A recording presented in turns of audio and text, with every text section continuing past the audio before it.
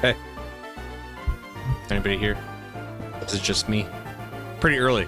Pretty early start for me. If you're watching the VOD later, hello.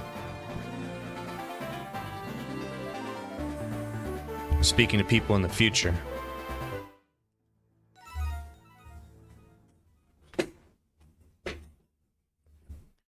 What's up, Matthias? How you doing? How you doing? How are you? Matthias, how's your weekend going?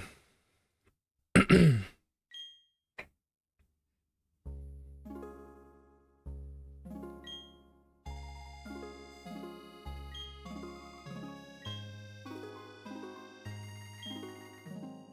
playing Violet? Nice. Who's your starter? Are you playing casually, or what's the goal?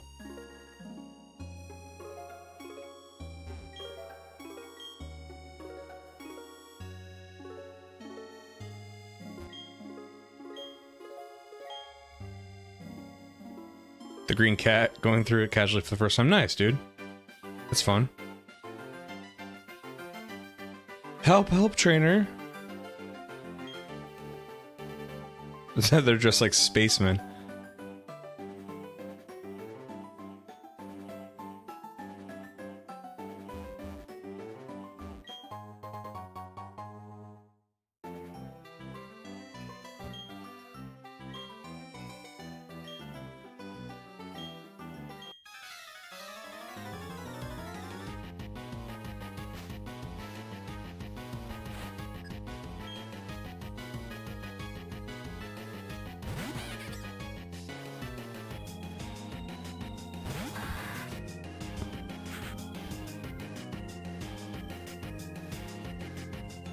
What's up, Perrin? How you doing? What have you been up to this weekend so far, Perrin?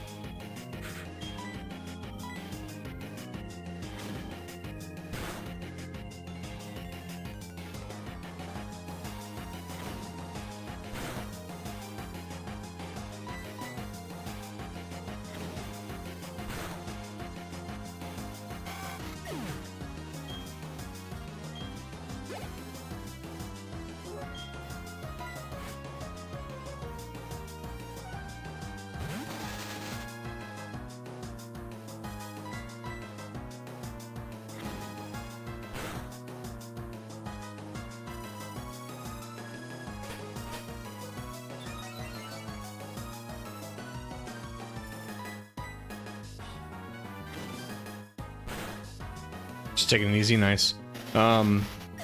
So my girlfriend is busy with her family for Easter. The rest of my family is going down to the southern part of my state for Easter. So I wanted to stay home, and I'm just gonna game all weekend, which is what I do all week, but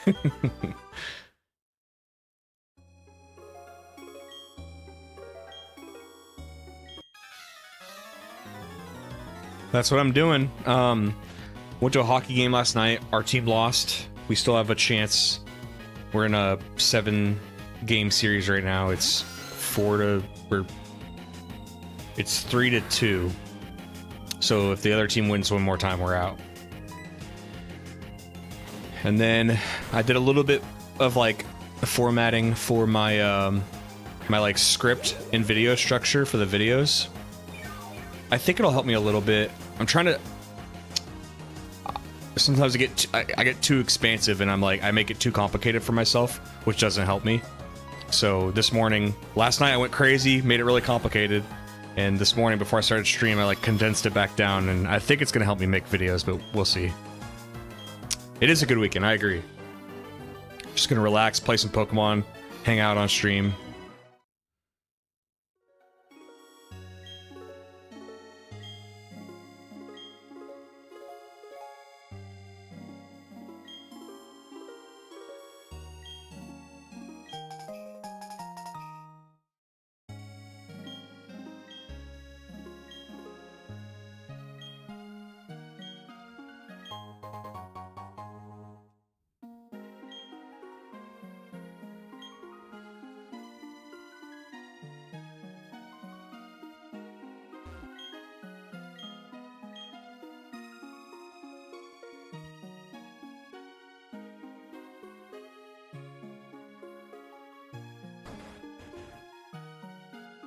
So how does that honey stuff work? It's like you come back later and there's Pokemon?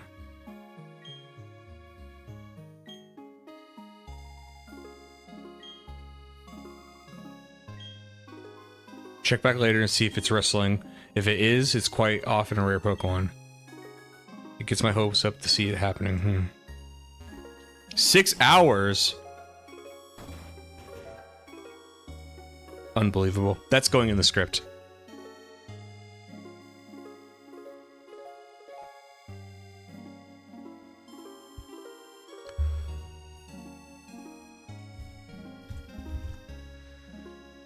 I'm talking about that.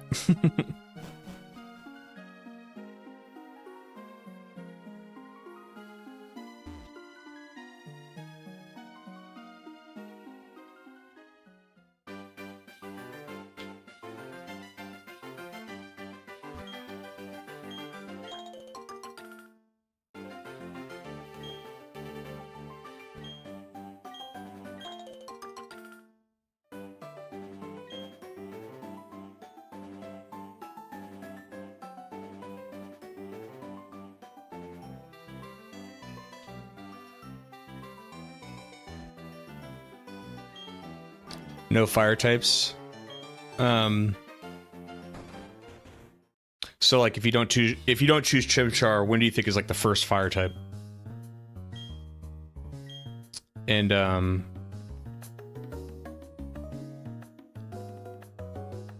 Ponyta, when is that?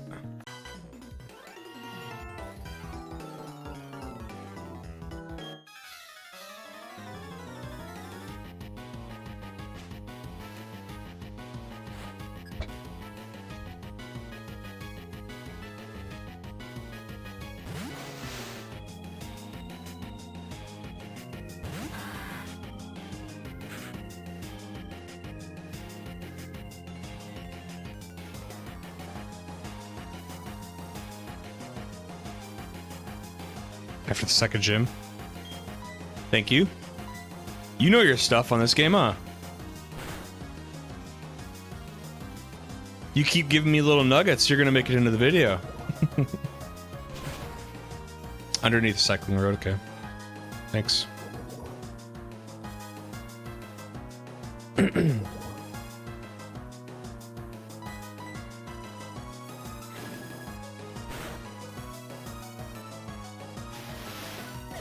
How'd you find me, Perrin?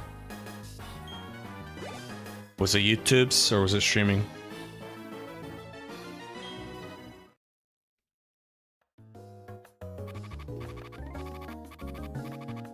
I have an antidote.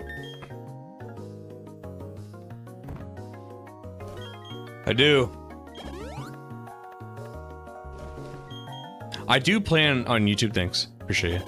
I do plan on adding more things to the party, but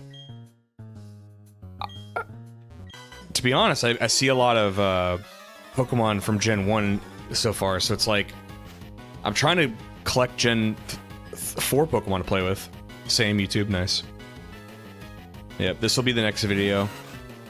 We'll see how long it takes me to beat it and do some post-game content.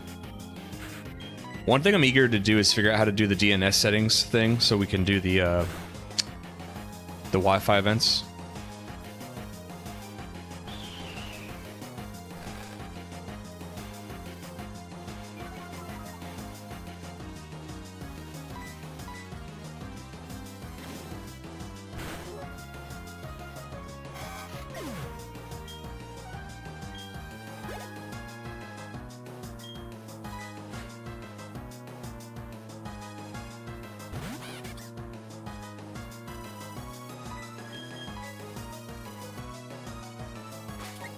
I've only played Brilliant Diamond and liked it, but actually avoided seeing the original game footage since I had a feeling it would worsen my impression of it. It would worsen your impression of which one? I haven't played Brilliant Diamond Shining Pearl, but I know it's not well liked.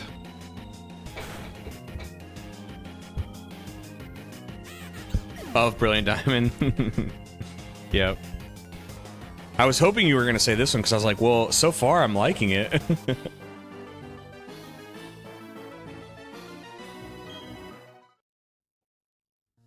I like the music so far.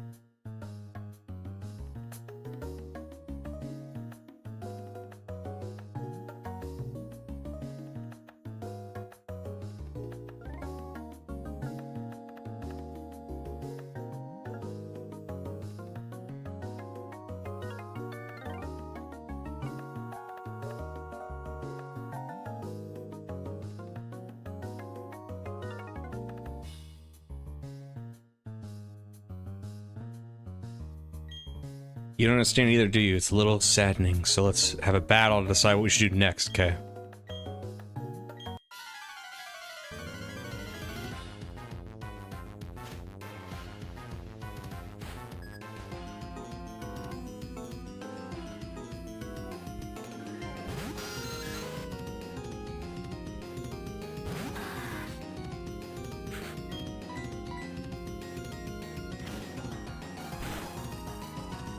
This battle theme is sick.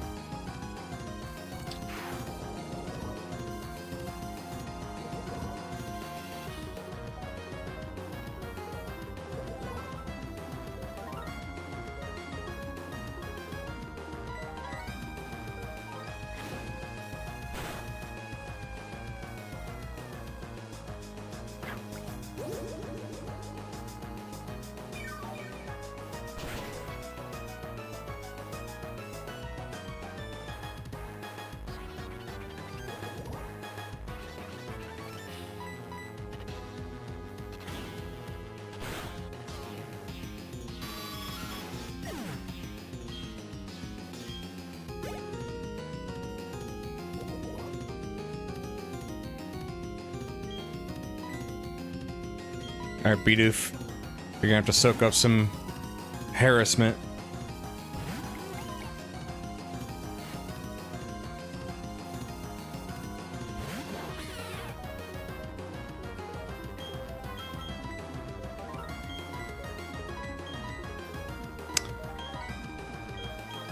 Oh no. Okay, Okay, I'm gonna lose. I don't have an antidote.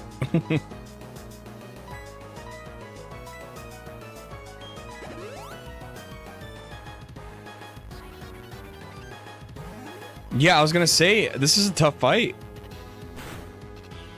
The Peccaberry heals poison. I think the better... Hold on. Can I heal it as like an antidote would?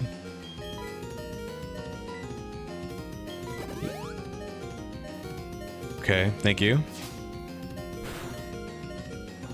Well, let's see. I think Perugly's gonna beat me. I love how thick Perugly is.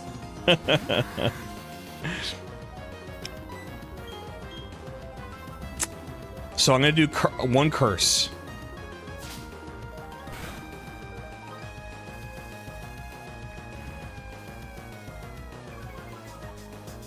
I was already at a speed loss there, so that's fine. And then Razor Leaf, I believe in Gen 4 is now physical, or maybe it was always physical.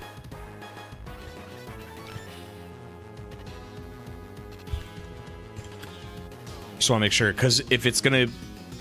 If I got a stat boost there, but it's special, that doesn't really help me. Razor Leaf is physical, okay. Let's go. And let's go Razor Leaf and a crit.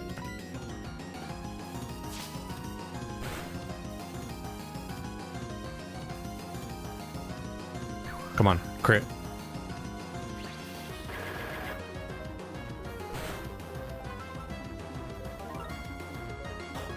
Wow, that wasn't even a crit.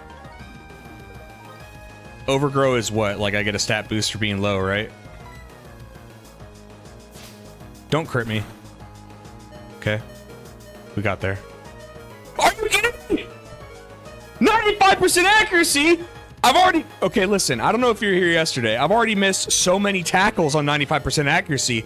It's not 95%.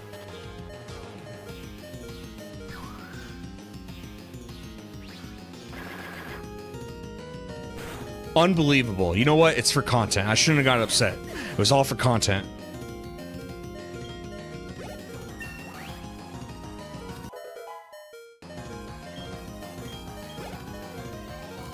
Listen, if any mathematicians are watching the VODs later, crunch the numbers on all of the videos. Watch all 20 hours of this gameplay.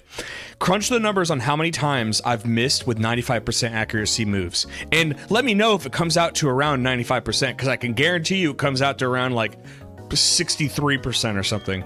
It's unbelievable. My bad luck is actually an incredible thing that should be studied.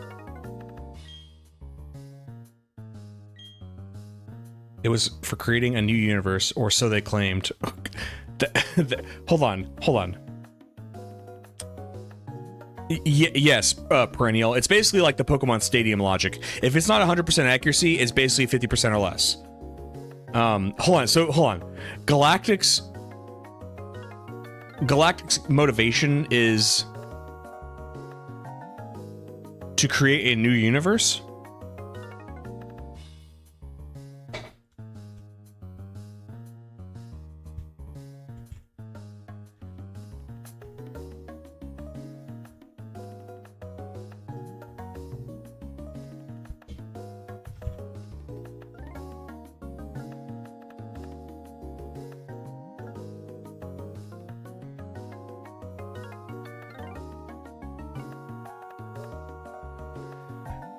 Nothing said made any sort of sense to me. Me neither, dude.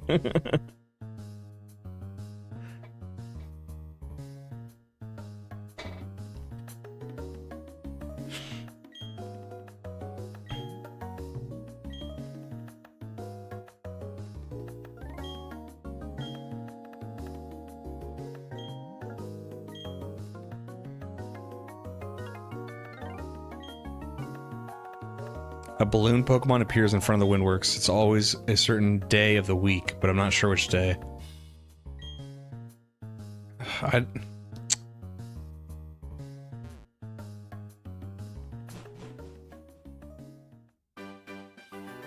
never been a big fan of this, like... So, I love Gen 2, but one of my criticisms of it that not everybody agrees with is, like, the whole, like, having to wait to a certain day. It's like, what if I'm busy that day?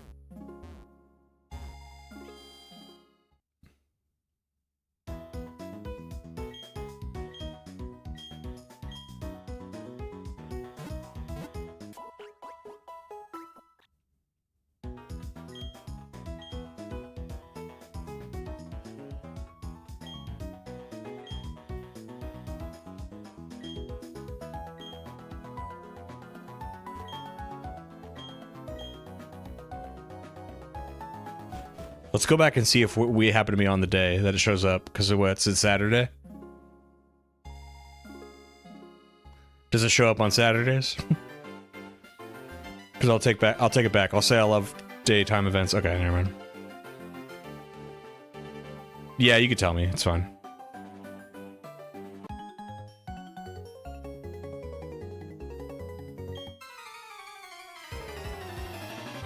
Friday? Okay, thanks.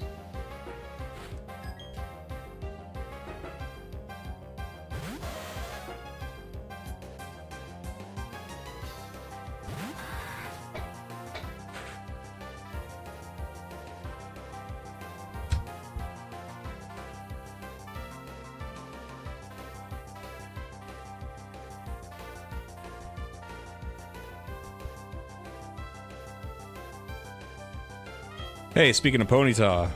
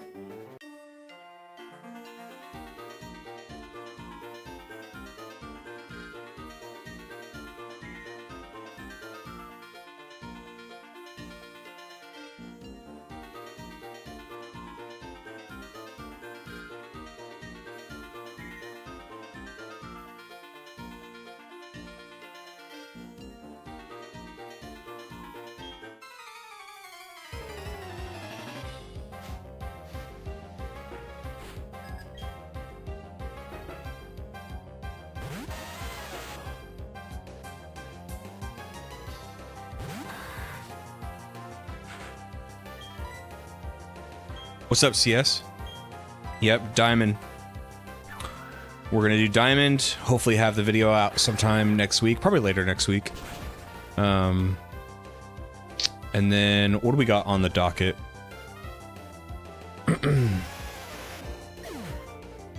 Then Majora's Mask, Pokemon Conquest, and Yu-Gi-Oh! Eventually we'll do, like, Heart Gold and Soul Silver and Platinum.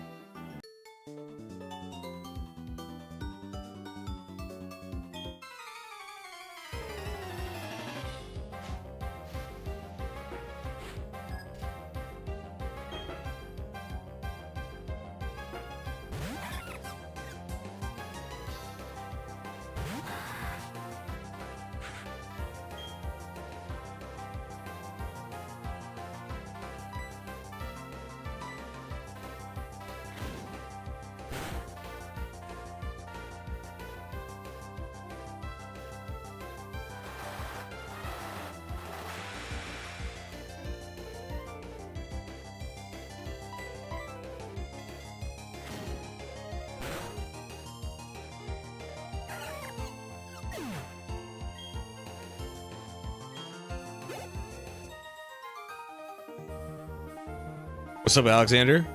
2 days in a row? Hey, shut up. Yeah, I mean, I kind of plan on streaming the whole thing. What do you think of that? What have you been up to, Alex?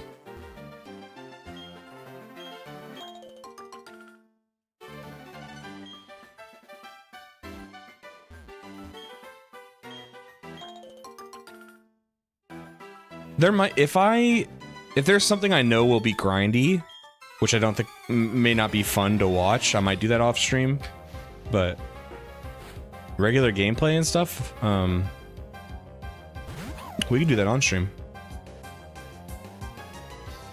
Thank you, Alex. Appreciate you, man.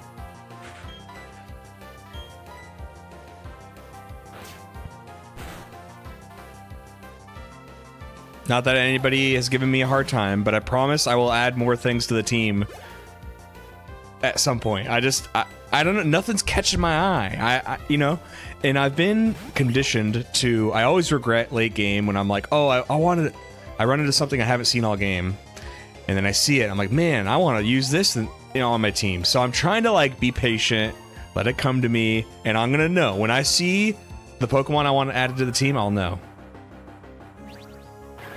Perennial, yes, that's what I like to do when I play new generations, or you know what I mean. Is I want to use the new generation Pokemon, so it's a cross between, like, you know, they're throwing a lot of like Gen 1 Pokemon at me, and 2, the Gen 4 Pokemon I'm seeing, I'm not like super hyped about. I'm not saying I dislike them. It only makes sense in my head, okay? And in my head, I'm like, I don't want to use that.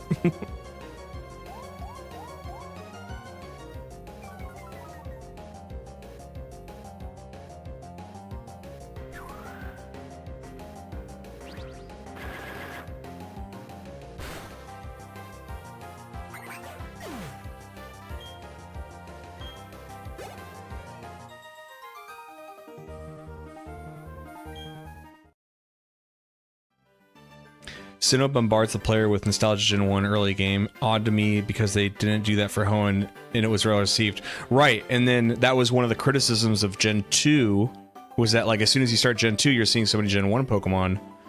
And it's you make the point perfectly. It's like, and then Gen 3, you fix the problem. So it's like, okay, we get it now. And it kind of feels like we're back there, and I'm like, what are you doing? Again, I'm a Gen 2 lover, but I acknowledge its flaws. I'm not saying that those things aren't true. And a lot of it is just always going to be overtaken by nostalgia. I mean, Gen 2, I started with Gen 1, but Gen 1 and 2 are just, to me, is like, I excuse a lot of things.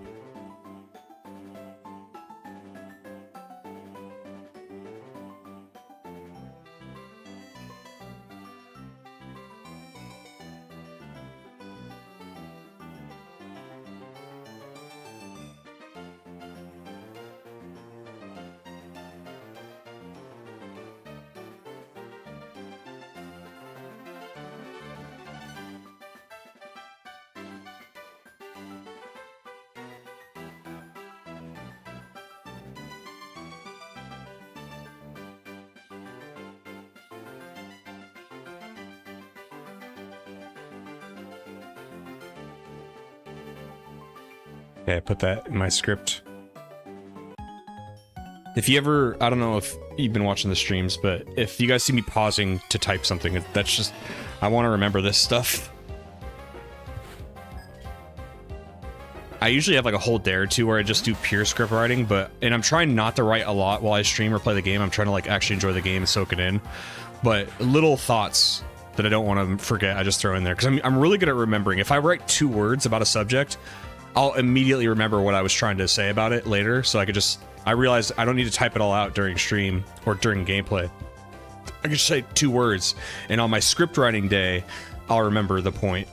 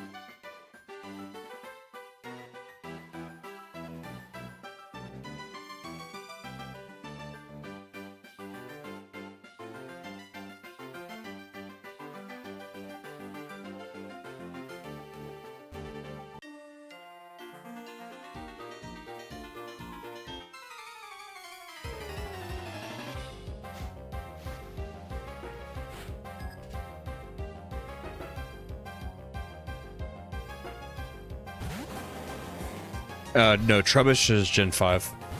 I'm excited to play Gen 5 though.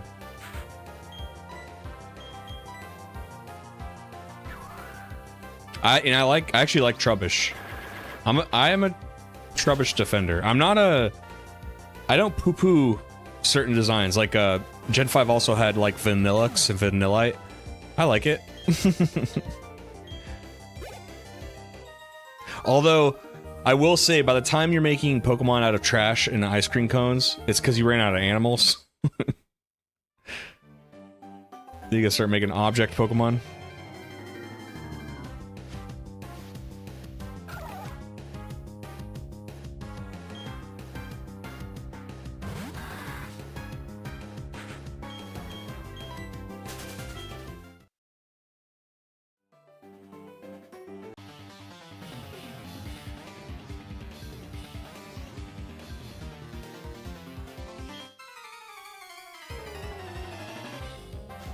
Alex, let's that's what we'll do. Trubbish will be on my team. Just remind me if you're there for those streams, or just remind me you need to use Trubbish. I think I'll remember. It's crazy to think about, but like, I mean, Gen 5 should only be like 2 months away. That feels so quick.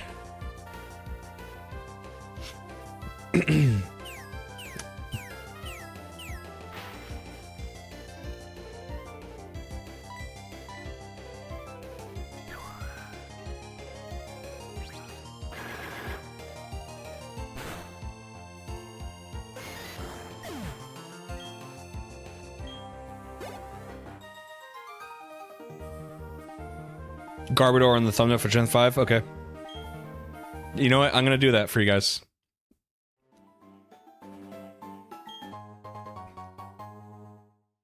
Garbodor or Trubbish? How about this? Listen, because I'm gonna have a whole rant in that video.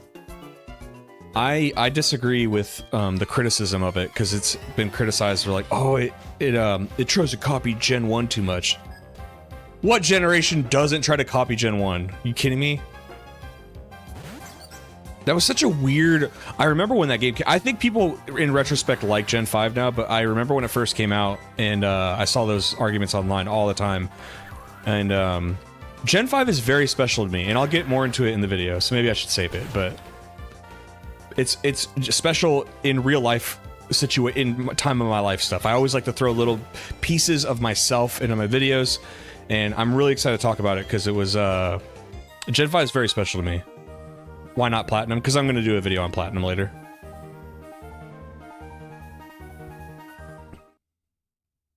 This isn't a shot at you, Darkborn, but people have asked multiple times, so I'm just going to add this to the text.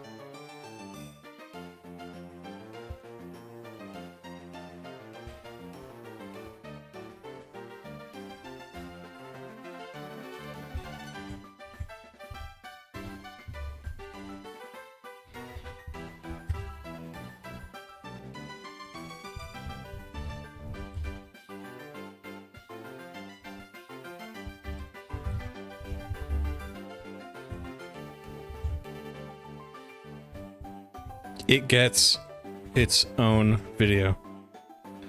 Shit, that text.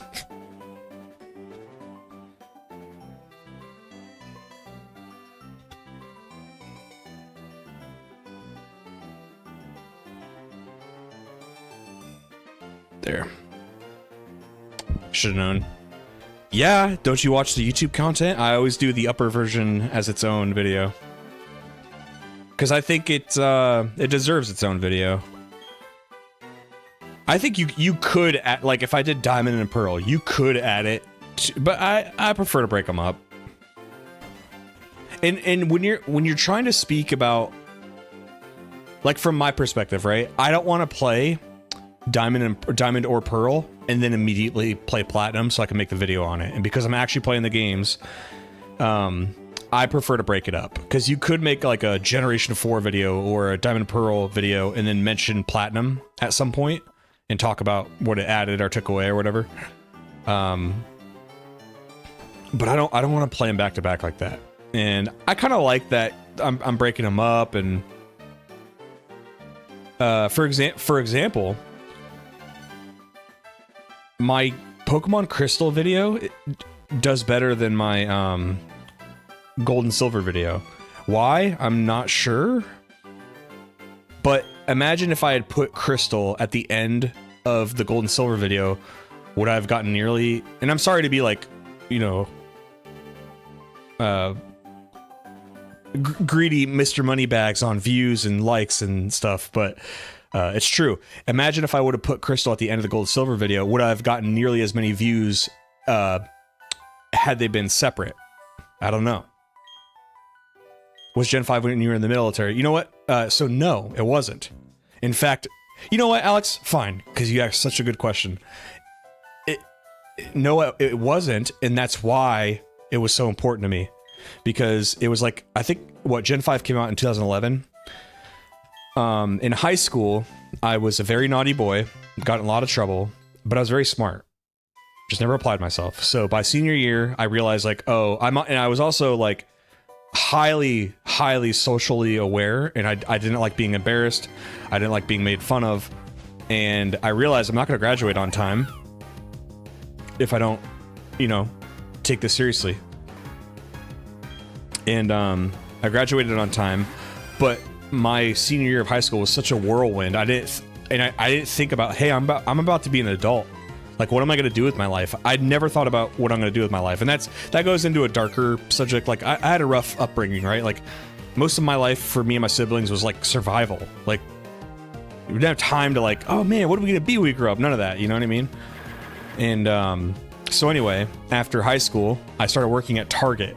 I was pushing carts, right? And, you know, life wasn't miserable. I was an adult, but like, I knew that's not what I wanted to do all day. I knew I wanted to do other stuff, like, didn't know what it was, just other stuff.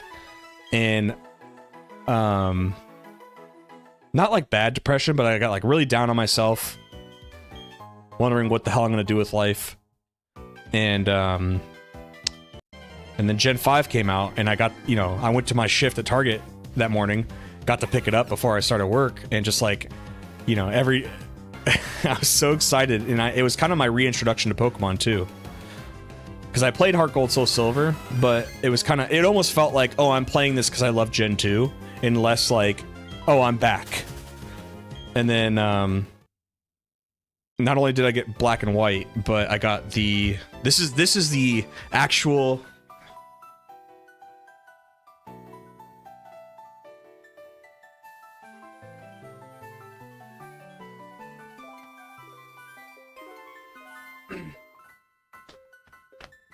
So this is the actual like guidebook, or it's not like a guidebook, it's like a collector's edition book, but these are the actual ones I had back then, you know?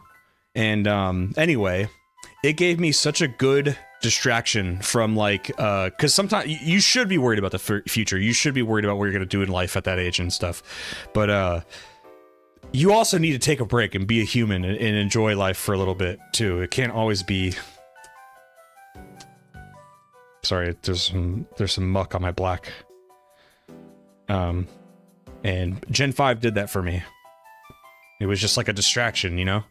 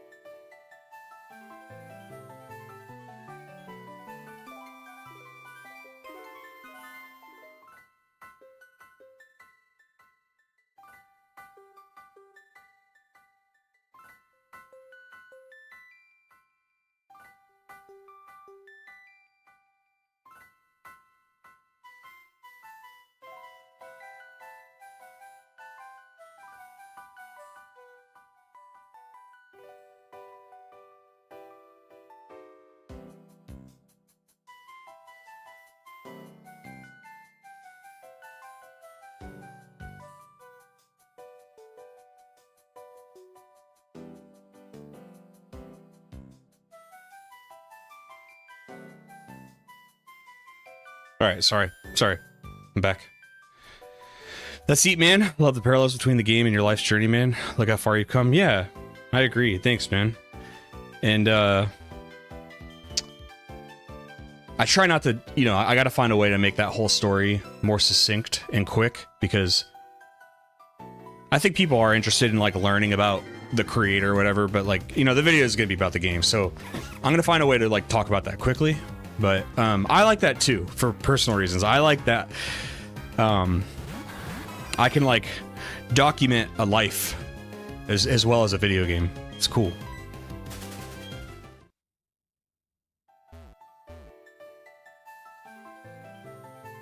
And man, I'm getting really sentimental, but like I didn't grow up with my dad, and he had 2 daughters that one I've never met, and the other I met twice.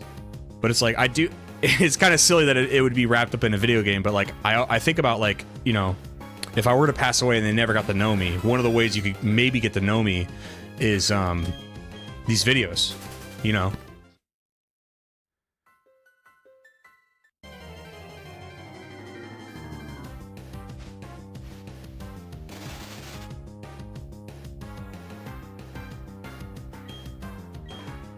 And I think where that comes, the whole passing away thing, is because, like, you know, I did a dangerous job for 13 years, you know?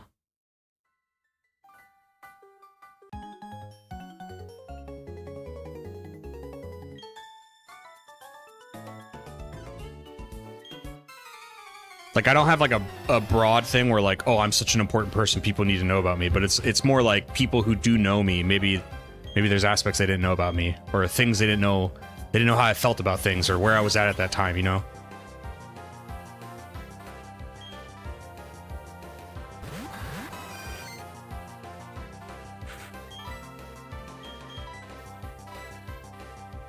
When is the era when they don't spell everything with caps?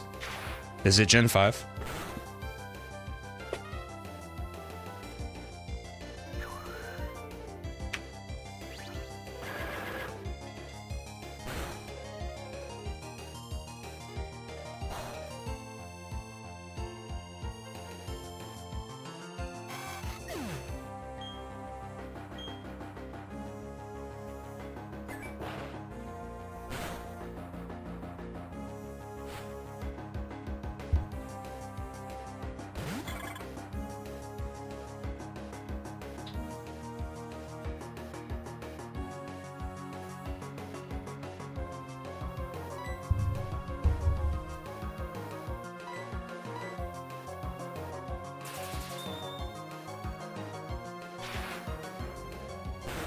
Also, do you think we're ever gonna get like, is there a reason why we can't see status effects or like status increasing moves displayed on the screen?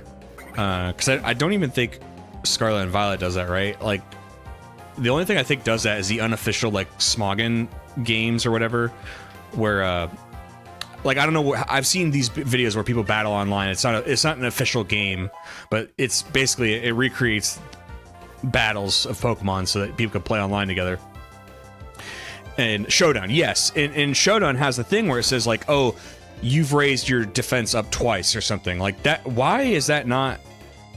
Because I don't even think that would like overwhelm a casual. I think that'd be fine, like just adding a little thing that says, oh, your speed has been upped or your defense has been upped, something.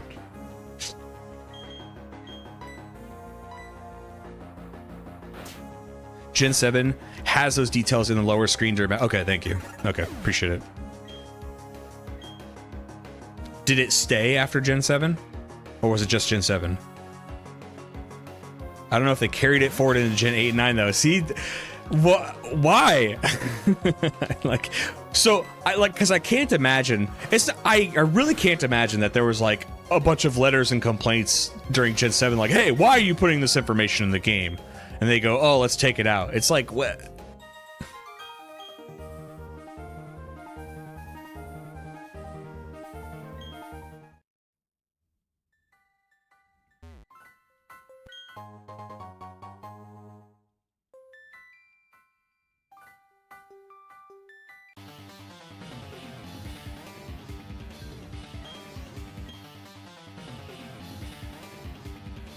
the same thing with them removing set mode from Gen 9. Why?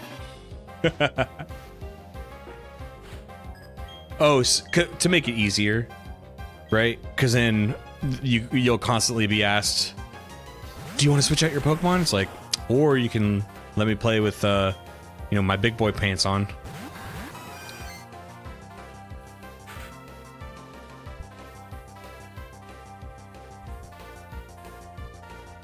What's this gal's name? Her name is...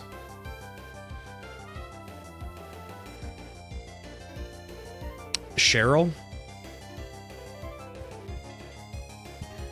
The reason why I ask... Not only am I writing notes, but also what I'm doing to make editing easier is I'm just, you know, I'm not going to do, like, multiple files of videos. I'm just going to do one big video every time I stream. And then I'm going to make, like, a thing that tells me what happened in that video, so I can, like, I might have to scroll for a little bit, but at least I won't have to make a million files of, like, specific things. I was reading a Reddit post about my exact thing. I was like, hey, how do you guys, like, organize your editing and everything for videos? And it basically came down to, like, there's only a couple ways to do this, and they all take time. And I was like, fuck. Because, like, you either take the time, and you have to keep clicking record and stop recording for little specific moments you want to catch, which is a lot of work up front, but does make the editing process easier. Or you do the opposite. You don't do it. You just record everything. And then later on in editing, you, like, find the thing you're talking about. You know? What's up, Yudi? Why remove a feature in the game since Gen 1? Yeah, I mean, the only thing I could say is probably just to make things easier. Like, my thing is, like, it was always an option. Just leave the option in there. Put it on Switch mode, just like you always did initially, and then let us still just turn it off. Like,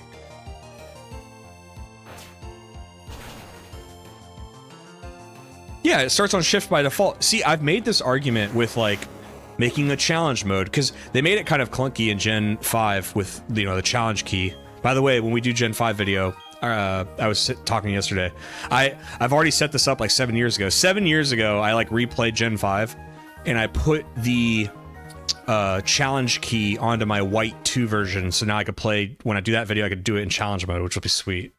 And I don't need to play through one to unlock the key or anything. It's like, it's already set. It's ready to go. A brand new game with the challenge key activated. Let's go. I can't wait to make that one. I don't know if you missed it, but somebody was asking about, like, what time of life it was for me when I played Gen 5, and I got to very briefly walk down memory lane, but I'm very excited to play Gen 5 again. And crazy thing is, look, like, life has just been, you know, I'm an adult, and now I can play games all the time, but I put myself in that position, but before I wasn't. I've only played Gen 5 like twice. Same with the sequels. I think I might have only played Black and White 2 like once. So I'm really excited, which is very different. You know, Gen 1 and 2. Oh my god, I think like once a year I play through those.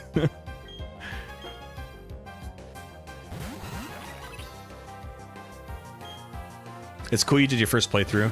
I want to see how much harder it is. Do you mean for this game?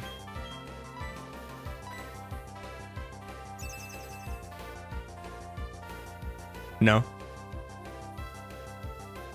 Oh, for challenge mode. Yeah. I am too. I'm glad. It's funny because I remember when I replayed like 7 years ago, I was like, well, I'm going to rush through this playthrough of Black 2. Because, like, I just want to play on challenge mode. So I did, you know, I chose, like, Tepig, soloed the game with Tepig, but, you know, wasn't paying attention to the story or nothing. I was like, I just want to get the challenge mode key and play on Black, or I want to play on White 2. But then by the time I beat Black 2, I was like, I was burnt out. I was like, I don't want to play anymore. You know, it's stupid that you have to unlock this challenge mode feature. It should just be an option. But what's cool is I invested the time back then, and I can reap the benefit now.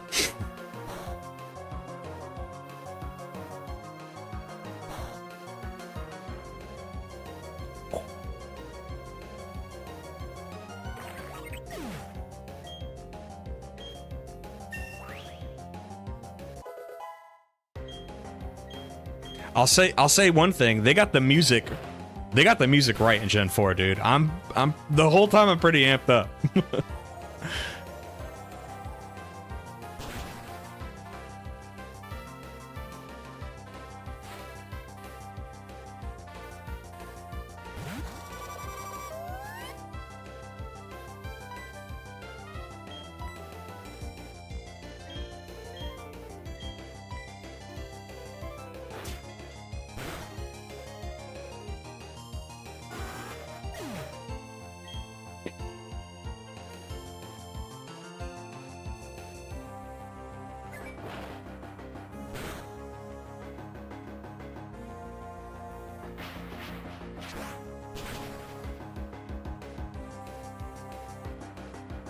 Rickadoon's cry is almost iconic as Jinx.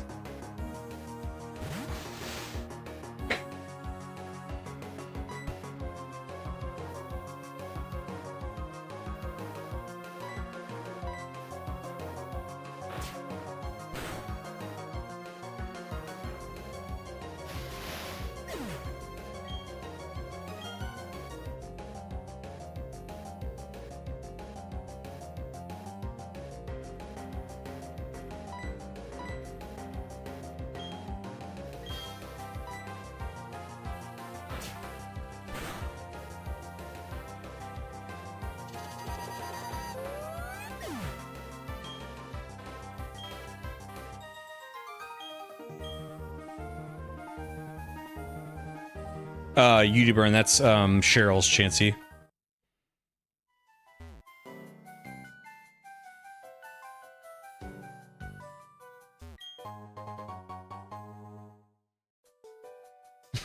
You're good.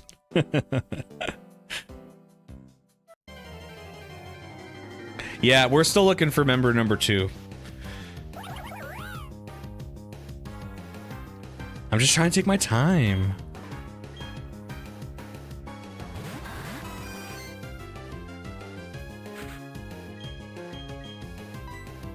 No Bidoof. No, Bidoof would just be the HM guy.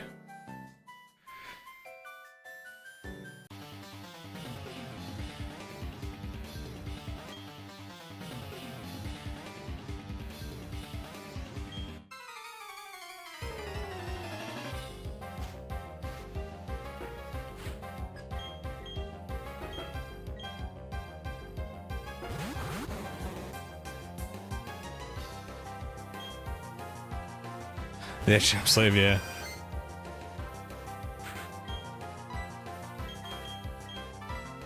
Well, it can learn everything, like Cut, Rock Smash, Strength, Surf, which makes sense because it's a beaver, but...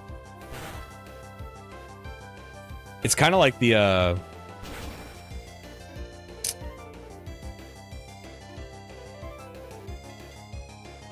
Hold on, I want to have a whole Bidoof section.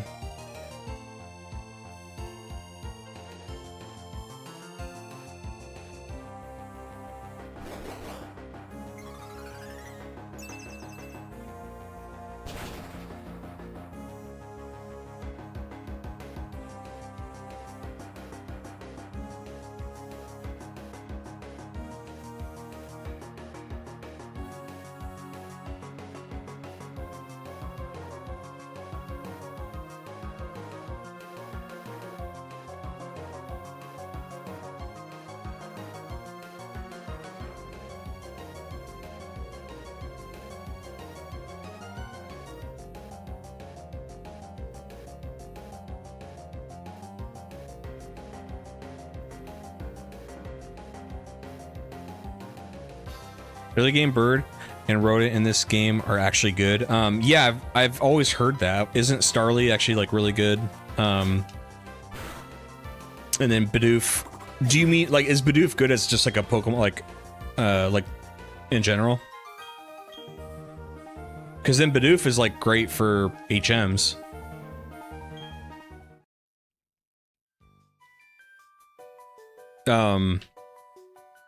What are some other good bird Pokemon? Because like, isn't Fletchling great? Like its whole. When I say the first version, I mean like all of them. Like Fletchling's great too, right?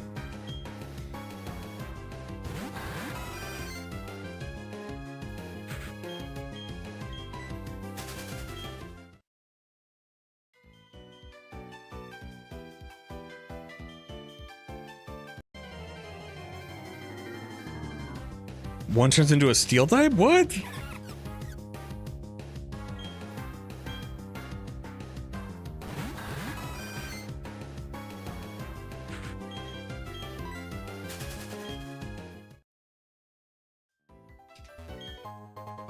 More honey. Yeah, I don't know how to feel about this honey stuff. So far, one of my critiques of this game is like, there's already so many things as a barrier to cut off the roster from you. So we bring back the day-night cycle, which removes some availability.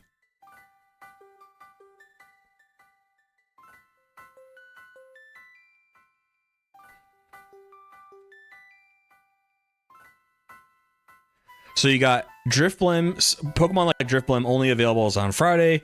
You know, Ponyta isn't available until like the second gym, which is like apparently the only fire type. I have to confirm that, but that's what Perennial was saying.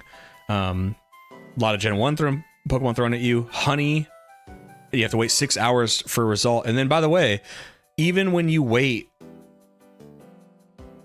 when you want to use Honey, you're not guaranteed like a Gen 4 Pokemon. It's like, I had the list up here. Where'd it go?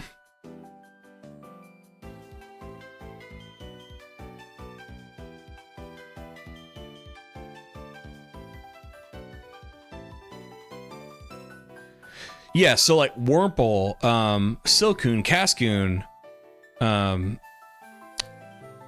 Heracross, like these aren't even Gen 4 Pokemon. There are some here. There's like Combee, I think is Gen 4, Burmy, Cherubi, which it's, and then there's a 10% chance for it to be none.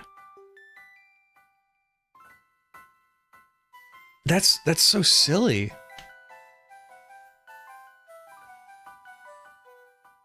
Yeah, Perennial, yeah, it says 10% chance for nothing to be there. That's, oh my god.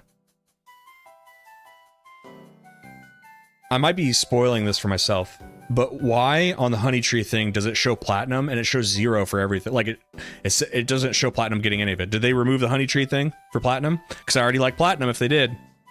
Platinum's already got a +1 in my book.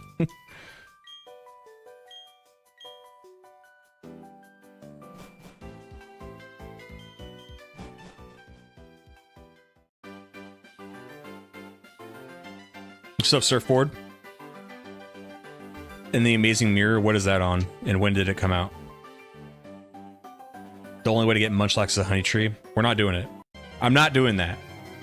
I'm not doing it. Platinum has the Honey Trees, but the encounter table is slightly different, I think. Okay, got you.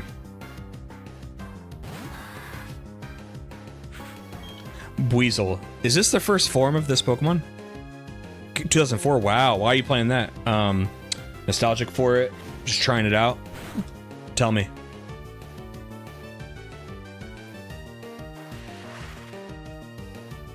Yeah, Perennial. For whatever reason, I thought this looked like a mid-stage version of the Buizel line.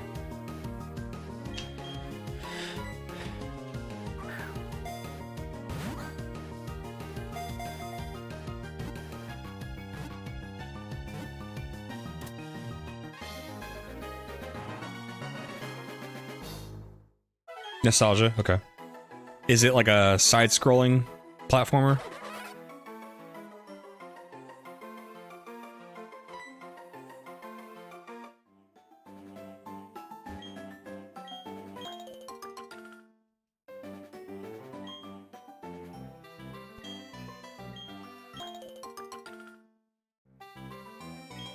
That's actually really good, Charlie. Do the 360 controllers work? Have you tested them?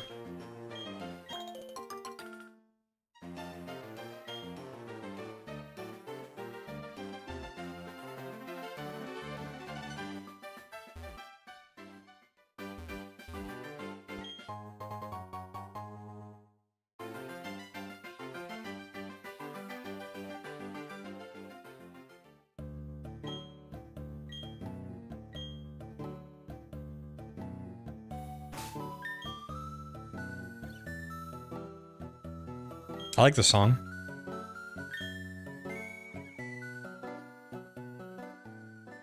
Eterna City.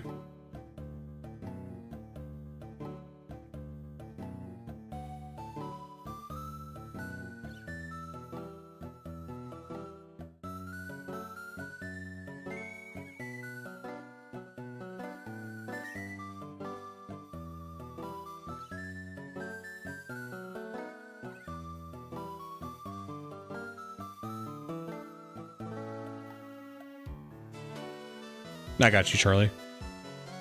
So you're playing on all legit hardware. That's cool. Are you having fun playing the Kirby game?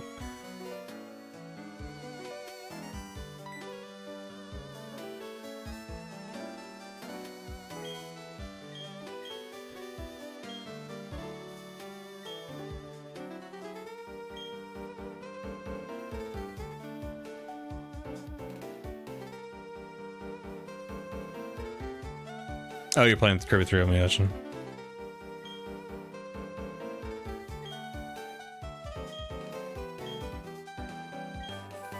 Oh, thank you, Cynthia.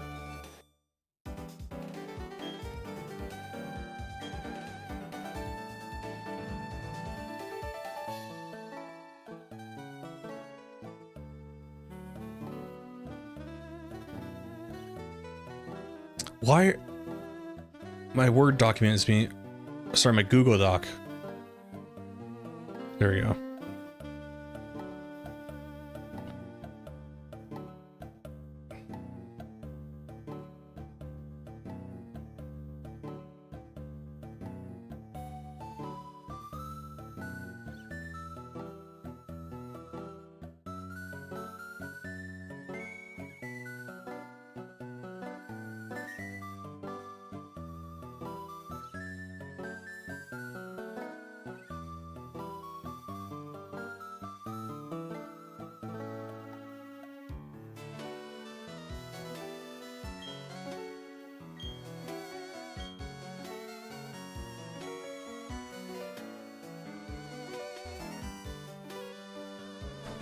For theme song? Yeah, can't wait.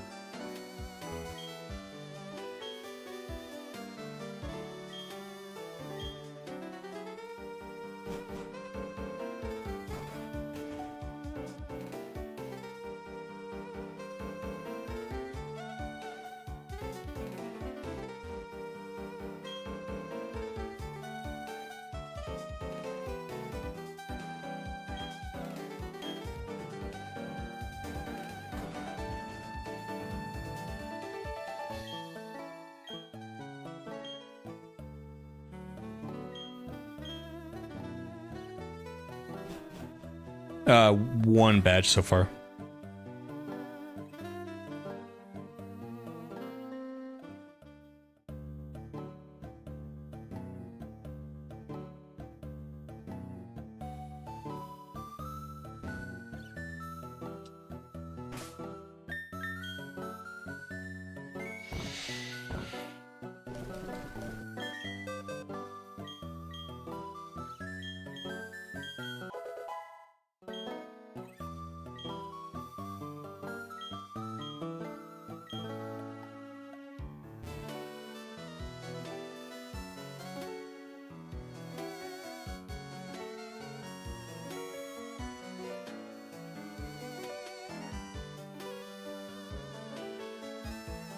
If you could play only one Pokemon game for the rest of your life, what would it be? Oh my god, that's really tough. It has to be an official one. Heart Gold Soul Silver for you? Probably Heart Gold Soul Silver. Gen 2 is probably my favorite games, and it has Kanto in it. And specifically Heart Gold Soul Silver, there's a ton of like added content and unlocks, and it would give you things to look forward to, because in this scenario where I can only ever play one for the rest of my life, I wouldn't mind having to wait until Wednesday or Friday to catch a Lapras, or Tuesday to meet this gym leader so I can get them to show up at the dojo and I can get their number and I can rebattle them. Like, I think Heart Gold Soul Silver would give you the most bang for your buck. Although, don't attack me, but hear me out. It's gonna be interesting when I play Scarlet and Violet, because one thing I do like about Scarlet and Violet is I like the go anywhere do anything vibe to it, where it's like start in a centralized location, go out and do whatever, and you can make a team. All those complaints I've had about, like, oh man, you can't get Houndour till the post game of Gen 2. Well, in Scarlet and Violet, you could go and catch like a level 50 Pokemon. It kind of doesn't matter.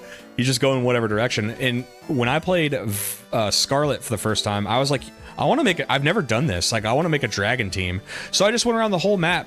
I got like a Cyclizar, and I caught all these dragon Pokemon because I could before I got like the second badge or something. And it was cool. I don't know. I kind of liked it. So I wouldn't select it as my one last game ever, but if they could make like Heart Gold, if they can make a good Pokemon game like that, where like every new game you could do a wacky whatever team you wanted, something that would make it replayable, you know?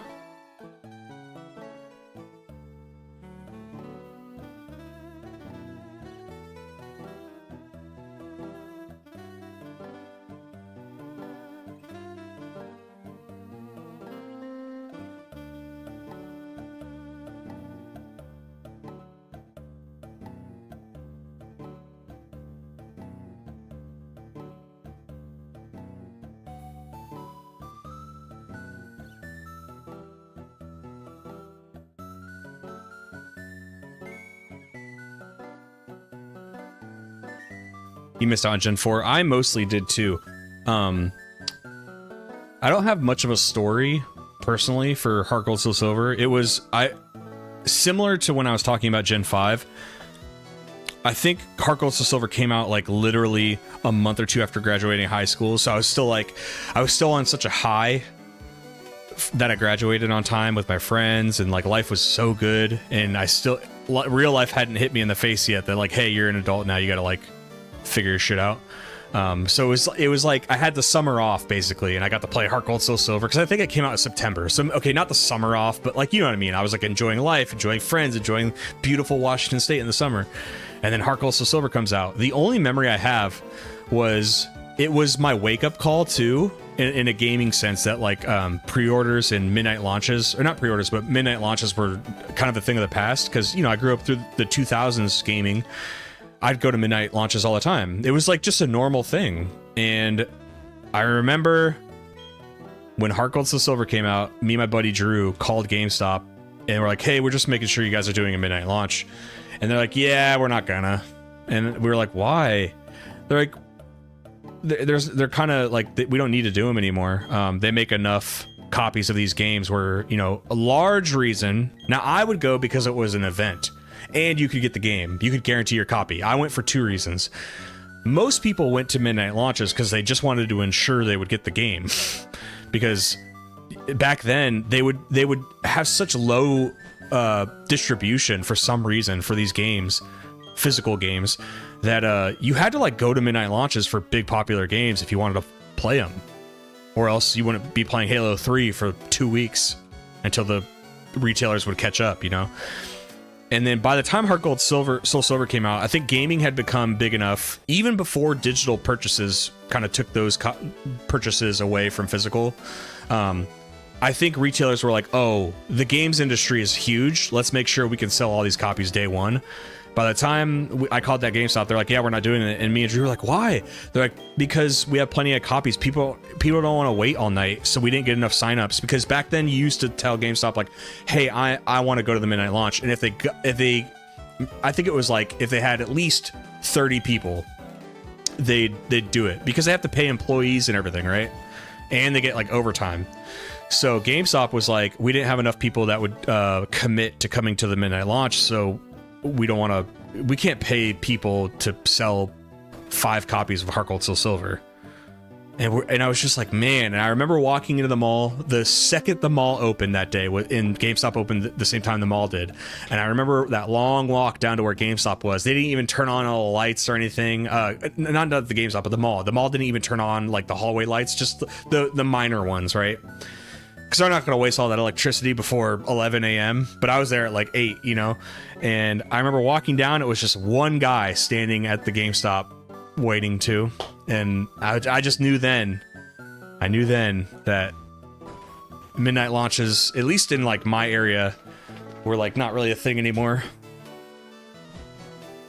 I'm sure it wasn't like the last one ever, of course, and I'm sure there's been many since, but I mean, just like, it used to just be a given. Like, only because I'm a very like, I want to make sure before I drive somewhere kind of person.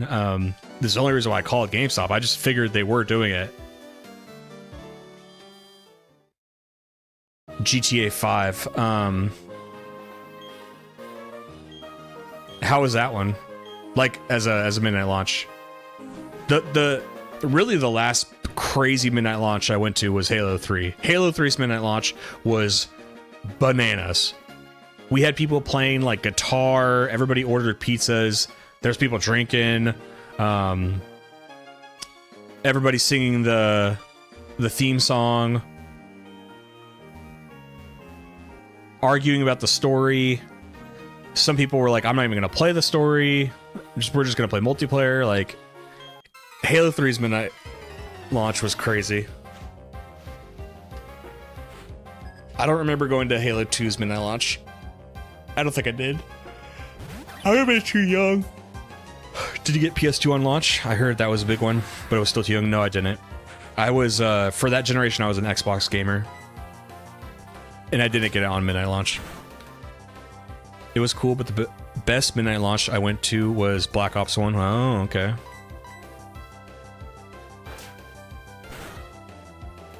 Mountain Dew and Doritos plus Halo wasn't just a meme, it was real. It really was. I was there. Listen, youngsters, I was there. Mountain Dew and Doritos is not just a meme, it was real. Not just Mountain Dew, because of course we had the classic, but Mountain Dew Game Fuel, which was like a seasonal product that would only come out like when a new Halo came out. Oh my god, it was so good. I love Mountain Dew Game Fuel. But they like, if they do it now, it's not the same. The taste is different, because back then it used to be so good and addictive. I still remember the times I used to drink so much Mountain Dew that like my face would feel like, I feel like my face was moving because I was just so hopped up on sugar. I just remember my face would feel weird. I drank so much Mountain Dew. My 10th birthday was spent playing Halo 2 all night with my cousins and drinking Mountain Dew, yeah. Another thing, so there was, you know, midnight launches were few and far between because it was like it had to be the right game and stuff, right? Now, what was much more common for me was LAN parties. LAN parties were the best, dude. Because, like, ours wasn't just playing the game sometimes. You know, we'd take breaks and do other stuff, like... Listen, we're children, okay? It's only funny in retrospect. It's not a funny act, but we used to egg houses. You know, we'd get together and egg houses because, come on. I remember a lot of on Halo 2, a lot of 5-0 was played. Good times, yeah. I remember one of my for one of we did a StarCraft LAN party. And one time, these are like my best friends. My friend Cole and my friend Carlos were arguing over Dragon Ball Z. Legitimate argument.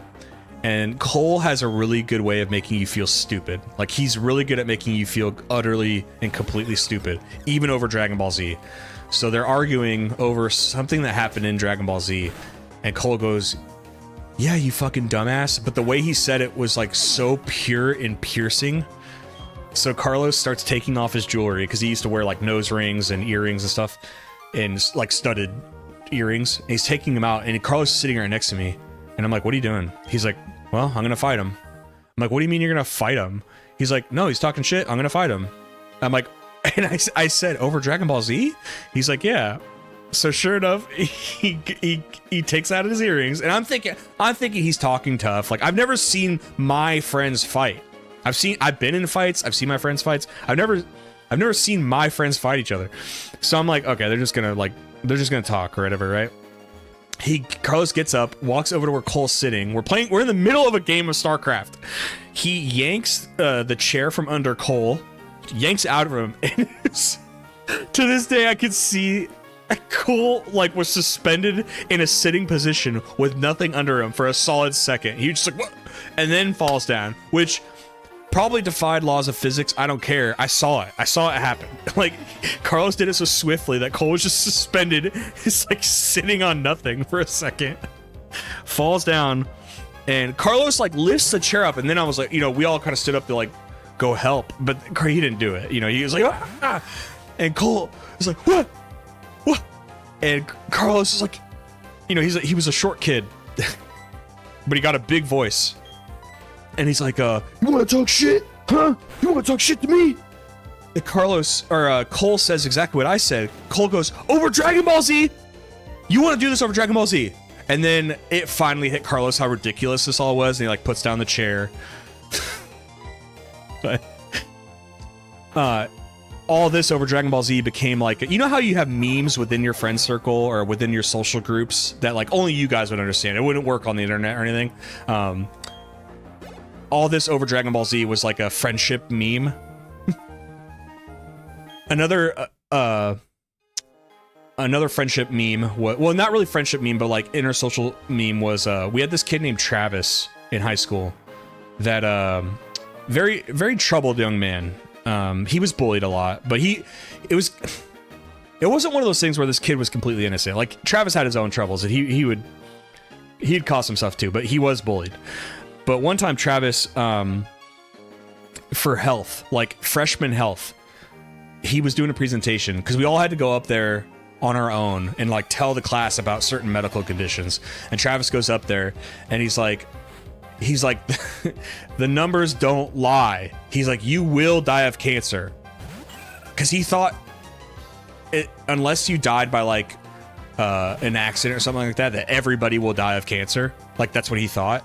And an inter-high school meme, because that became like a legendary moment. It was so funny. And Travis like was almost like he was at a political rally. He's like, and the numbers don't lie. You will die of cancer.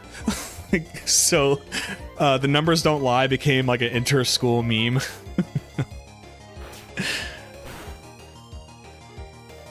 We're like, what numbers are you referencing?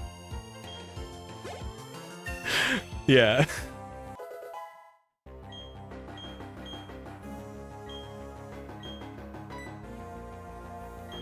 One more that involves Tech Club was, so I was in Tech Club. And Tech Club meant different things at different times. There was a guy that ran it, and a guy named Dave. Dave ran Tech Club. He was the network administrator for all the computer networking systems for our district, and he ran Tech Club. Dave is an incredible man, very awesome guy. But Tech Club would go through different phases, and in my phase was the era of we just came in and played games, and we were his manual labor whenever he needed us to like move stuff. So like if the elementary school needed new computers that just came in, we were just the muscle. We were the era of muscle. We didn't provide anything. We didn't create anything, right? So we were Dave's muscle, and then we got to play video games in the computer lab. That he had his own computer lab that like students couldn't go into other than Tech Club kids. So Dave just let us play StarCraft and Dota all day, original Dota. So that was great, because after us, Tech Club like created things, like created a website, and they could stream the sports games, which is like we never created anything.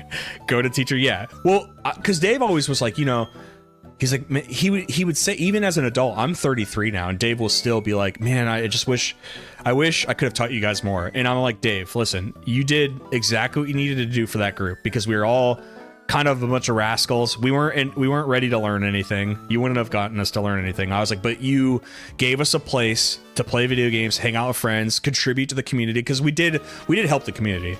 We did, again, manual labor, helping set up network systems and stuff. But we weren't out on the streets doing drugs. We were playing StarCraft 1 late into 2008 and 2009. Like, we weren't hurting nobody, Gym leader Gardenia.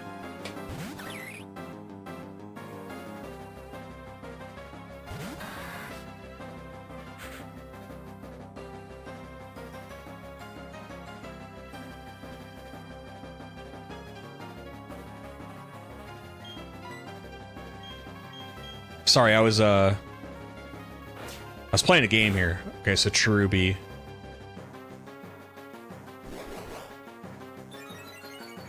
Wish Twig is great, yeah.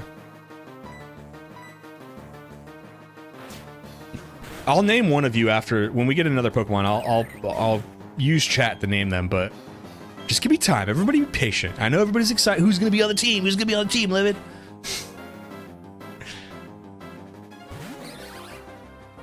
Roserade. Is this a Gen 4 Pokemon? Perennial, I'll read that after the gym.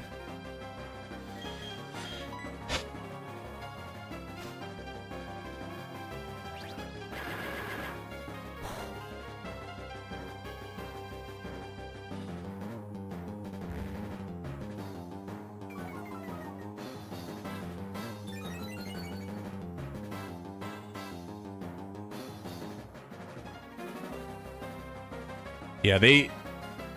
Who was the composer Gen 4?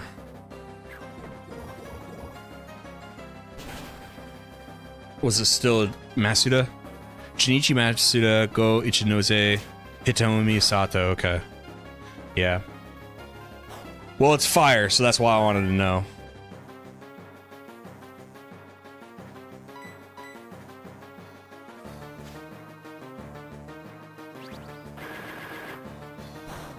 Who's next? Well, I try to reward people who've been in chat all day, so Perennial is probably number one.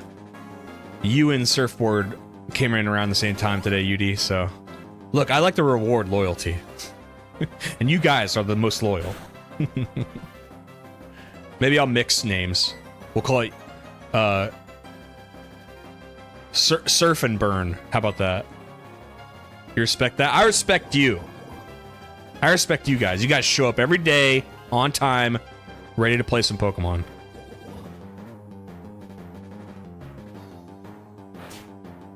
The people who watch the VODs are so jealous of you guys.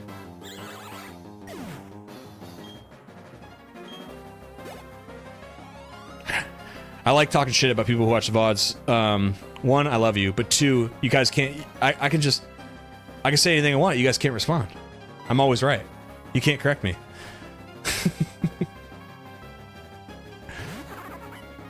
Turtwig? Where'd you get that?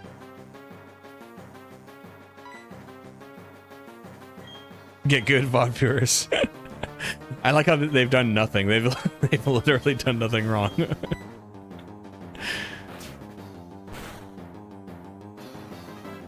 Okay, one more. Come on, survive one more. Yes!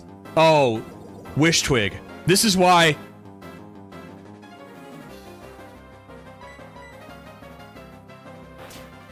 That's why you're on my team and not fighting for a gym leader. Congratulations. That's 2 down. 2 badges. I might have said it before, but you're really tough. I know. Wasn't it hard for you to raise your Pokemon to be so good? No? I guess that's a measure of how much you love your Pokemon. In recognition of that, I proudly grant you this. Livvvid received the Forest Badge from Gardenia. Perennial Poison says, I have a similar story from high school. Pre-calculus, there were 2 classes that semester, one with like 30 kids in the morning and one last period of the day with like 10 of us. A teacher would flash the notes up on this overhead at the start of class and say, okay, here's your homework. We were all good at math, so it became everyone bring in your Game Boys and play Gen 2 for an hour every day. That's so cool, man. Do badges give you a boost like Gen 3? Perennial, do you know the answer to that question?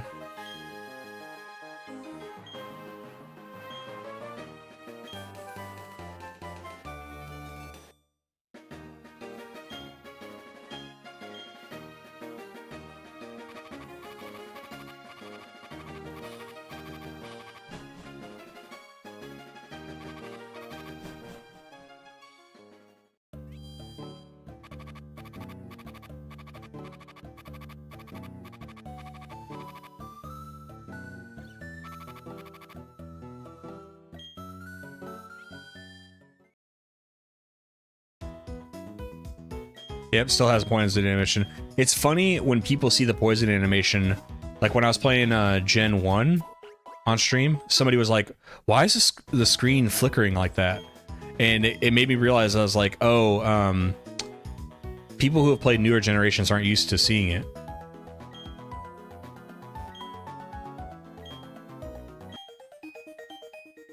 The friendship checker? Pokemon that like me.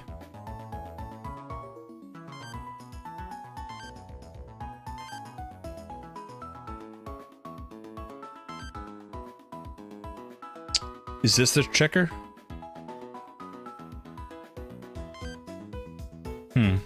Interesting.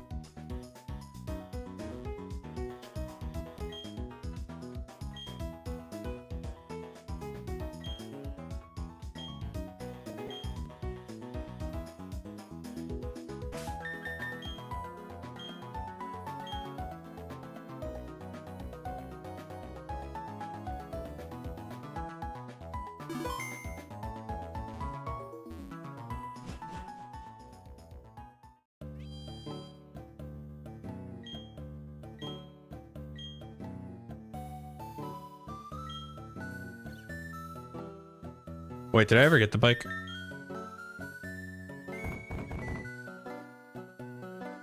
No? Come on, give me a bike.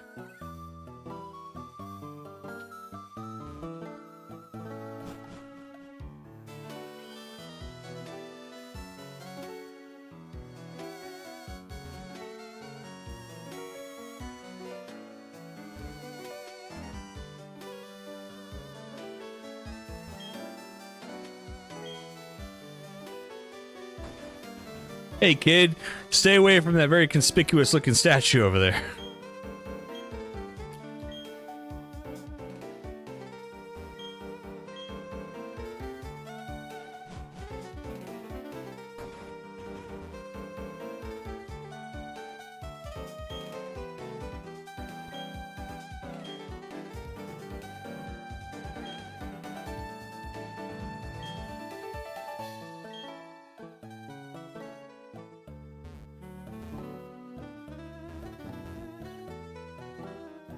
Oh, I can do cut now.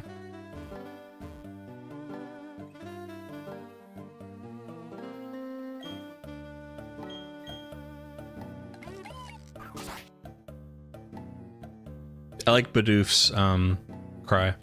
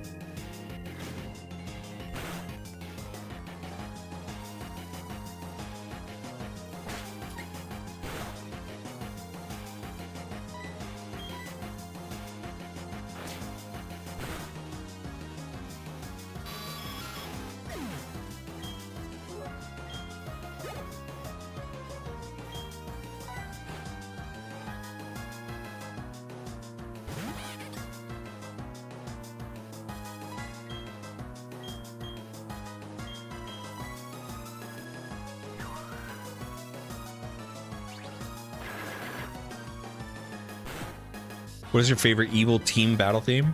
I think mine is Plasma Gen 5 and Galactic Gen 4 is close second. You know, I don't think I can answer that question yet because I don't remember them all like that. You know, that's... Ask me again after I do a Scarlet and Violet video because then I'll be like, I can assess them.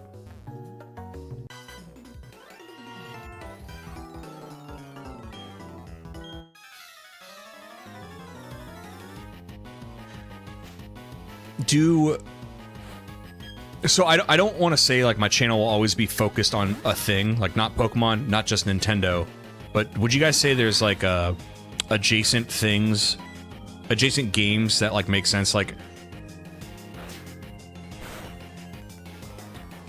people who like Pokemon probably like Zelda? Not everybody, but some, right?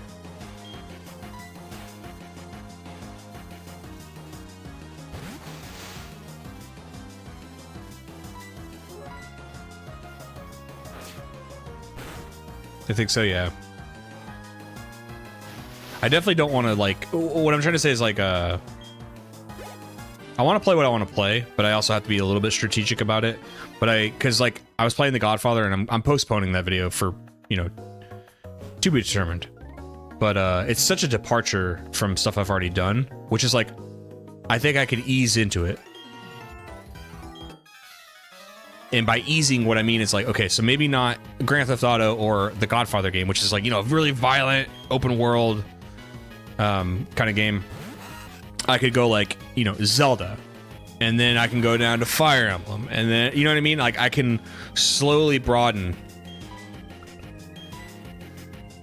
And somehow, some way, go from Pokemon all the way to Grand Theft Auto.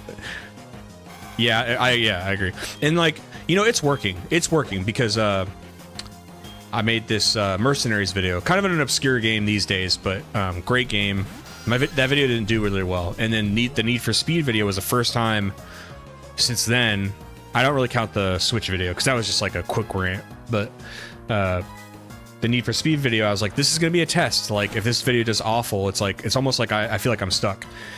Did it do as good as a Pokemon video? No, but it got twice as many views as a Mercenaries video. And what I like in that too is like probably a different game, a more recognizable name than Mercenaries. But also I think it's like, I'm just growing. So it's like, as you get a bigger and bigger audience, if they like you, they're just going to want to watch what you put out, you know? And maybe it's a game they haven't played, or maybe it's a game they've barely played, you know? But I still think I can be strategic and like, eventually I want to do Grand Theft Auto games and Red Dead Redemption. But I can ease into it, you know? I can, like, slowly, you know?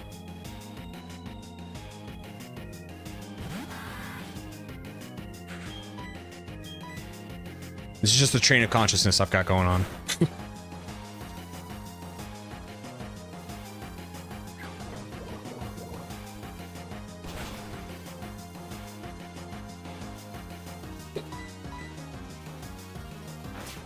Do you guys have a favorite Gen 4 Pokemon? I don't think I can answer that myself yet. Toxicroak? Toxicroak is cool. Gibble. I will say, I think the legendaries are really cool in this generation. I like Dialga and Palkia.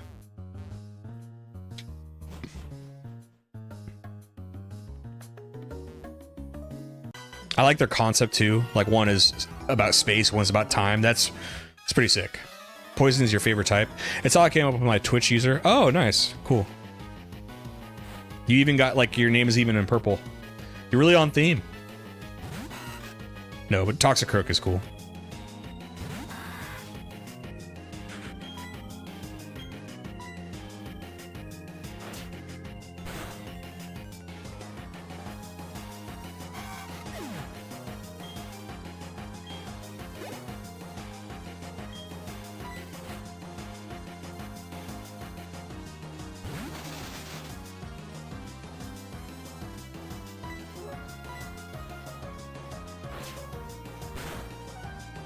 Somebody named themselves Parish Song Me.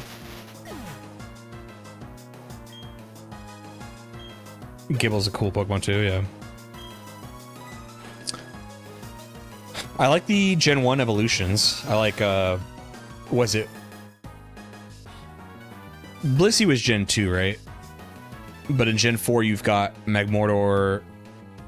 how do you say it? Magmortar? Magmortar? Electivire? Right?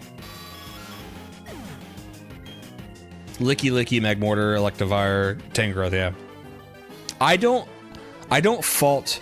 I like stuff like that. I think you can make a new gen, and then you can look back on other gens like, hey, let's give these Pokemon evolutions. I don't mind that. Yeah, those are Gen 4.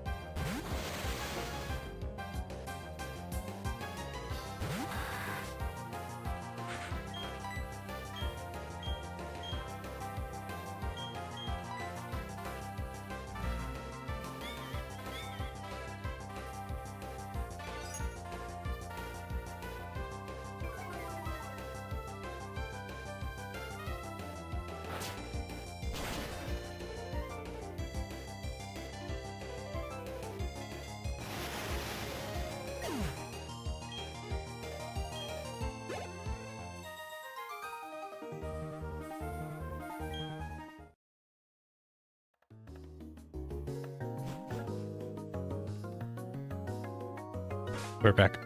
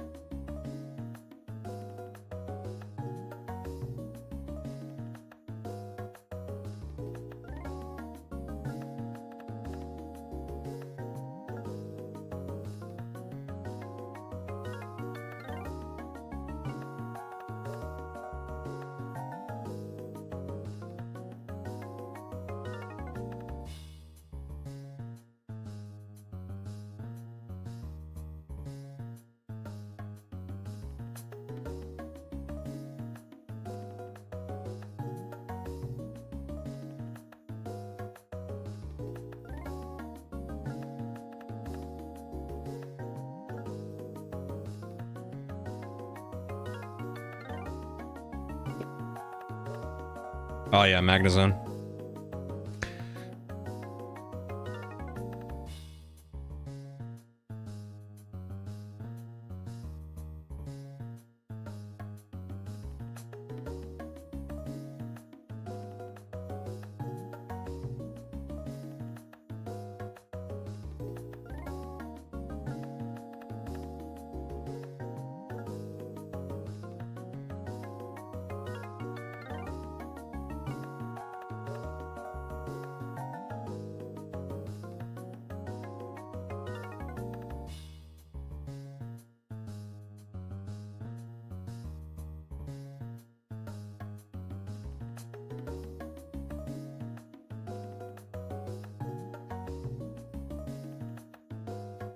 So Gen 4 is when they added more babies in final forms. I'd say the big baby generation was Gen 2. Gen 2 added like 8 baby Pokemon and started the concept of it. Gen 4, I think, was more so the evolutions.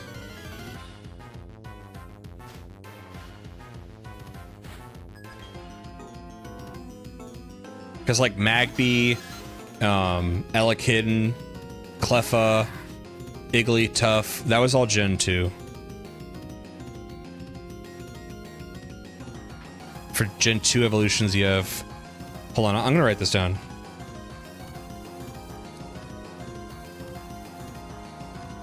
Gen 2... Yon... Mega... Weavile... Miss Magius... Punch... Bro. Mamoswine. Cool. Thanks, man.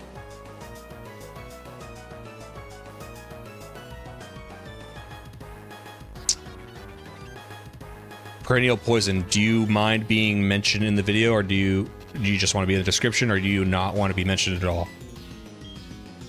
Because I'm going to add you. If you want. You can mention me. So just Perennial Poison.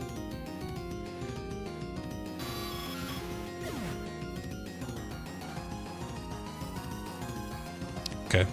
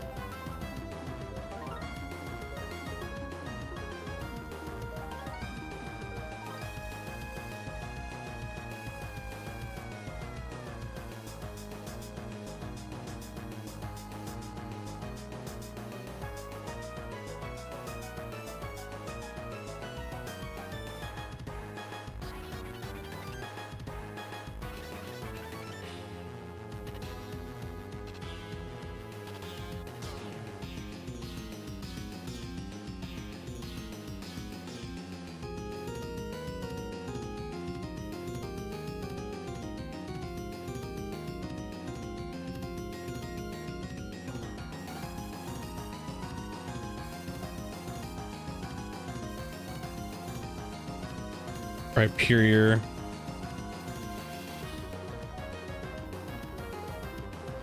Togekiss. That'd be Gen 2. Like a Gen 2 edition. Gliscor would be another Gen 2. Porygon... What, Porygon... Was Porygon 2 in Gen 2? And then Z is Gen 4?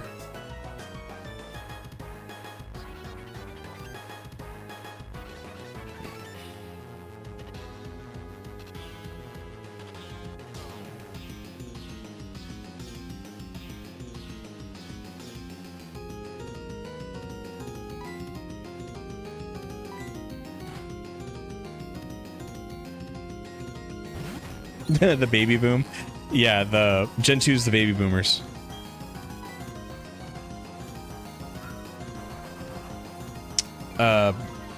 Z is, like Perennial said, Z is Gen 4. Porygon 2 was Gen 2.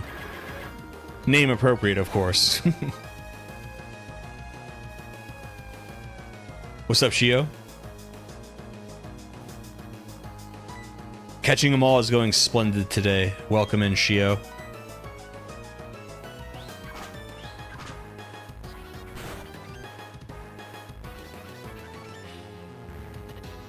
There are 4 from Gen 3, Gallade, Probopass, Dustineor, and Frostlass.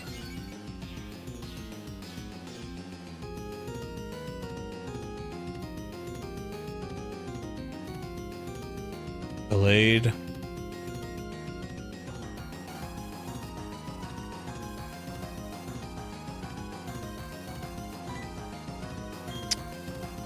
With this weather, I could have gone skiing today. Very cool.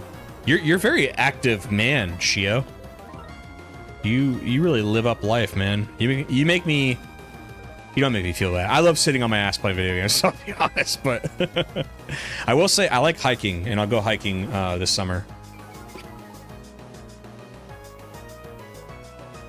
Alright, I'm gonna switch out Grottle. They got my accuracy too low. It's pissing me off. Rain for you too. Perennial, where are you from? Udaburn, where are you from? It's been extremely nice. I'm from Washington State. It's been gorgeous. In fact, it actually inspired me. I went and got soccer cleats and new soccer balls, and I went to my local park and played soccer yesterday. Felt good. I have a good soreness in my legs because I've been working out a little bit here and there, but not much, and that helped me, and I'm gonna play more. But my deal with myself is basically if I can't see a cloud in the sky, I'm going outside. And today it's very typical Washington. Very cloudy. Looks like it's about to rain. New York, city or like just the state? Indiana. Okay. Did I score? Yes, I scored a few goals on nobody yesterday, but I did score many goals. I did look good. Like I was doing some like free kicks into the goal. Scored a lot. I still have my bend. I have a classic bend. It's still there, but I'm very out of shape. I could feel like my legs and my back, not my spine, but like my muscles in my back, they weren't used to like that kind of grip with cleats in a long time. Cause I've been running here and there around my town, but I haven't like ran on like uneven surface in grass in a long time. And it was like, I was feeling different uncomfortabilities. Indoor 6v6 is peak soccer. Yeah, give me about a year and maybe I'll play on some teams again for rec or something. Utica, New York, upstate. Okay. Countryside, nice.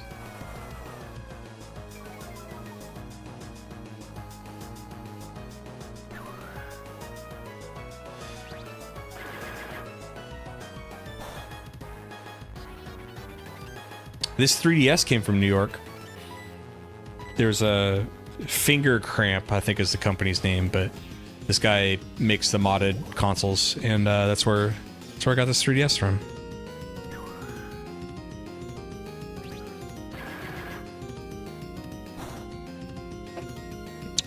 Skuntank's a beast, dude. Skuntank was kind of kicking my ass.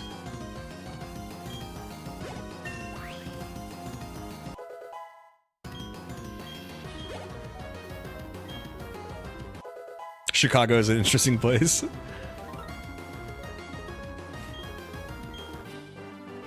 East Chicago up by Notre Dame University. Nice. Perennial, what do you do for work? What about you, Uterburn?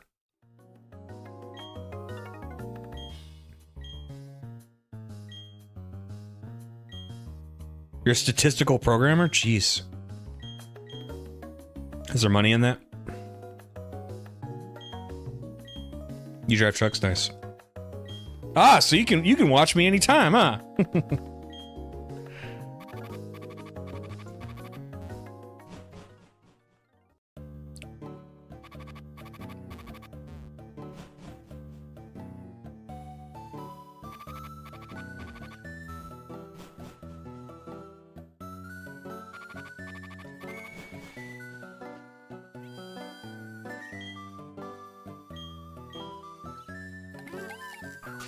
Distracted driving.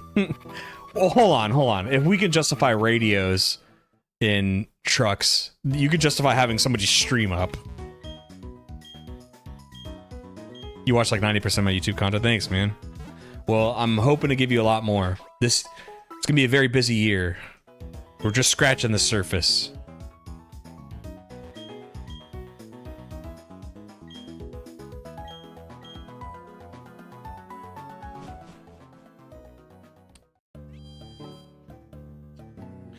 I wish I could make my videos longer for you, but I think I just have to...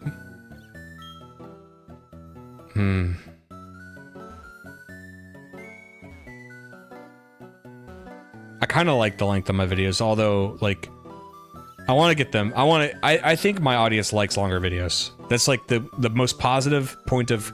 Like, the most positive criticism I've gotten is people just want longer videos. It's hard, though. A lot of editing. Sometimes I don't have that much to say. I'm not very philosophical. I'm just one of many perspectives.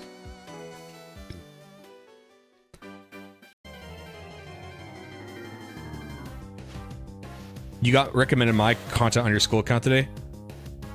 Are you serious? And this school account has nothing to do with any of your stuff? Meaning, like...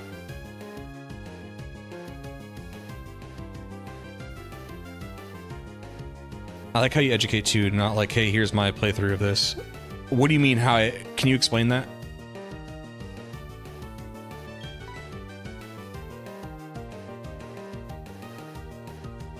Oh, that's awesome, Shio. That's so cool.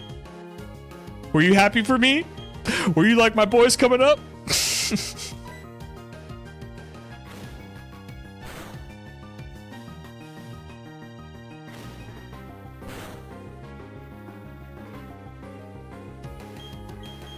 I don't want to use Ponyta. I don't want to use anything not Gen 4.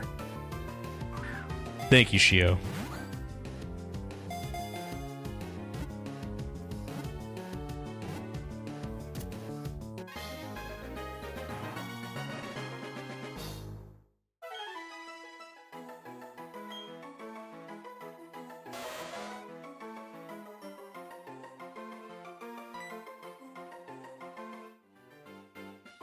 You give small details and info in the background of the games. Okay. I'm gonna try to keep doing that. The only thing that is sometimes hard about that is if I've never played the game before, it's well, it takes research, but sometimes you don't like. It just takes research, and it takes like. And I guess I'm apprehensive to explain that because it's like, if you didn't experience it yourself, sometimes it's hard to talk about, but I'm going to try to keep doing that.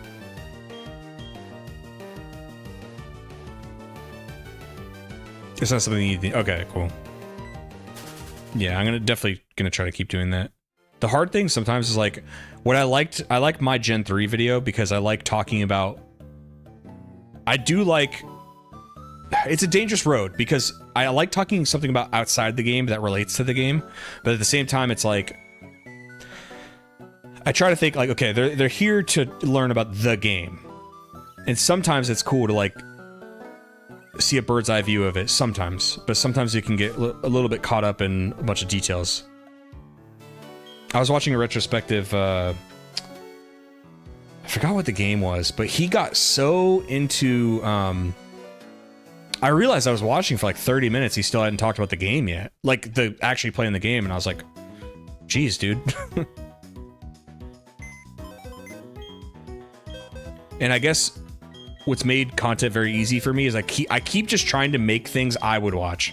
And because I don't think I'm like that abnormal. I think I generally would...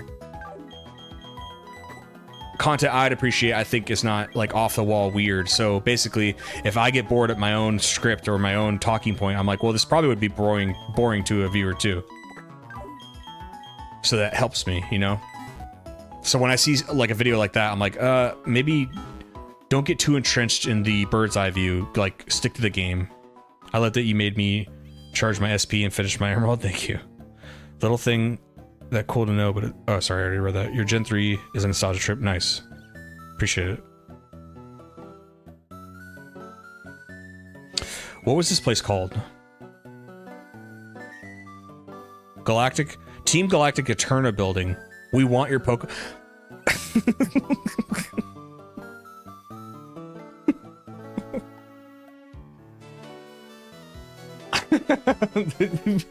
what do we say to this sign?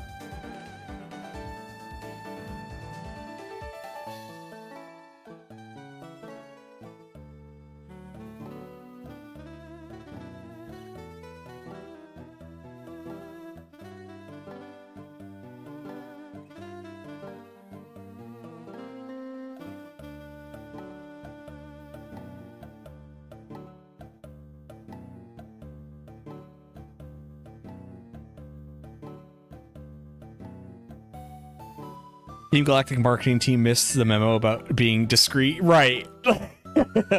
BlackRock, we want to own you.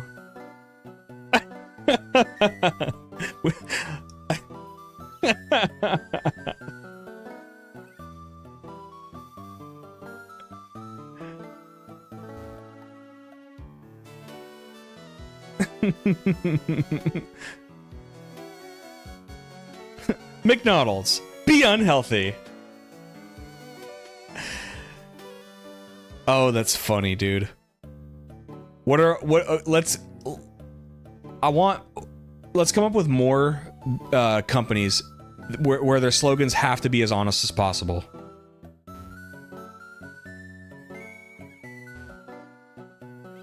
Like almost like that movie, the Jim Carrey movie, Liar Liar. It's like that. Like, what are slogans where they have to tell the truth?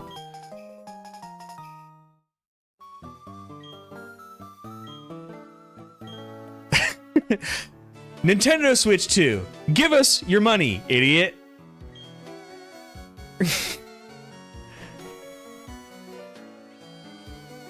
Which Dave Chappelle skit is that? Oh, the printing shop one? Caltech, we do Coke.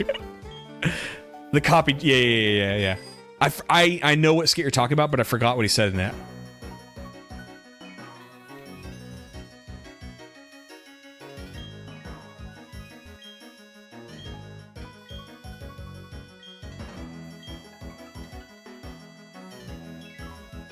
Where do we go next? We got a little cheat sheet here. Underground house and underground. The underground house is the next to the Pokemon Center. This house is where you can get the Explorer Kit that allows you to explore the underground. A massive network of underground tunnels where you can set up a secret base. Play with your friends on GS Wireless Communications and dig for evolution stones, fossils, and other valuable items. The skull fossil and armor fossil can be revived. Okay.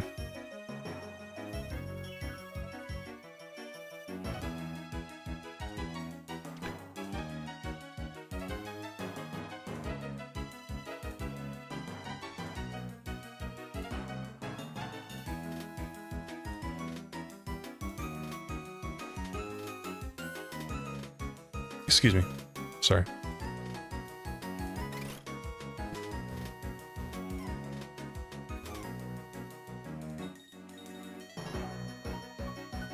I like that part in the bicycle song where it's like da da da da da. I like that.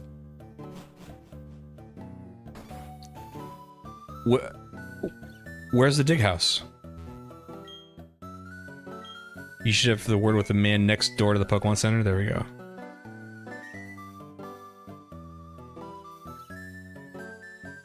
There we go.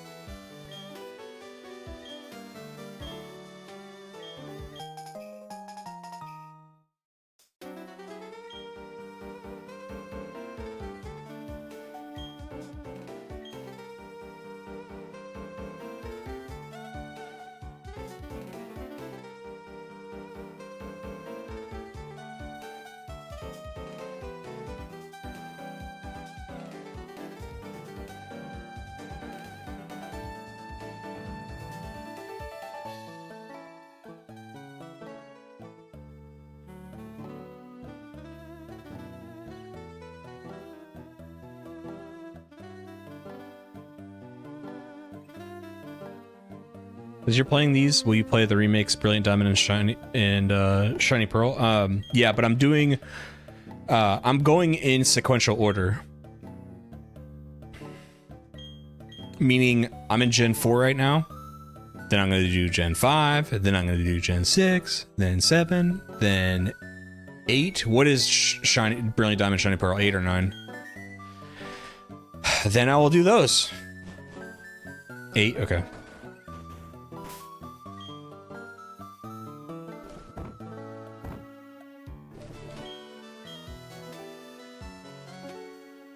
DS wireless communications will be launched, but what if I don't? I mean, you can launch them, but I ain't gonna find nobody to play with. Cool, even the Pikachu and Eevee ones, I never played those. I don't plan on it. I have to at this point, because I've heard things that I don't think would make me like those games, but I don't think it's fair if I don't play them, so eventually I gotta play them. Whoa.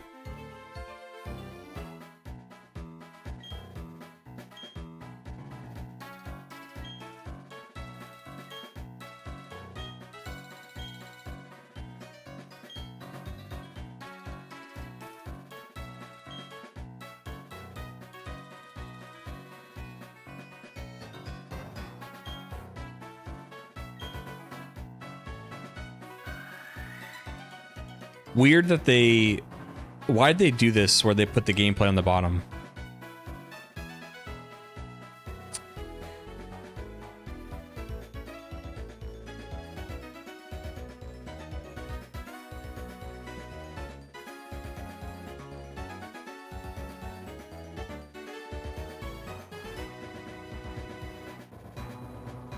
Who's available now? Second team? Nope, no second team member yet.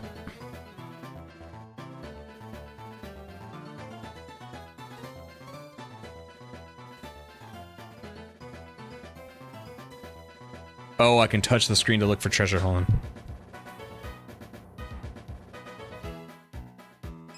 Ah. I'll catch one when I catch one. I don't know when it'll be.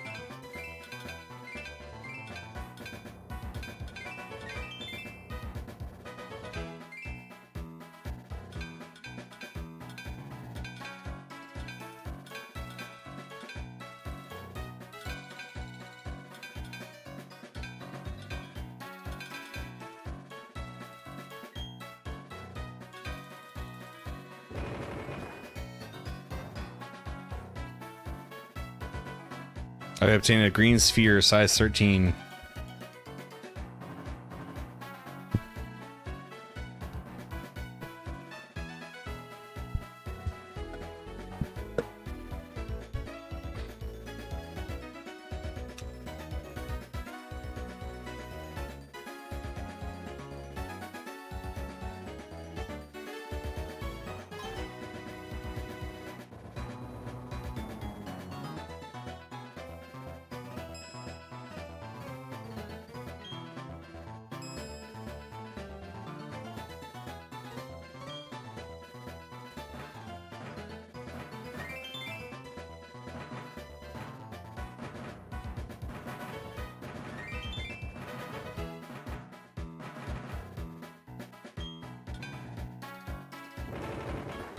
Hammer makes the wall crack more, but reveals more of the surface. Pick only reveals a small area, but makes the wall crack much less. Okay.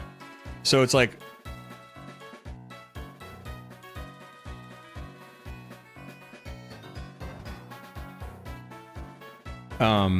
So it's like you try to reveal some surface area stuff, and then you closely pick at the things you find, as to not collapse the wall. I get it. I'm picking it up. I'm picking it up, dude. Sorry, my setup is weird because like I have to grab the 3DS, and everything was very nice and neat. I'm also trying to write at the same time.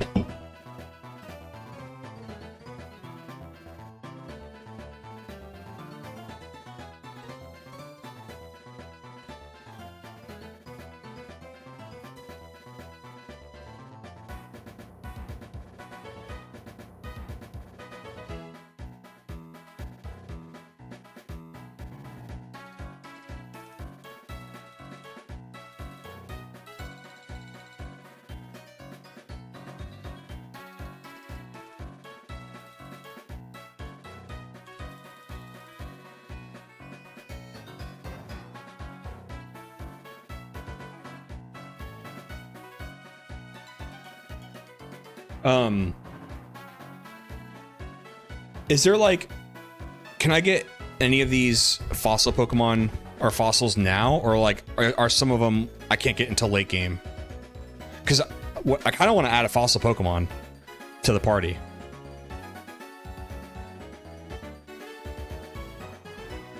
So there are some that like what can I get like right now?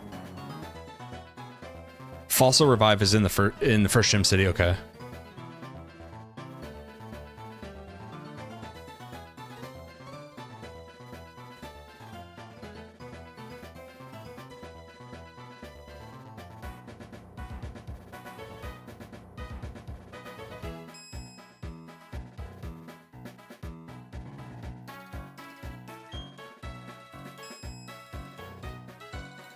Tornadoes.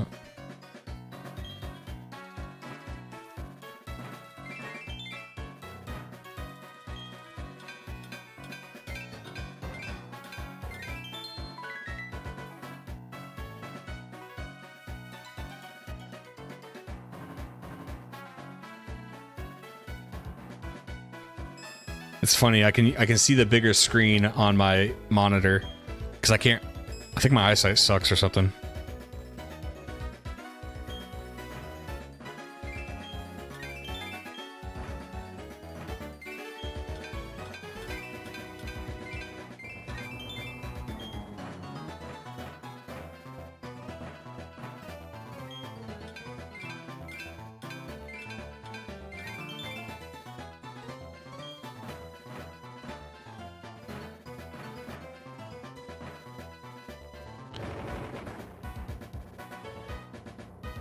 A blue shard.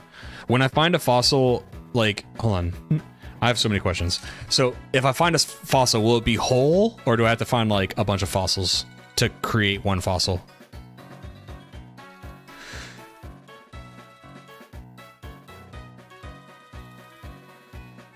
It's a whole? Okay, cool, thanks.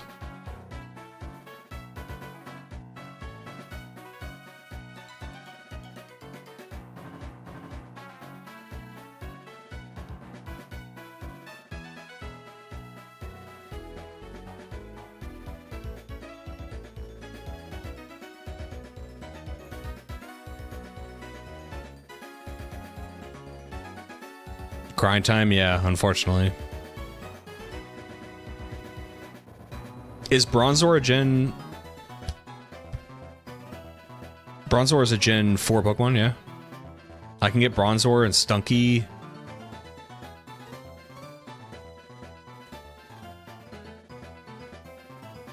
Sorry, I'm trying to find the little guide for the underground.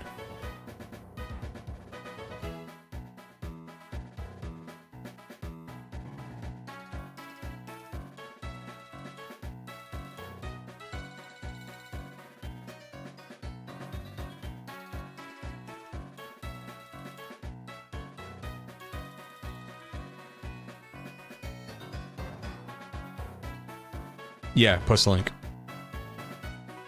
I trust you, friend.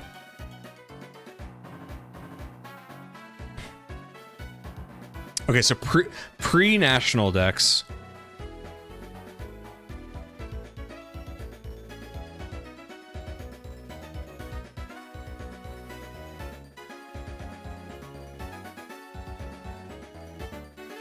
Okay, so pre-national decks, I can get the Skull Fossil.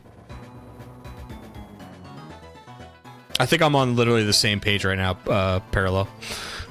I think I'm literally looking at the same thing. Yeah, I'm on this page right now. We have the same source. Yeah. Thank you, though. Okay, so, well, let's go for a Skull Fossil then. That sounds fun. Like UD said, it's going to be a little bit of grinding, but we got time, right? What are you guys doing today? We got plenty of time.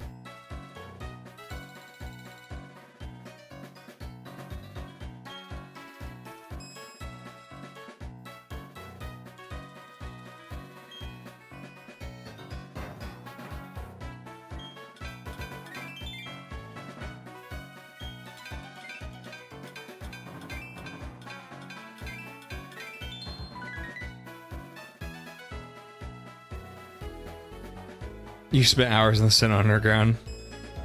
Jesus, more?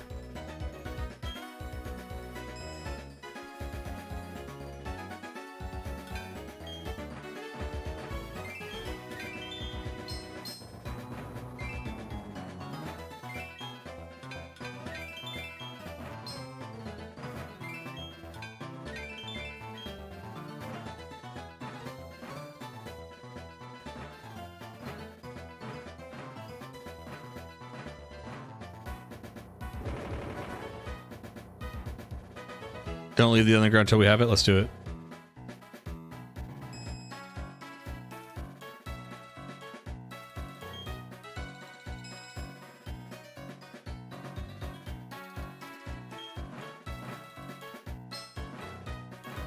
Hey, so parallel, or perennial. I saw that I can catch a Stunky later. I kind of want to catch a Stunky. Do you want that one to be yours? And then UD, you can have the Cornados name.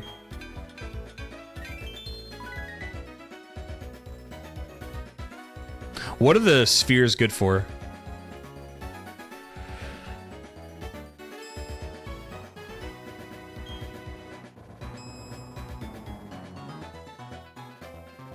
There's traders, okay, and then you could just exchange them for other items.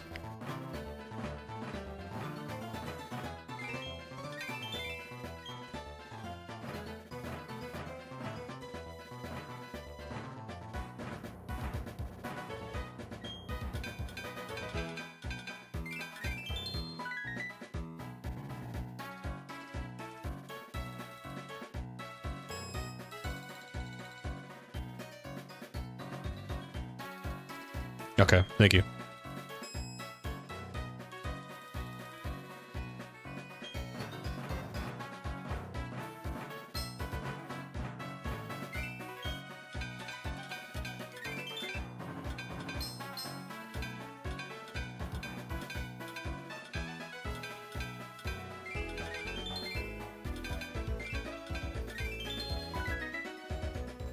Well, luckily we're digging everything up. We're not missing anything, so...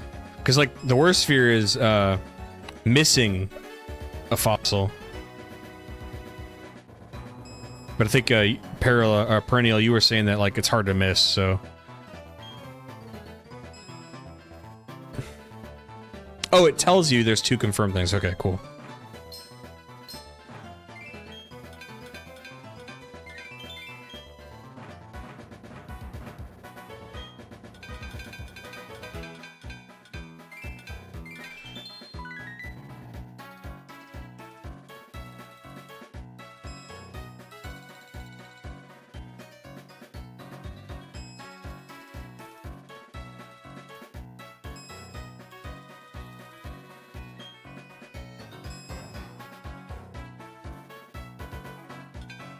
If you bury a sphere in the ground and then keep burying the same type of sphere on the spot, it will combine into a higher level. What does that mean? A higher level what?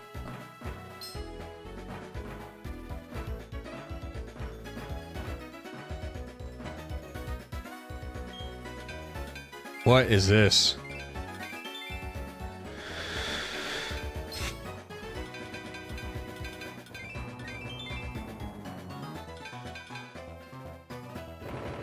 A damp rock?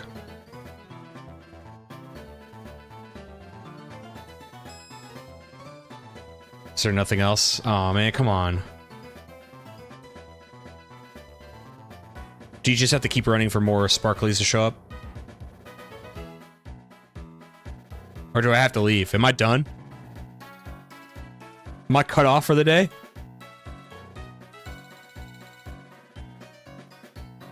Oh yeah, okay, they're randomizing. Okay.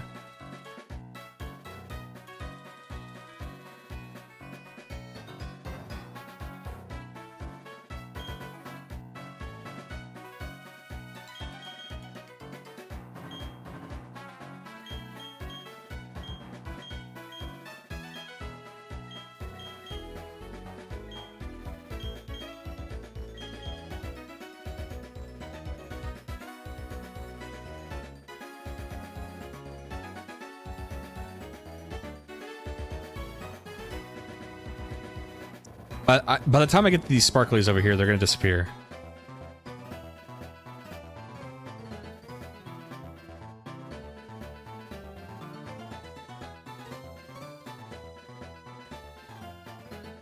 Maybe not.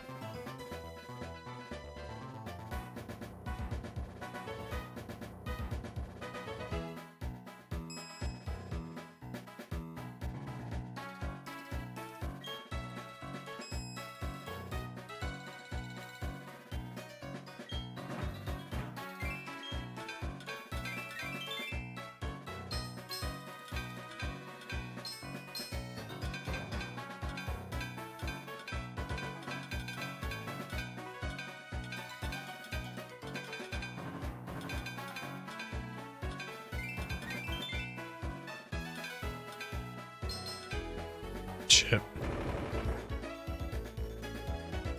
Yeah, but you don't know till you hit it.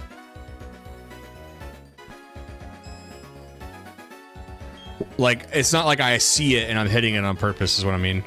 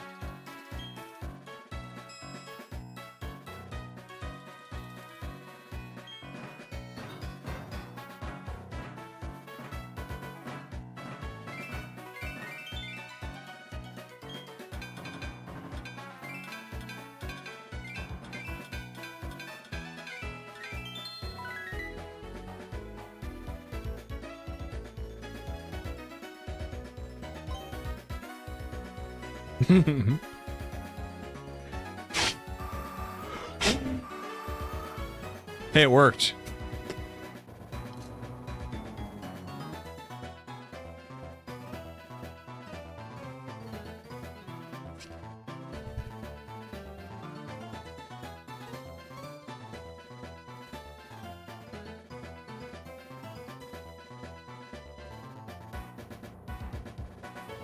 Yeah, it was a trap.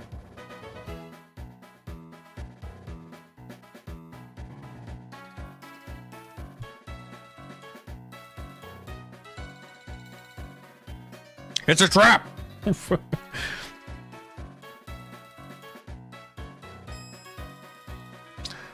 Speaking of Admiral Akbar,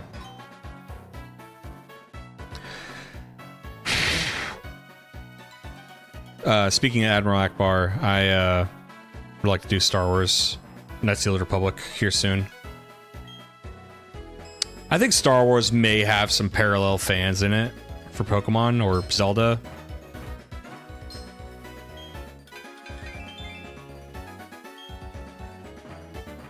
That's right. That's right. I said it, Burn. Knights of the Old Republic. Basically, my videos in the same style, but for those games.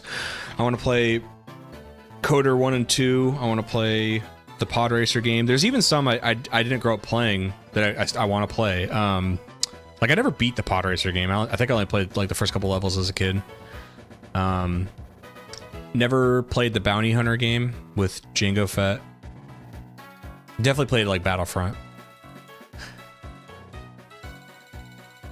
Even the MMO. I didn't like the MMO, I'll be honest.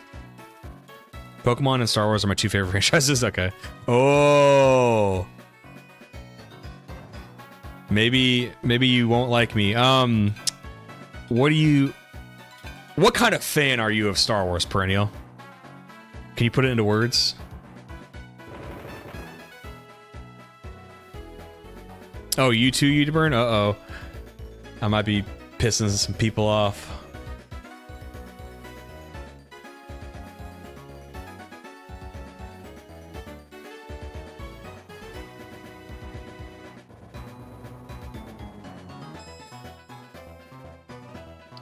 Ochi is gold. Prequels have aged nicely. Sequels isn't canon. I love the Old Republic and the older stuff from that.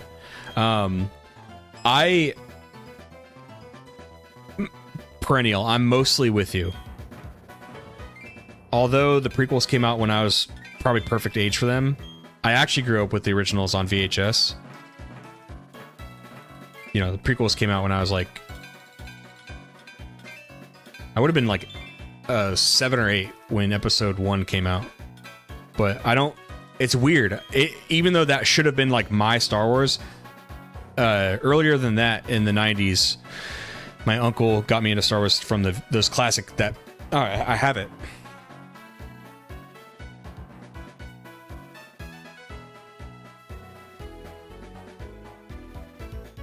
That's where it all started, baby.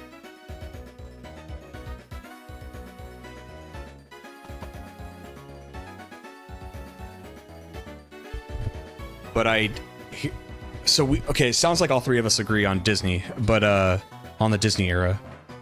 And yes, but they made Rogue One. Yeah, like you can't make a lot of... Okay, you can't put like you can't put seasoning on a dog turd and be like, isn't it good? So anyway, it seems like we agree on Disney stuff, but let's talk about prequel stuff, because I don't love the prequels as movies. I will say I like prequels for like video games. Video games is a cool setting. Like, I like everything prequels, and, you know, when I play Battlefront. The original Battlefronts, of course. But that's because you don't really need a story for that stuff to be cool. Even in the prequel, what I will give George Lucas, like, the props I give to the original trilogy, or the prequel trilogy, is always, George is very, very good as a visual person. For someone who doesn't love the prequels, I can still tell you about like every planet and what's on there or who lives there, because he was really good at like visualizing that. Whereas Disney's stuff, if we are not counting planets we already know of, right? You can't count that. If you're counting planets that Disney made, I can't tell you like a single planet. And don't even say Jakku, because that was supposed to be Tatooine. J.J. Abrams admits that it was going to be Tatooine, and they had to change it to something else because it was becoming so on the nose that they had to switch it up.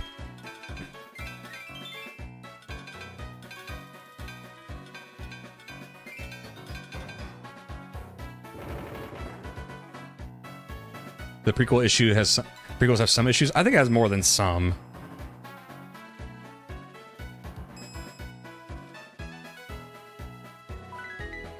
The things it gets right. Oh wow, I picked up a trap. Oh, so I can find traps. Like I don't have to always accidentally run into them. Phantom Menace is underrated. Is Jar Jar annoying? Yes. Outside of him, it's a solid movie. Attack of the Clones is the weakest of the 6 movies. Revenge of the Sith is solid. I disagree. Like, who's the main character of Phantom Menace?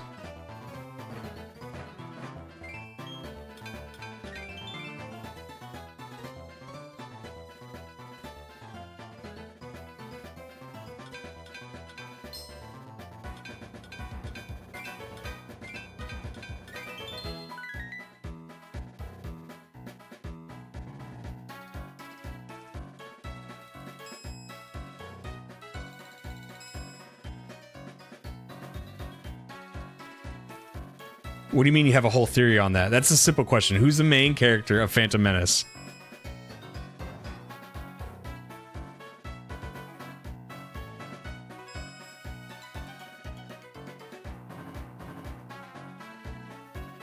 You think the main character is Jar Jar? Okay. Or was supposed to be.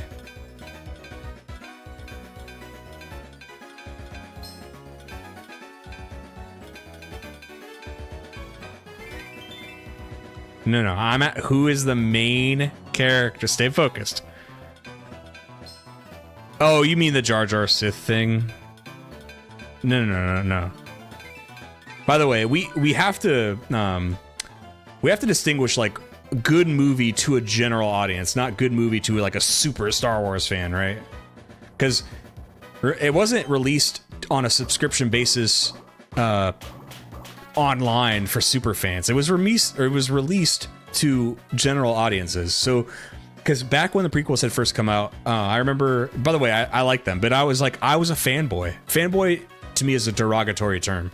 Like, I love Pokemon. I don't think I'm a Pokemon fanboy.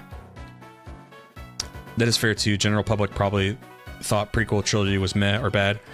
I think when it comes to general audiences, they either love or hate it. I think many casual fans love the prequels. I also think many movie fans who like movies a lot, they probably don't like the prequels because the story, in my opinion, makes no sense.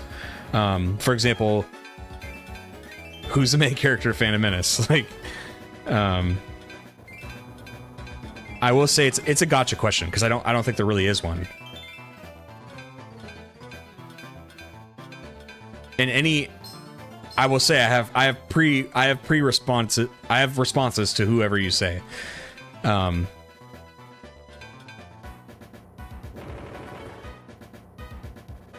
Attack of the Clones, the main character is clearly Anakin. Same with Revenge of the Sith. I think Jar Jar was supposed to be Plagueis, but all the backlash caused George to change it. I don't think that was ever true. I think that's just a fan theory. I think George reeled back on Jar Jar because people didn't like the goofy fart jokes. So Qui-Gon is actually the closest answer you could give, but I mean, are we arguing that like he's a great character? I don't like he's speaking in tongues and riddles, and he's pretty monotone. And I like Liam Neeson. Yeah, that's the thing, is like I'm saying that, and I think I'm being actually biased in his favor because I like Liam Neeson. Like I buy him as a like a mentor. I think he was fine. I don't think his dialogue or the setting. Oh my god, boys.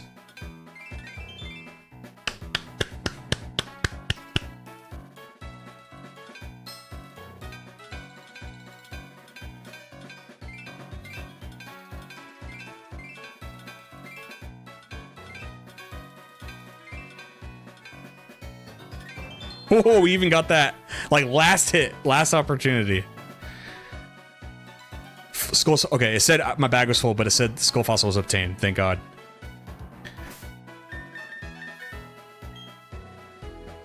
So, we can go back to the first town now. And can we get Kratos now?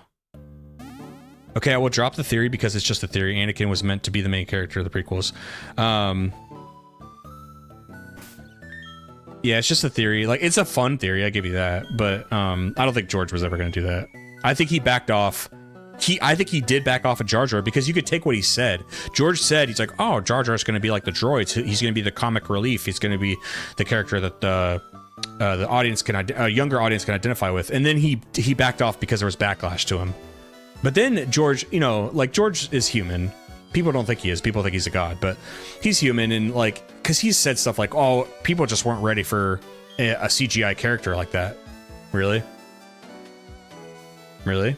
Because Smeagol worked, you know? Maybe people just didn't like the poopy fart jokes. And, the Misa and all that stuff like that. Like, you could have just had the droids. You already had them. What's up, Belly? How you doing? But I will, perennial, what I will maintain is I think the prequels make for great games. Great games. I love, like, being in the Clone Wars as a video, like, in a video game. Like, that's fun. I think it's a cool setting, and and you really feel like it's a Star Wars, you know? That's where he nailed it. Not the one you're talking about. I watched the cartoon one as a kid. That one was sweet because it was like, wasn't the guy that did Samurai Jack? He did that one.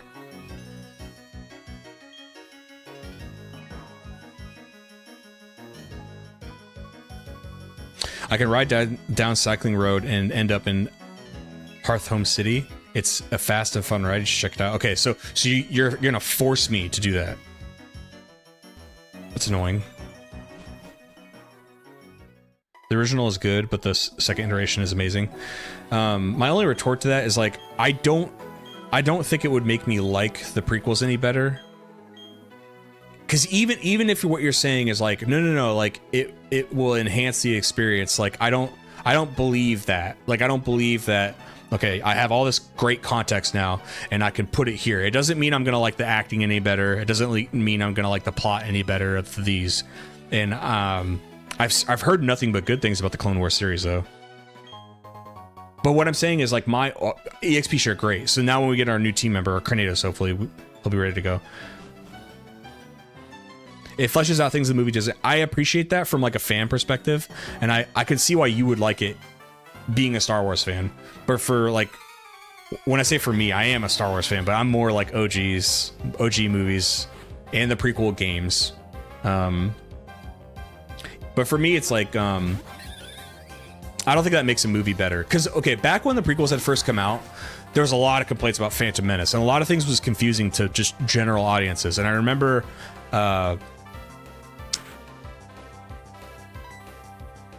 my mom's friends, because I was defending the prequel. I'm talking like I was 9 years old. I was like, wasn't that so fun? And they were asking me questions that I couldn't answer. Like, well, who's the main character? And like, who's, was Sypha Dyas mentioned in the prequels, or was it Attack of the Clones? Because maybe that was a later time. But anyway, I kept saying, I was like, well, you should have read this comic book. You should have read this book. And they were like, why do I need to read a book to go see a movie? And I was like, yeah. No. Okay. Why do I need to watch this series to make this character better? Why do I need to watch this cartoon to make a movie that came out 10 years prior better? You know what I mean?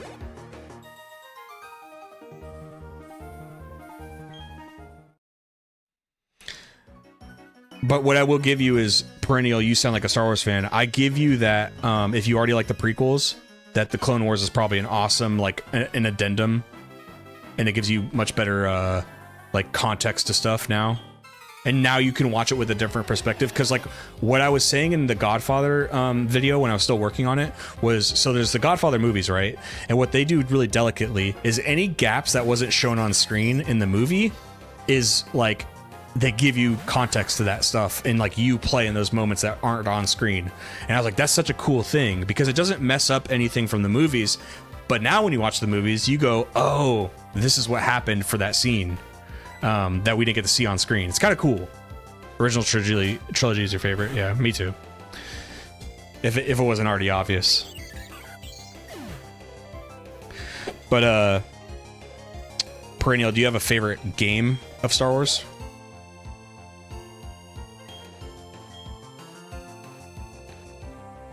Kind of like the lore to it, right. And it wasn't in a... They get a little bit in the game, they get a little bit loosey-goosey. They kind of switch around some things, timeline-wise, from the movie. Didn't love that. I think, because it wasn't even necessary. There's a part... I don't know if you guys have ever seen The Godfather, but there's a... You know, the Godfather will get shot, and then there's a scene where they deal with this, like, big Hollywood studio executive. And in the movie, it goes studio executive thing happens first, then the Godfather gets shot. And for whatever reason in the game, they switched it where Godfather gets shot, movie studio guy mission happens. And I'm like, why did... And now I have all the context of the game, and I'm like, okay, you didn't need to do that. I don't know why you did that. Star Wars OG trilogy and the expanded universe books, now known as Legends. Look, I'm not going to give a blanket, like, all of the expanded universe was good, because, like, some of it was bad. But the Thrawn trilogy, Timothy Zahn? Dude.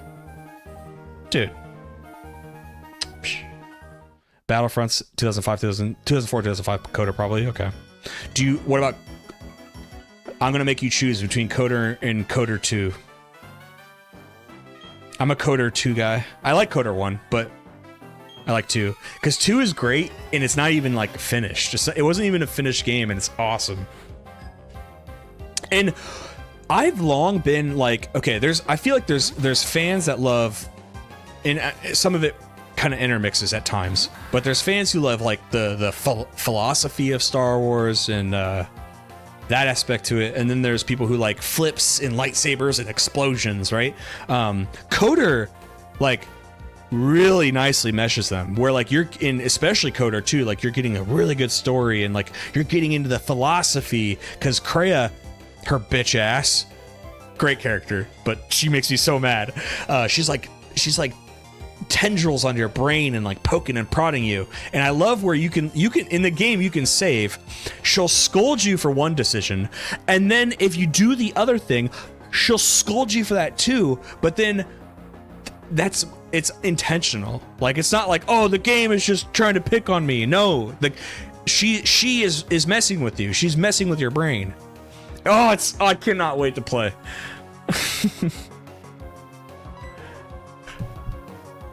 Anyway, playing Pokemon. Jedi Academy games, I want to play those too. Shadows of the Empire, I want to play that as well. Let's hope this whole YouTube thing works out for me, because boy, do I want to play a lot of games and make videos about it and give you guys content. Bounty Hunter's good too. Haven't played it, want to play it. I have the... I think I even bought the new remastered edition for Steam.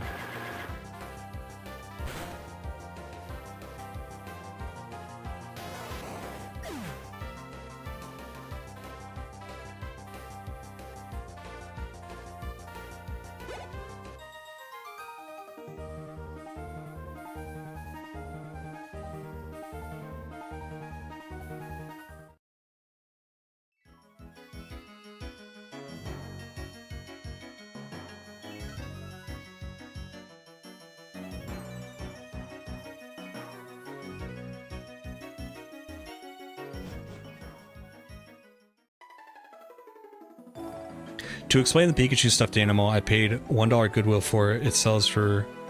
What are you talking about?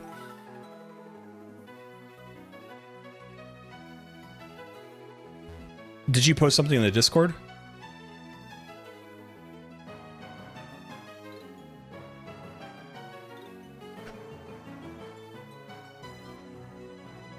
I feel like we're in a conversation I didn't know I was in. What are you talking about, Billy? My girlfriend just upset me greatly. So she has her... I'll show you. She has her dog in this ridiculous, like, dog walker thing, and I was making fun of her. I was like, that's ridiculous. Like, it looks like a Louis Vuitton bag. But then I spelled Louis Vuitton correctly, but I had to look it up. And then she called me out immediately. She's like, how'd you know how to spell that? And I was like, fuck you, okay? I'm mad that you knew that I couldn't spell it and I had to look it up. Like...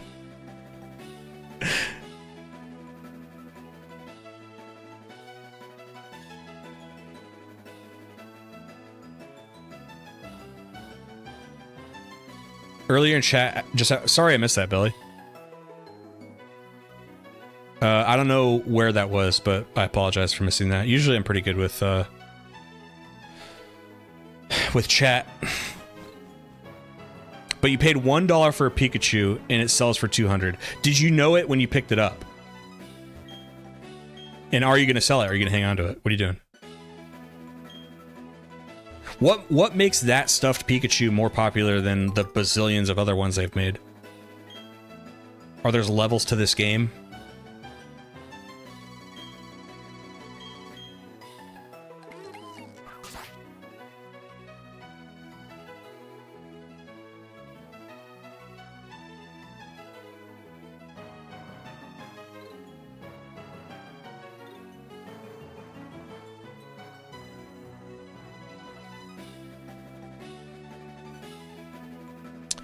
Okay, so I can catch a Stunky. Hold on. So we don't waste Pokeballs, and I probably need to go buy some more Pokeballs, but I'm going to sell right here. Going to sell it because the official Pokemon Center stuff. Nice, dude. I don't care that you resell. I'm not... I don't fault anybody reselling. Scalpers. That's right, I said it. Get your money, dude. I'm sorry. I'm sorry. No, I'm not. I'm not sorry. I don't hate resellers, and it's not that I do that stuff. I just, hey, there's money to be made. Do you, Belly? Do you do that for a job, or is this just like a side hustle?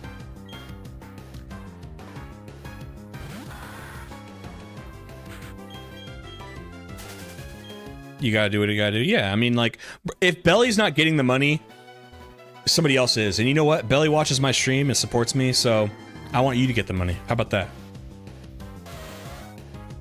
You side hustle for stuff you want. That's cool. See, you're not that bad. Because even if there's like a moral metric on it, and that's suddenly bad now, you're just dibbly dabbling. You're just dibbly dabbling in it. You're just dibbly dabbling in the dark arts. I need to find a town. Do not battle me, May. Or Dawn. What's her name? Dawn. Hi, Livvvid. How's your Pokédex coming along? Me? I'm somewhere between fantastic and hopeless, but this isn't about me. I've got something nice for you. A left or right hand? What do you guys think?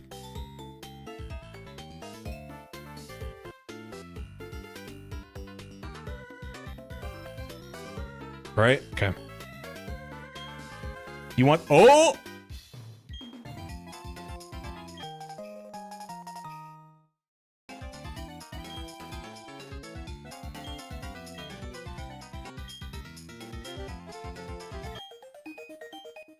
A dowsing machine.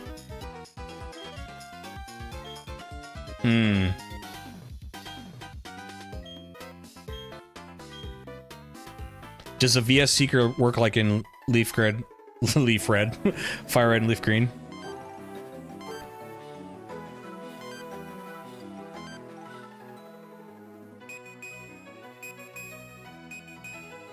Whoa. Did you catch something? What'd you catch? Oh, you're saying there's an item up here, huh?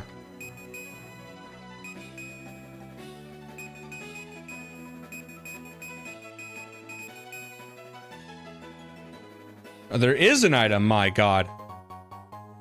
The dowsing machine is incredible.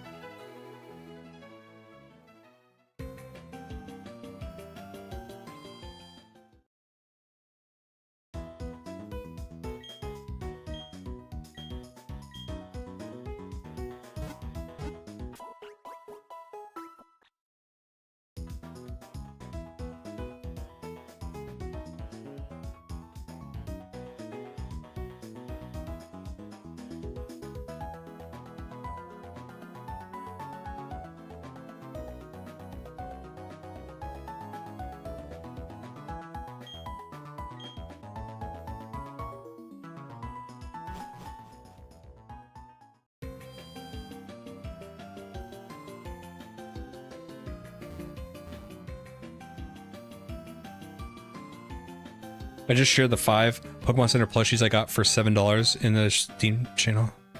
Stream channel. Thank you. Oh, this is the, thank you, Perennial. Is it in here? Museum, that sounds anything. If Gen 1's taught me anything, museums play the role of Jurassic Park. Oh, I'm a genius. What?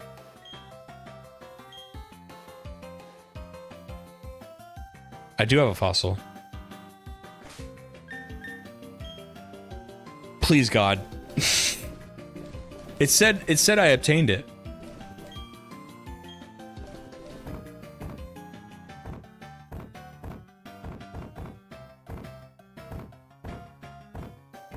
Would it be a key item?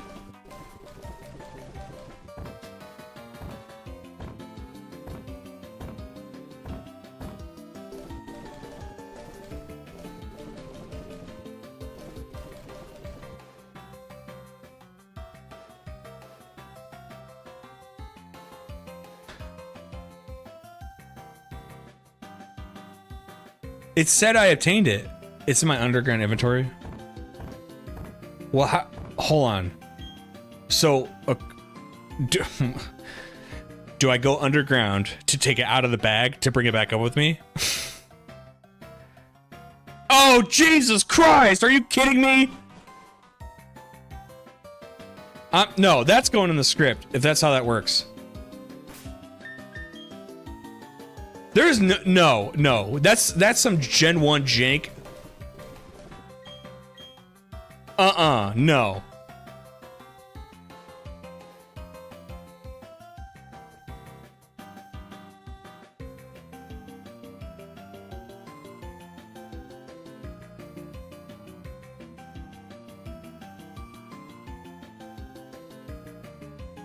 Stupid. So silly.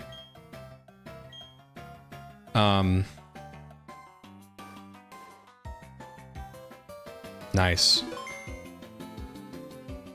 Whoa, wow. Were these all in this, like, same hall? Wow. It's crazy.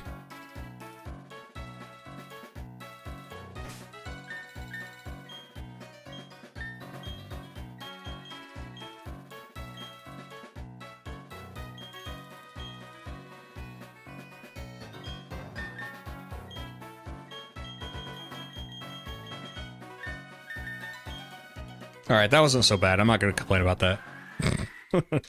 Sorry. I was just so... Listen, I was just so excited to get Cornados. Okay.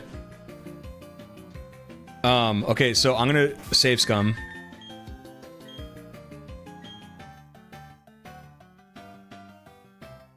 I figured it'd be automatic too. I think it should be automatic for like fossils, Evo items. Shards, I understand being an underground item though. Like shards and those other things where like you exchange it underground, that makes sense. I feel like it should just automatically go in your bag if it's anything else. Like what's the purpose of having the fossil in the underground bag? You know what I mean? What is it, unless there's a reason. Is there a reason? By the way, this isn't safe scumming. No? See? Okay, yeah. Game Freak, hire me. I'll fix your 2006 game.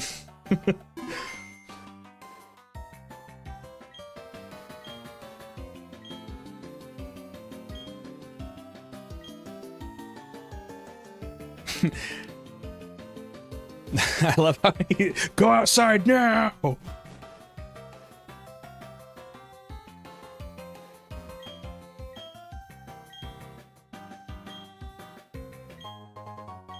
right. If Yudi, this is yours, right? What do you want the name to be, Yudi? Programmer got lazy, didn't want to program certain treasure to go into your game inventory and other standard. Yep. See, and you're a programmer, so we could say that. I could just basically you verify any claim I make about code, and I'm allowed to say it.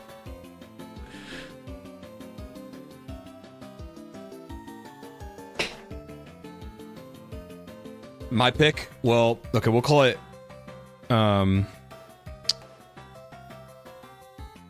you... Cranidos is like, what, the skull Pokemon?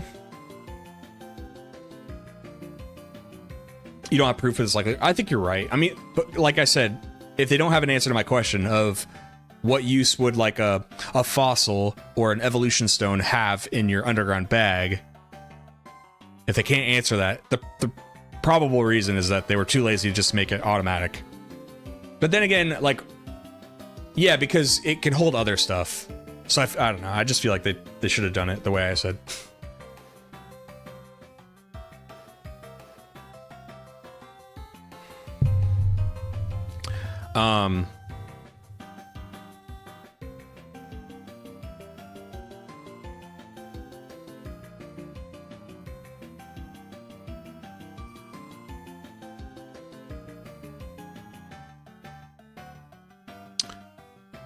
So UD Bird. What about UD?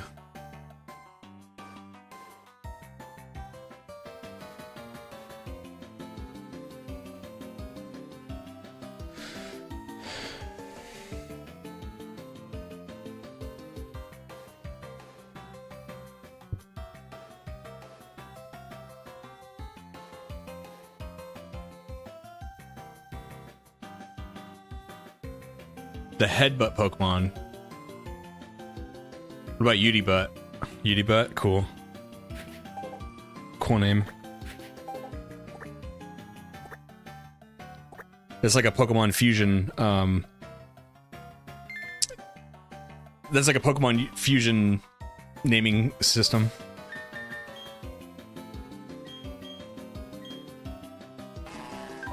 Careful nature. Okay, isn't that awful though? That's like the worst you could have for it. We're safe scumming for this.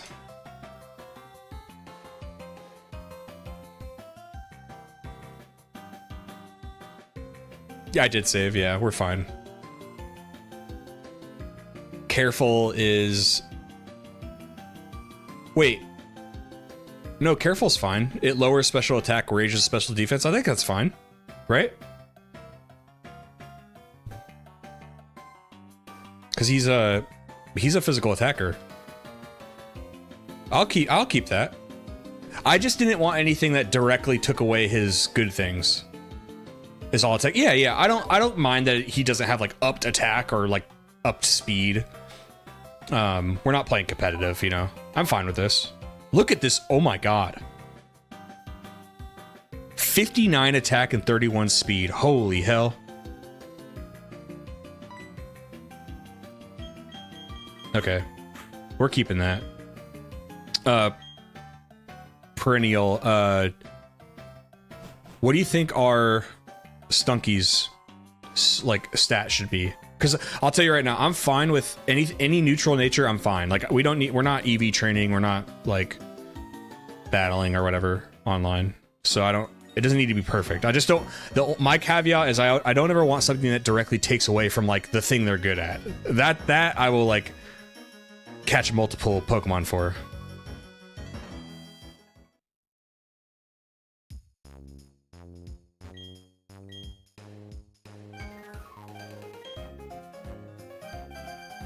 Feel like 8.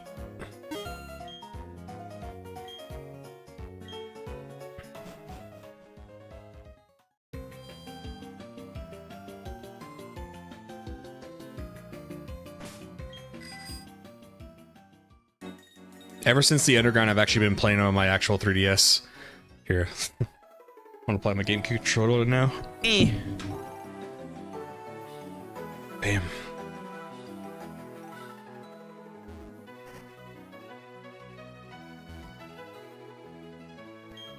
I would say quirky, docile, bashful, hardy, lonely, mild, naughty, rash. So basically anything. Like, a ton of stuff would be fine for it.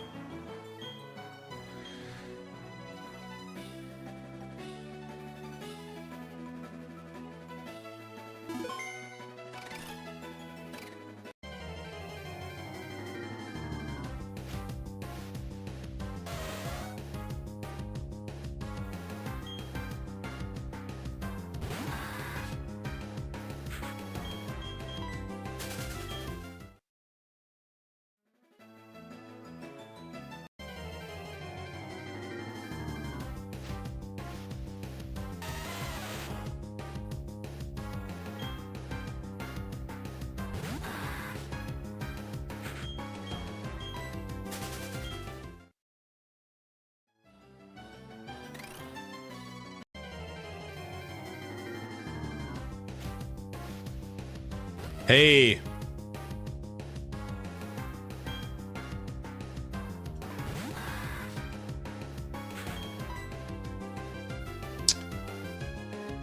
Tackle should...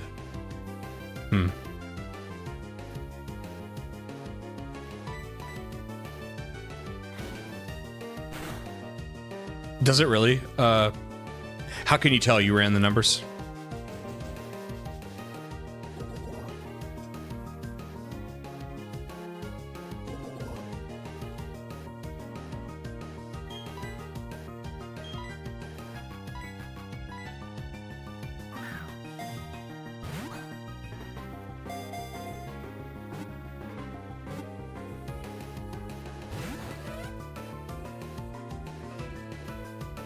Perennial, do you have a name for this thing?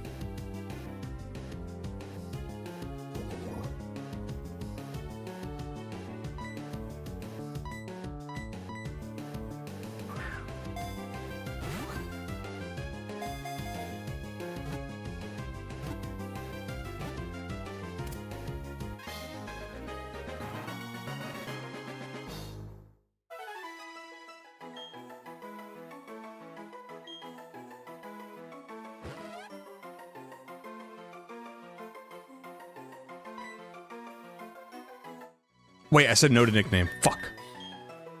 Perennial, okay. Lax. Is that a bad nature? Tell me it's a bad nature so we can catch it to everyone. Lax is down special defense. We don't want that, right? We can catch another one.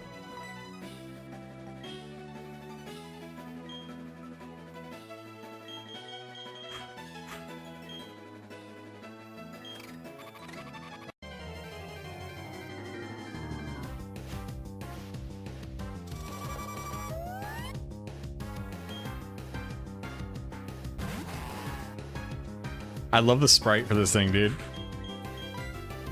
His head is so ridiculous. Yeah, it sounds funny too.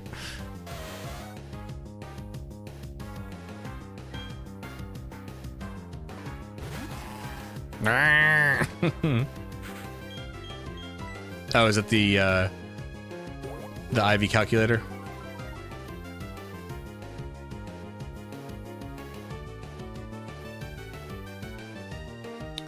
Twitch should start paying me for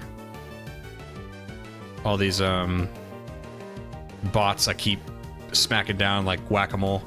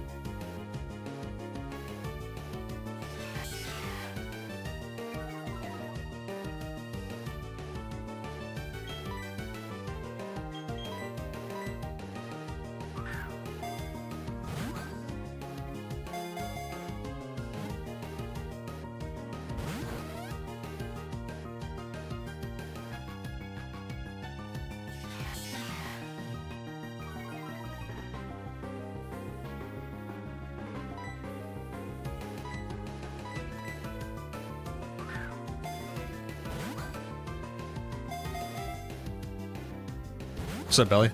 Why'd you want to change to Twitch? You wanted to take advantage of your Your cool sub icon thing. I forget what those are called.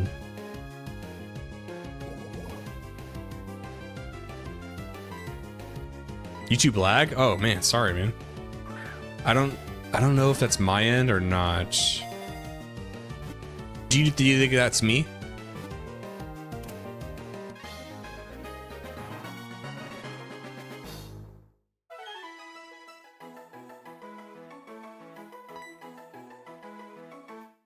Oh, you're out getting groceries. Gotcha. I did it again! Bold. Is this bad too? Lower attack, heightened defense. We don't want that either. We don't want that either, right? Bad? Okay, cool. Good. Just an excuse to keep going. Yell at me as soon as we run into a stunky.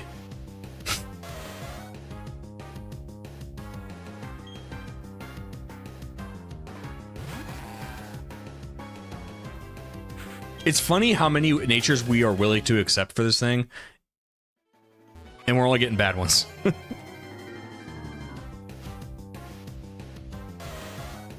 What's up, Wiz? For not notifying you that you went live. Yeah, that should be on them because the channel that you sub to, Wes, should be notifying you.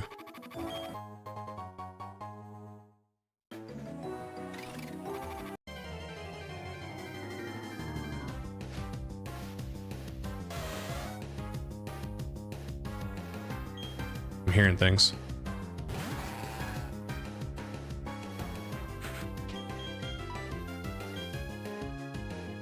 You don't want to scare the nice little lady in front of you.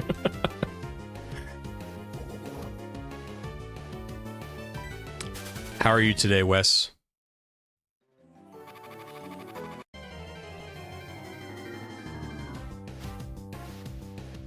Okay. Okay, we are nicknaming this thing. It's gonna have a great nature. A perfect nature.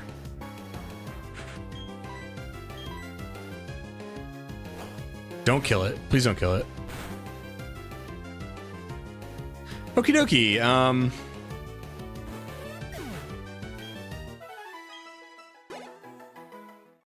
Everything's poisoned. I think this will be less time consuming. Hold on, give me a sec.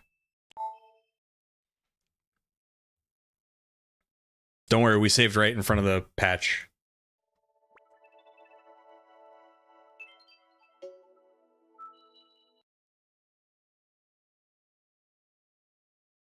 You saw the KO? Yeah, I know. Embarrassing.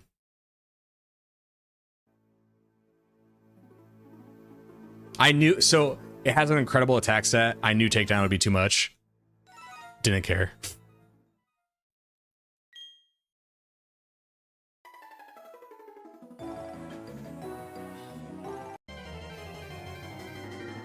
Just had a chill day today. Got my Easter shopping done early.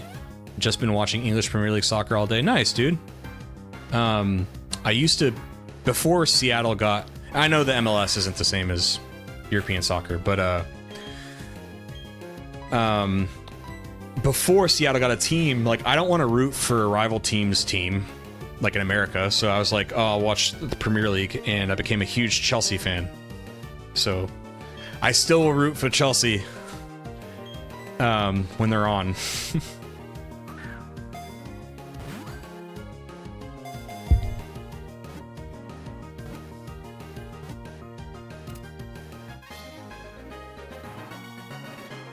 Where are you from, Wes, and what's your team?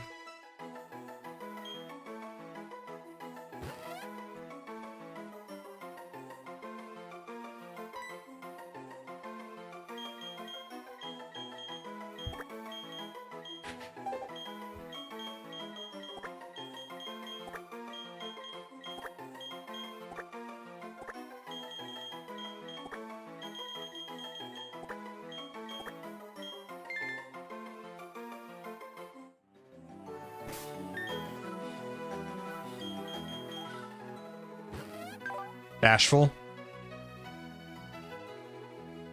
Neutral, right? Or no. Lower special attack, ups. Yeah, it's neutral. Neutral.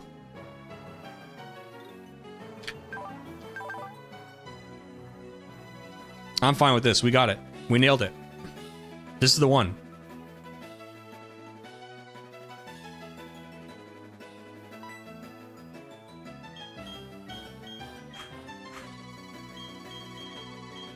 We're gonna give this the EXP share.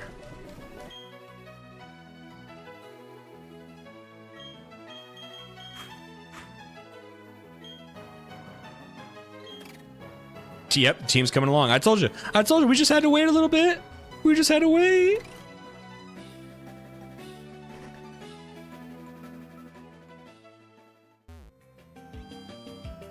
Is that good or bad, Perennial? I don't care. We're taking it. This is the one. Like I said, all I care about is the nature. The IVs are cool, but you know, without competitive battling or EV training, it's like, whatever.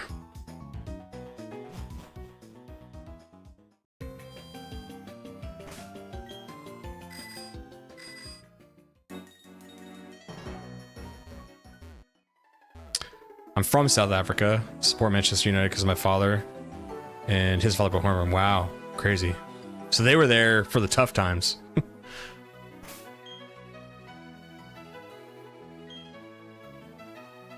What part of South Africa are you from? Like what city?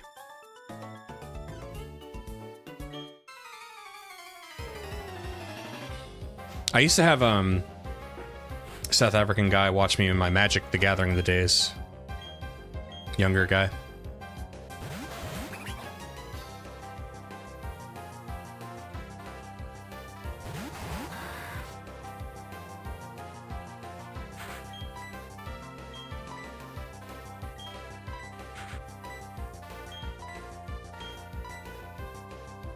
Tough times now. That's what I hear.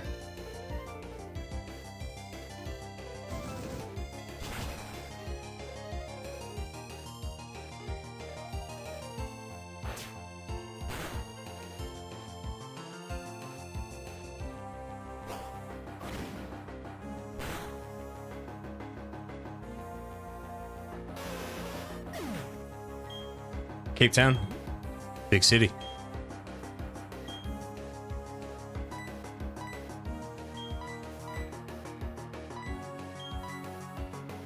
Yeah, UD is a beast. A little bit of a glass cannon, but that's okay. The speed is high enough to where we should get our attacks off first.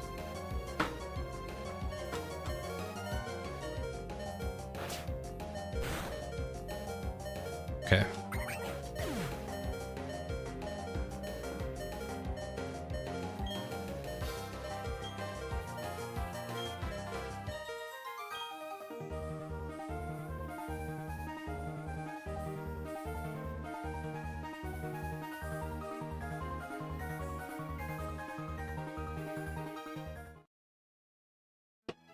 Little snacky poo.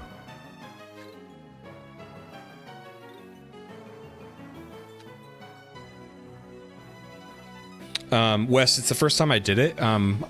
It's cool. The only thing that appeals to me in the underground was the fossils. I like that you can get a fossil early. You can't get access to all of them, but you get one of them early, which is cool. So, you know, in Gen 1, you couldn't get a fossil Pokemon until Cinnabar Island, you know? I like in this game that you can get one pretty quick. You can spend a lot of time down there. I didn't really do much of the, like, secret-based stuff, but that's a talking point from, I think, like, Gen 3. Like, I get the idea. I'll mention it in the video, but I don't think I'll spend a lot of time doing it right now.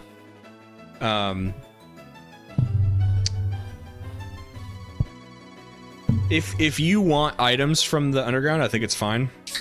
Probably something you watch a show while you're doing it, or put on some music or something. Because I can see spending a lot of time down there, but it would get repetitive if you don't have like a thing going on with it.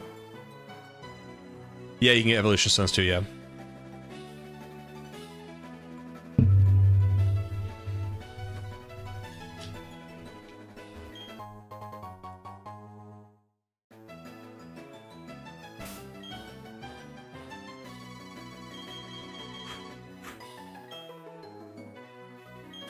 Put on music, TV show, or maybe your favorite underground or Pokemon streamer too. You mean this guy? Talking about me?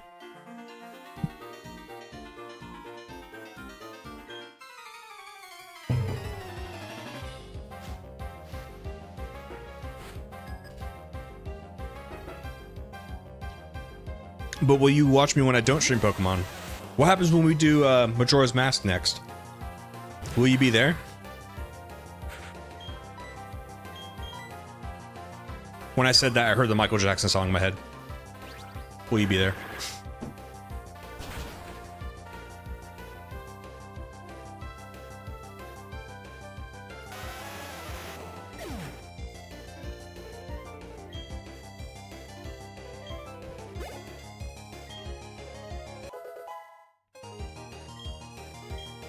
I may have lied to you guys, by the way.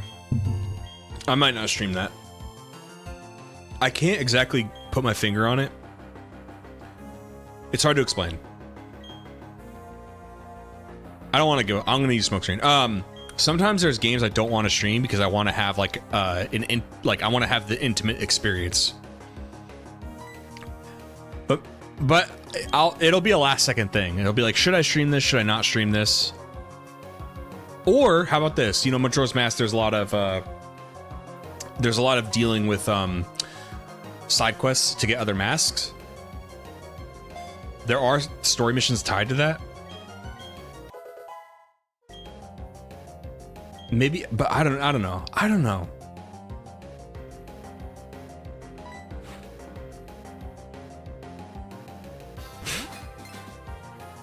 That's where I heard that song was Free Willy.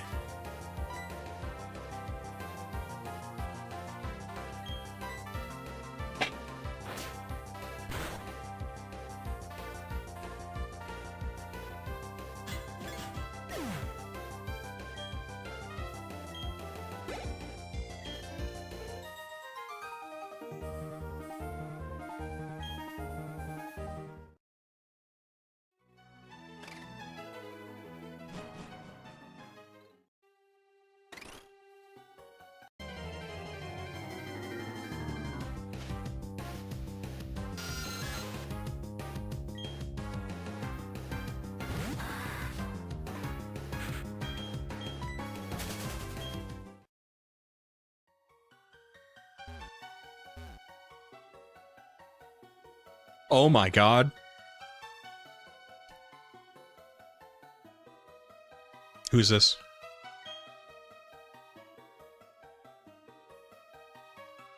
In a newly created world, a world where only time flowed and space expanded, there should have been no strife. But what became of that world? Because the human spirit is weak and incomplete, strife has spread. This world is being ruined by it. I find the state of things to be deplorable. That's it?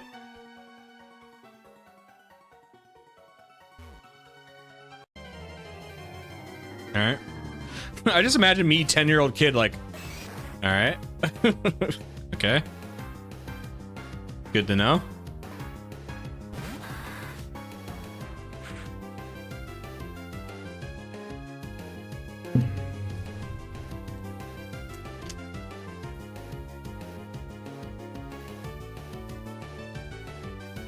Just a very informative gentleman. I'm sure he has nothing else to do with the progression of the plot. Yeah.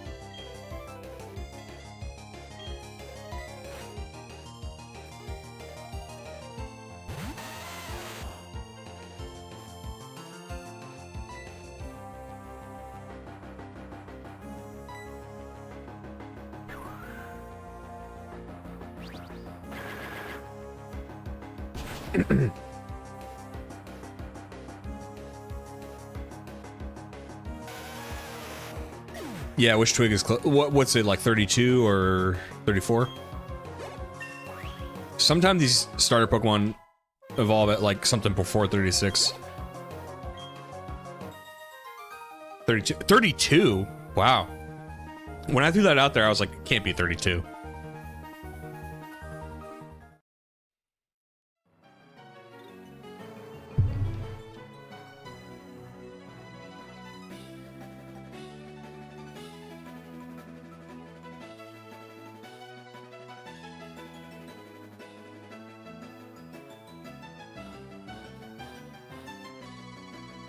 Excuse me.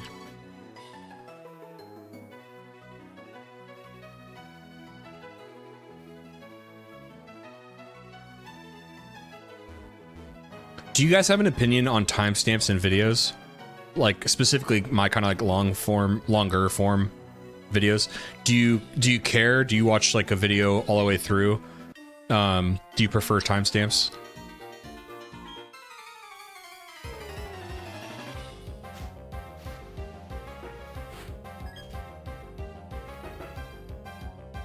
Ah, I didn't know that, Perennial.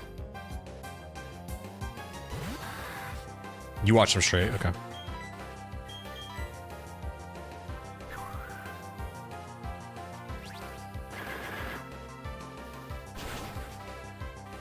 You watch the whole video, okay. So, look, I like to be really regimented, and I like things in black and white, and I like going like ding, ding, ding, ding, ding. Let me explain. So, I made like a new script template. This is largely what I already do, but I'm gonna lean in more. So, okay, this is how I want like my video structured. Like the welcome in, talk about biases, give a brief example of story and gameplay, so somebody who may have not played Diamond and Pearl, they at least, okay, they get a quick gist of what I'm about to talk about. Then I have a section for gameplay, section for story, post-game DLC, extra, music, and then outro. What are my final thoughts, right? And then I, my source, I mean, you see this in the description, like sources or my timestamps for the video for my editing. But anyway, the reason why I ask is because, so say I have a whole section on, I gave a brief story and gameplay in the intro, but then the next section would be gameplay. What if I talk about gameplay for 20 to 25 to 30 minutes straight, right? Would somebody start going, hey, he hasn't even talked about the story yet? Now, I do talk about it in the video, but I don't talk about it like right there. I don't talk about like the meat and potatoes of the story within X amount of time, right? So that's what I was thinking, like, well, I will eventually, but I could put a timestamp in there. So maybe somebody doesn't care about the gameplay. They can just click to the story and boom, now I'm talking about the story. They don't care about the gameplay, right?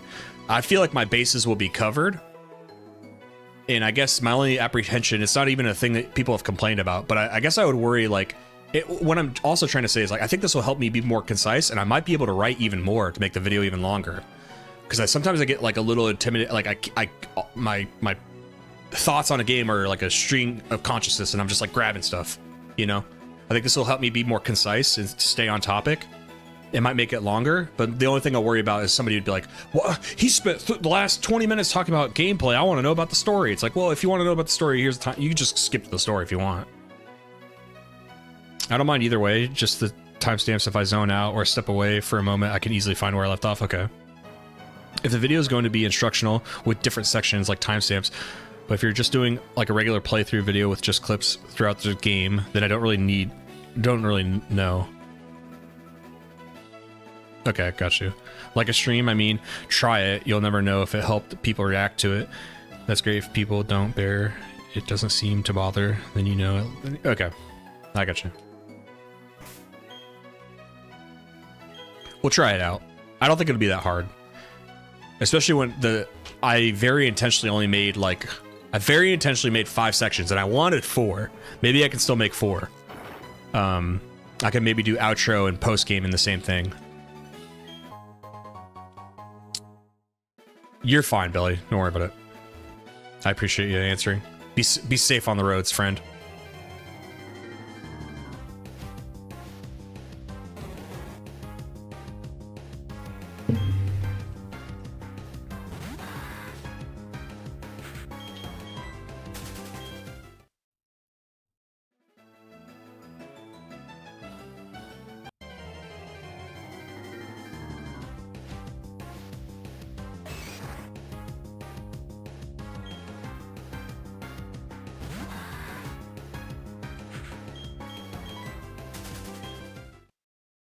Yep, Wes is, that's exactly what he is. That's exactly what he is.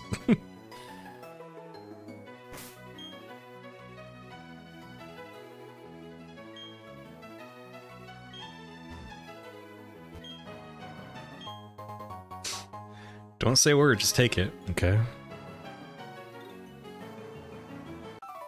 Oh, he's a trainer. I've never seen this sprite before, so I was like, maybe he's a nice guy. I like cautiously walked up to him, and no, he's a trainer. Let me guess, you're gonna have a Farfetch'd because you have a paintbrush. Oh, Mr. Mime.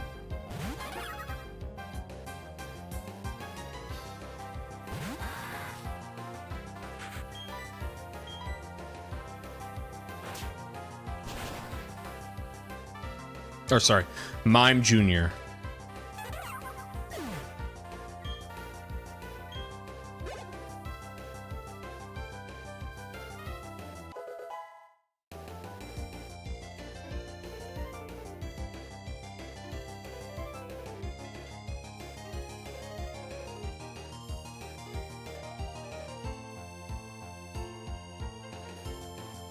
That's another Pokemon that goes on the list of Gen 1 additions.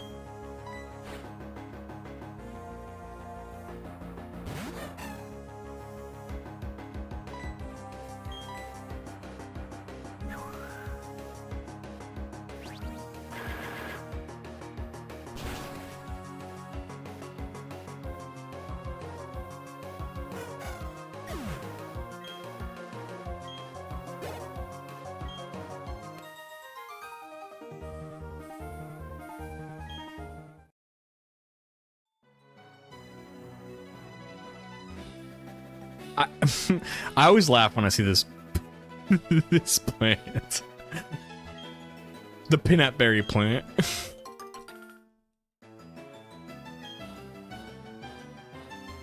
In one post-game Sevi Island Fire Leaf Green after this.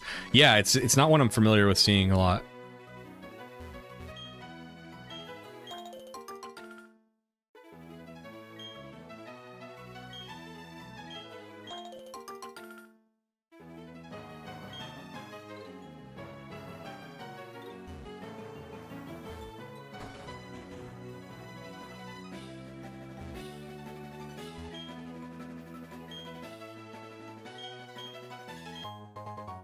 Tomato berry, thanks, man.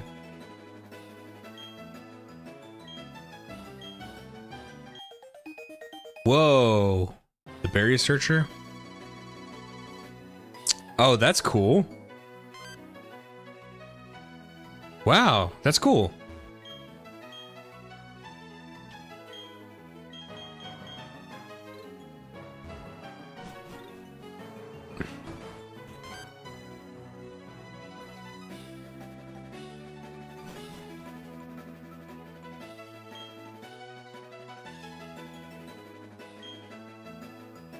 Somebody was asking earlier if there's contests in this game, and there is.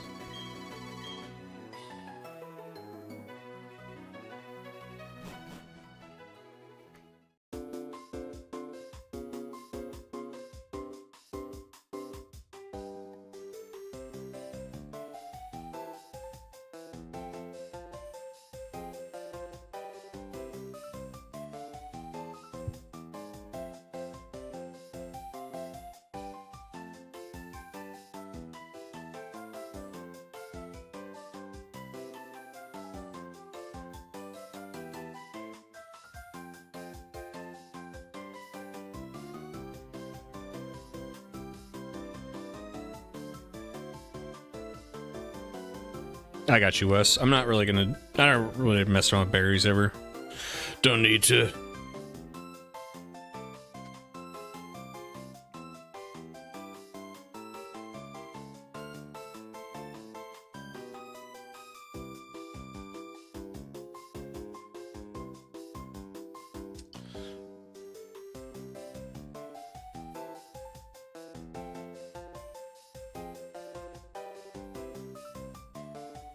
Sorry, I'm writing another section in the script.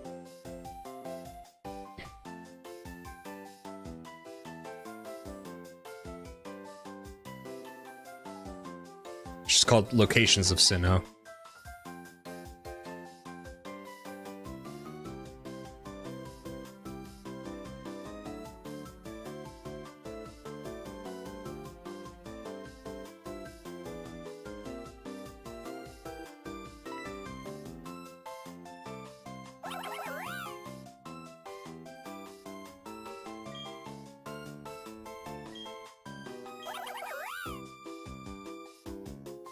Hey, what's up, Razzie? Yeah, sorry, Razzie.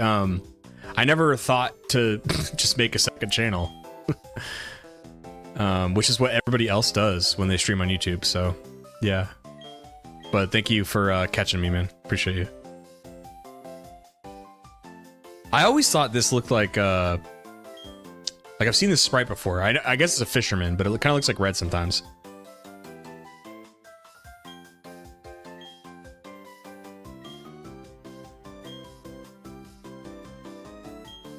How you doing, Razzie? How's your weekend going?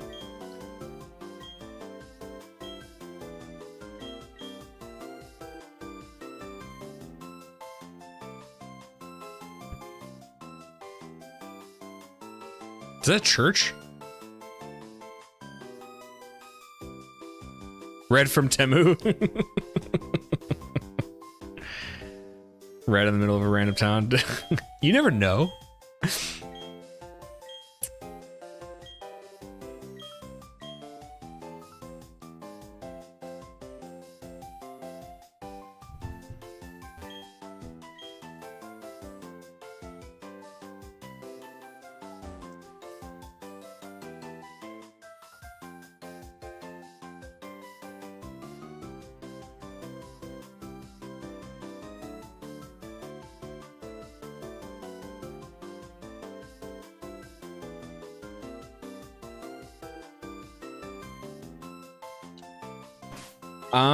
Is this like the first church in Pokemon that we've ever seen?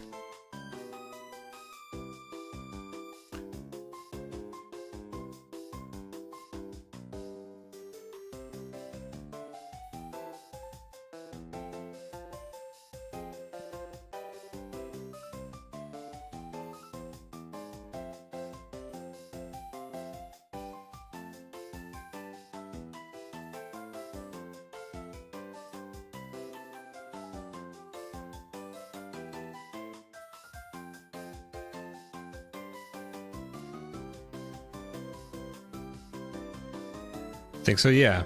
Usually Nintendo and Game Freak are very careful about like kind of, you know, real world depictions of, you know, non-Shinto stuff because they don't want to offend anybody. So I was actually kind of like, wow, I'm not religious or anything. I'm just like, what?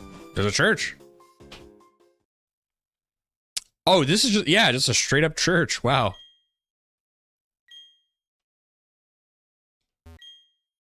Ooh, that's eerie. There's no music.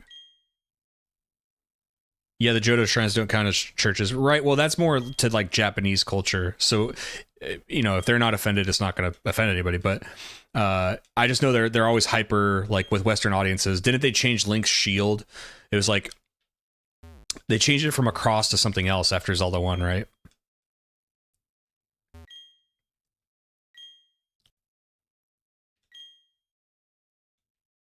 Very eerie. There's no music being played or anything.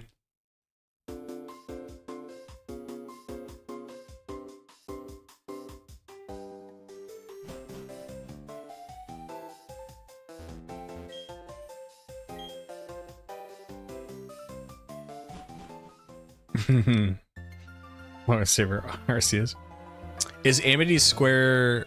What is this? With a cute Pokemon. The permitted Pokemon are Pikachu, Clefairy, Psyduck, Pachirisu, Happiny, Boneri, and Brifloom. Hold on. Cornados isn't cute? Stunky isn't cute?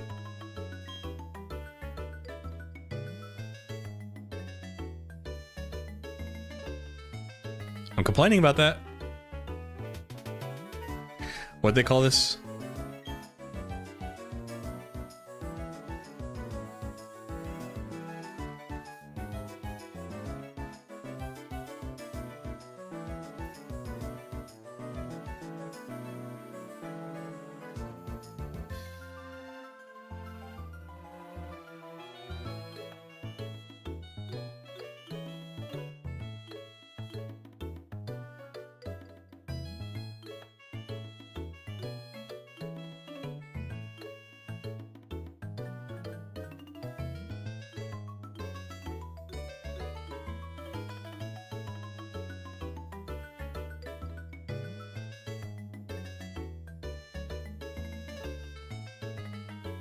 Yeah, how dare them? What is this?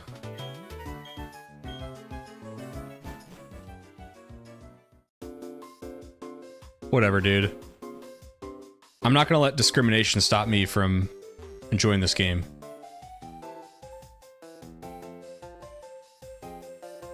I could, Wes. I could. In fact, let me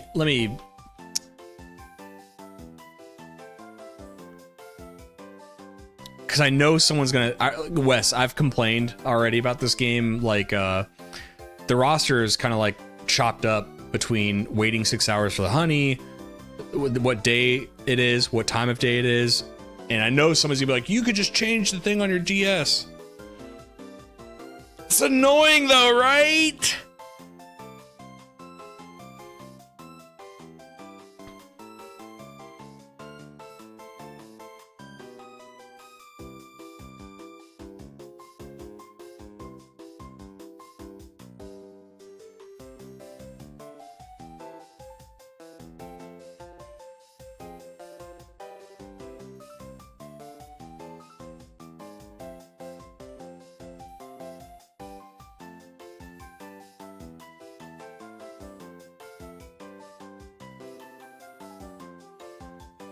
Oh, to give you some time? I'm not going to do that. Why? Because that's not intended. It's not intended, right? The devs weren't like, oh, they could just change the date and time. Yeah, this in Pokemon Heart Gold Soul Silver, you had to live Pokemon, yeah.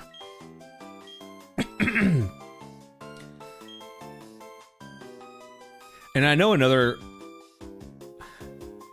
I made another video one time where I was like talking about, you know, the time and place of Pokemon and like these day and time of day events and how it's like it's kind of, I don't know, it's not always the best. And someone was like, well, you're not meant to rush through these games. I'm like, yeah, but even if you're not rushing through these games, what if like you're busy 4 days of the week and then you finally get some time, you want to play some Pokemon, it's like, oh, sorry, bad time of the week. You can't get your Drifblim.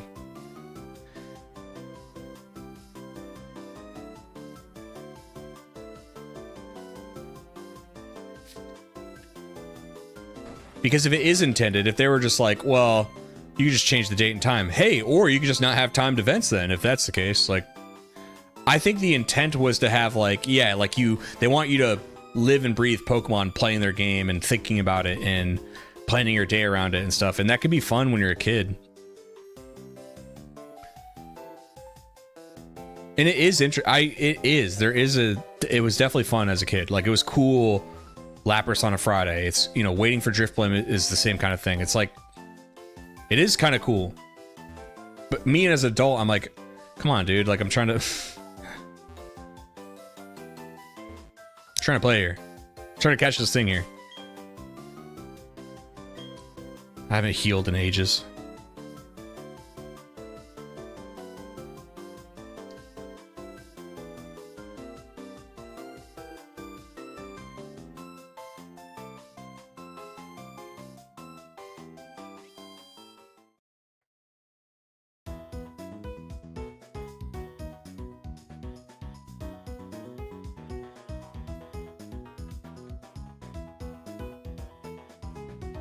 What's up, just a guy? Does your guys' lives not have a problem around Pokemon?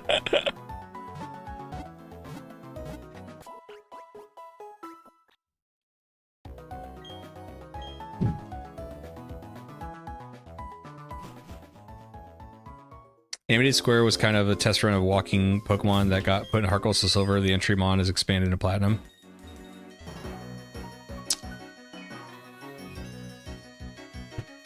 Let me talk about that.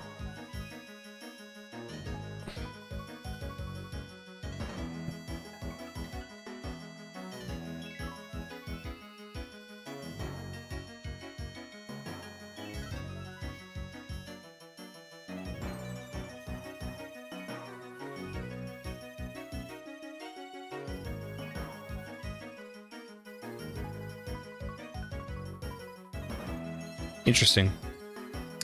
Did Platinum Platinum came out before Heart Gold Soul Silver, right?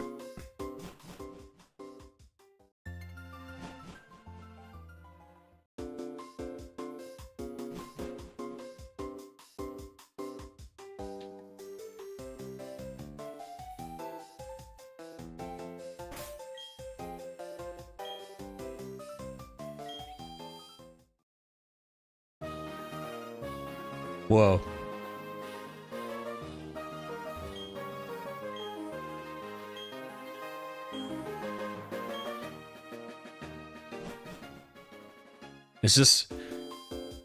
Is she at the contest hall? Is that where she's lurking? Please don't make me do a contest.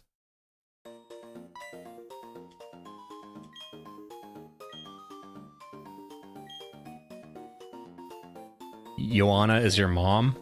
So you might be a contest star. No, I'm not. The apple fell really far from the tree. I don't like contests.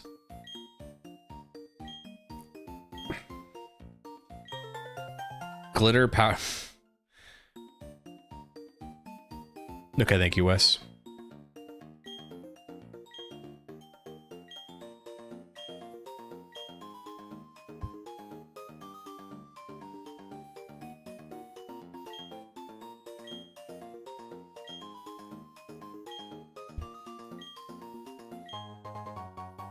Hey.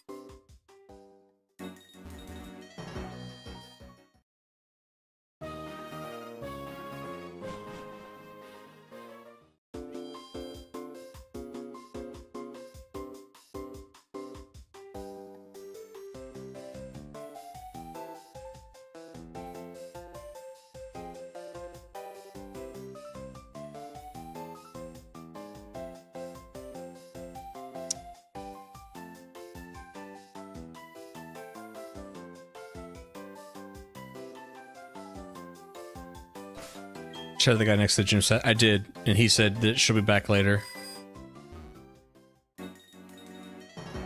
But I don't know if this is a thing of like, she's like the 7th or 8th gym leader, so she's checking back later is like several hours from now, or if it's something I need to do, or I'm gonna battle Barry. Let's go, you nerd.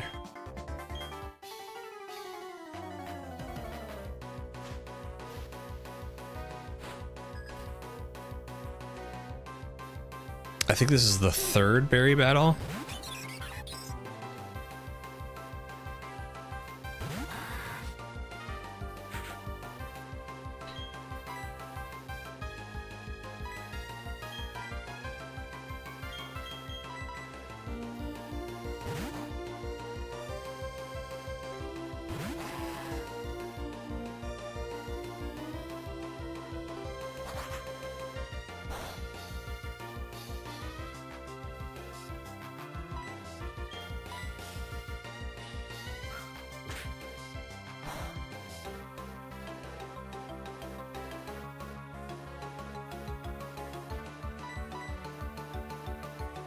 Thank you.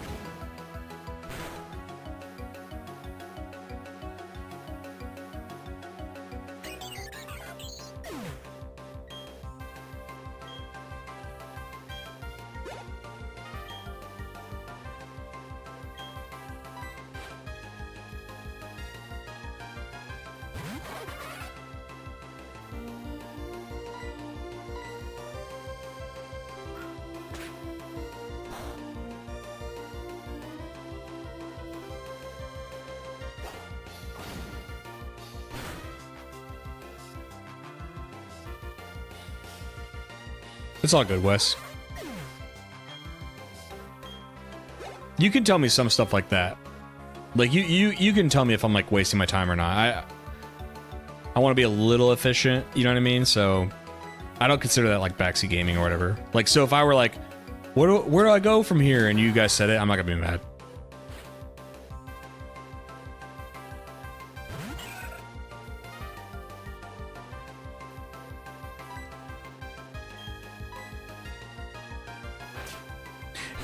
Earlier when I was talking about what games I want to stream and sometimes I don't want to stream them, that if a game's story is important enough and I haven't experienced it yet, that's what I mean where I'm like, I don't think I'd stream it. And it's not even like backseat gaming, but it's like just concentrated focus on something. Like that's more what I worry about. It's not that somebody would like, oh, do this or this item's really good. I don't really get offended by that.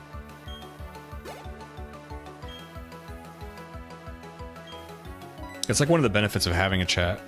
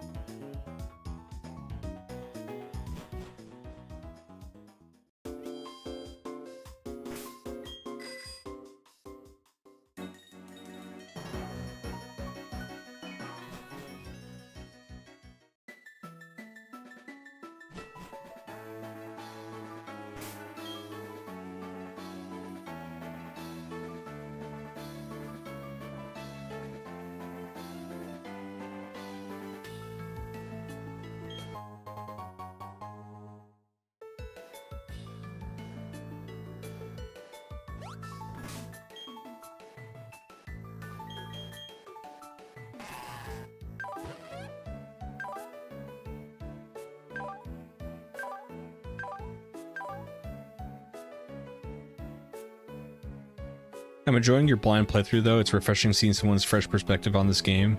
The good, the bad. Thank you.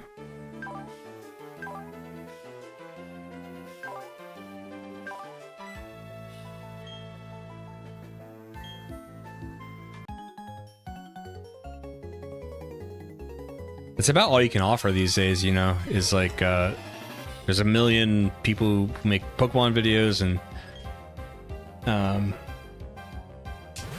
that's all I can offer is basically like my perspective. And then, you know, some knowledge dropping, because I'll do my research. I'll like read the wikis and learn some stuff about the game after I've played it.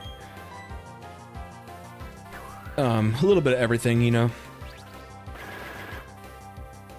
But like, yeah, I don't watch retrospectives on the games I'm playing or nothing like that. I don't watch other people's videos. About the only thing I do in regards to like other people's videos is sometimes I'll look at what you know, you can do hashtags in your video description, just so it goes out to people who might be interested in the thing. Sometimes they'll look at that. That's it. But I think that's fine to look at. It's not really commentary on the game or anything.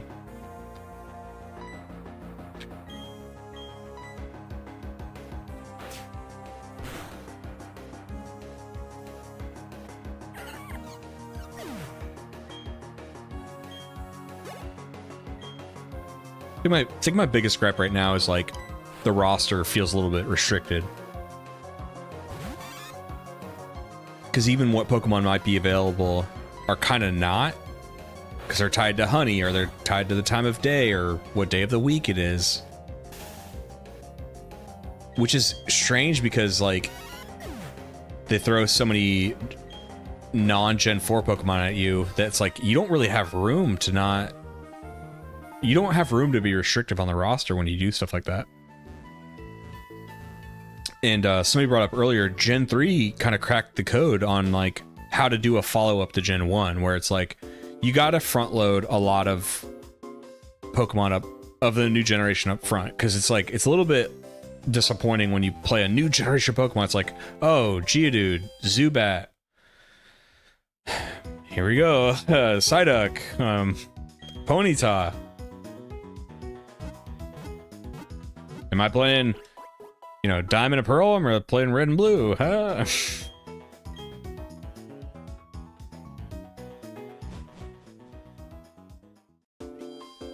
The positives, though, like the music. I like the little graphical changes, like the terrain around the Pokemon when they're battling.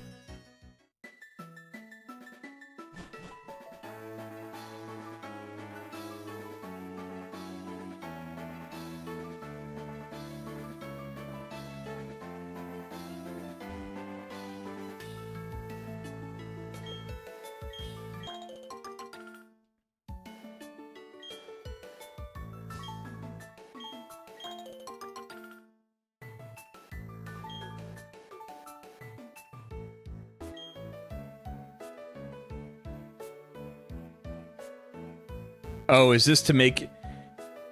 Is this to explain how we can breathe in the underground? Platinum fixed a lot of the roster gripes. Yeah, that's... You know, see, that's why I like making separate videos, because I feel like it's, I feel like the upper versions kind of deserve their own videos.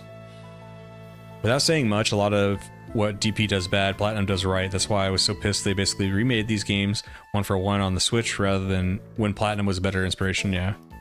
Well, you know, what's funny is like Heart Gold Soul Silver mixes aspects of Crystal.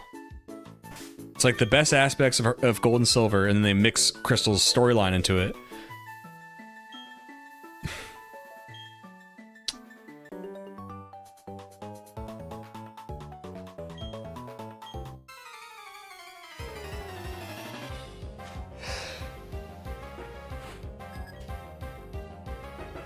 Which is just...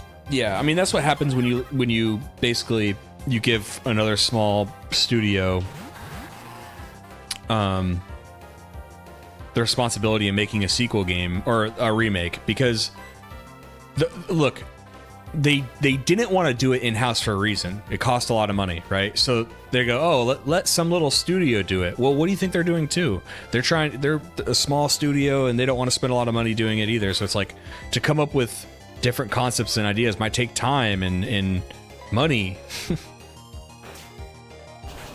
Omega Ruby and Alpha Sapphire does the same. Where it mixes, are you talking about, what do they call it? Like the storyline from Emerald, right?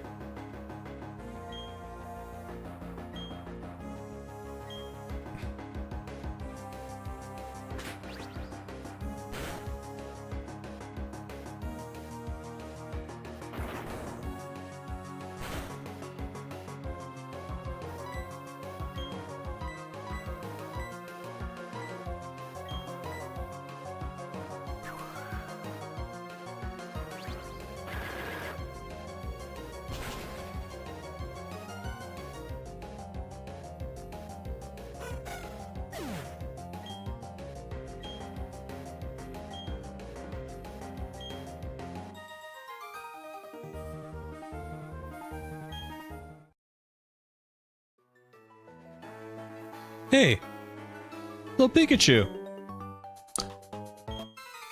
What? Oh my god! Daniel, you fooled me. Oh my god.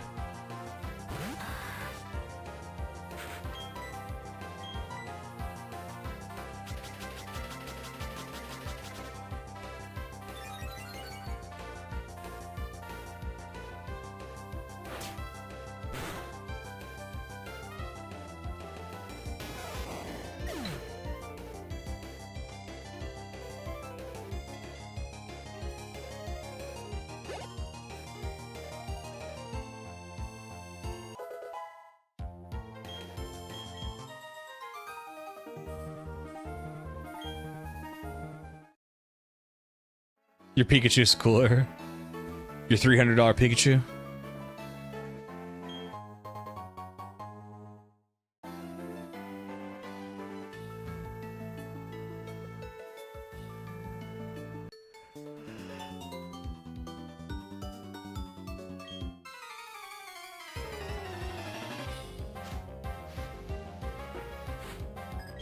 Does Chronados and Stunky evolve from level up?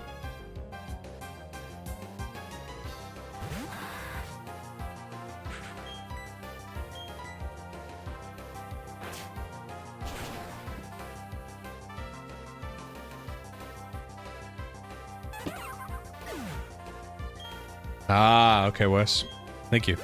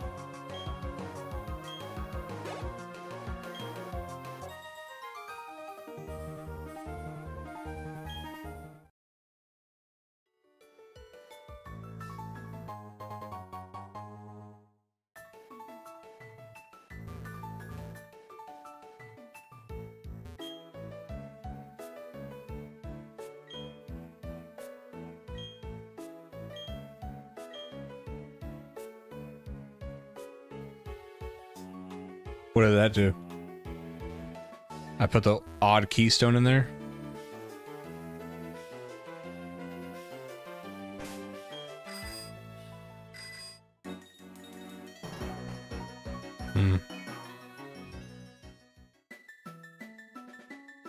Thank you, Wes.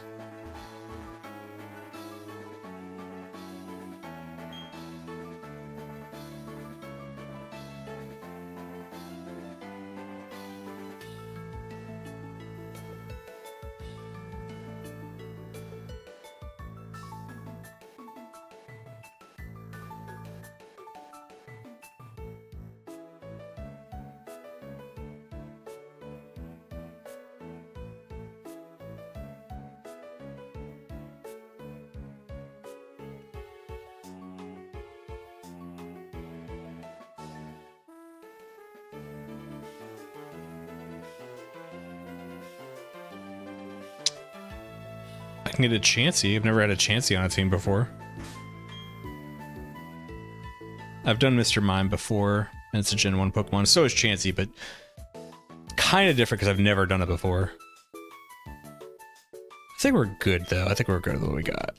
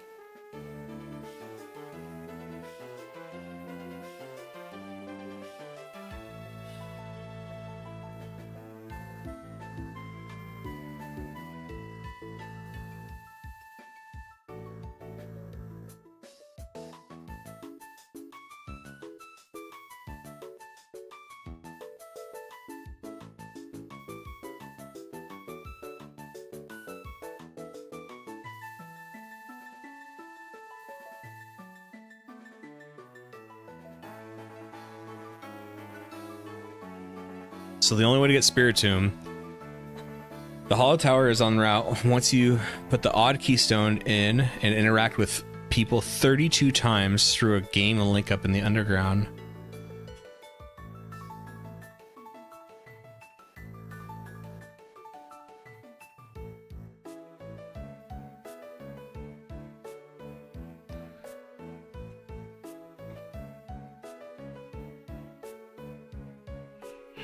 The odd keystone is basically useless to you unless you get another Sinnoh game and DS on hand. So I have another DS and I have another Sinnoh game, but like it says you have to interact with somebody 32 times. Interact with 32 unique people.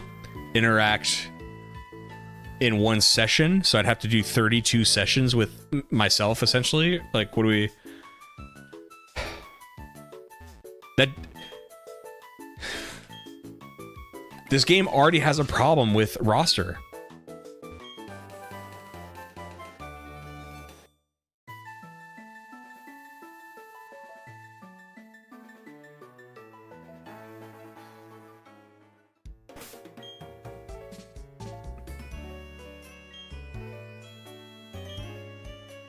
I like the song.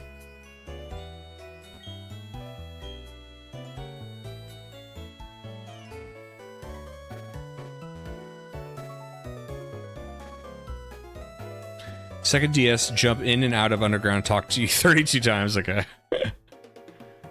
Sola Sion Town. Sola Sion?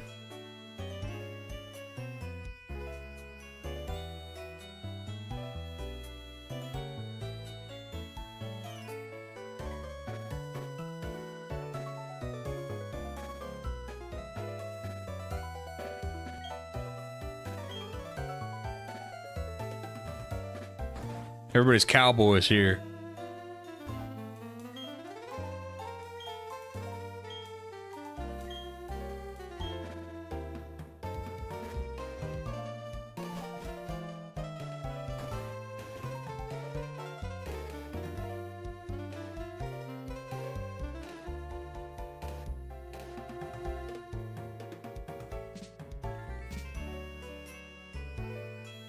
So at night, I get a Murkrow back at the tower. What if my bedtime when I was a kid was right before nighttime in this game?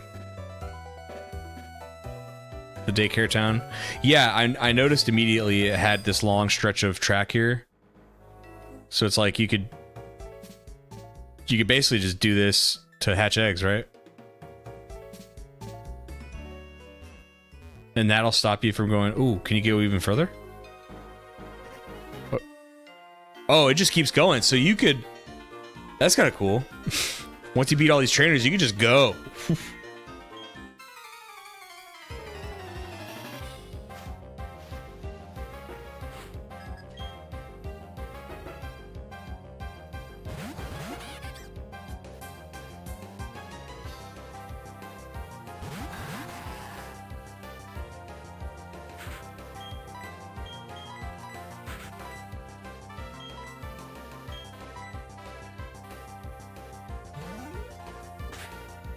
My kicks in at 8 p.m. Jeez.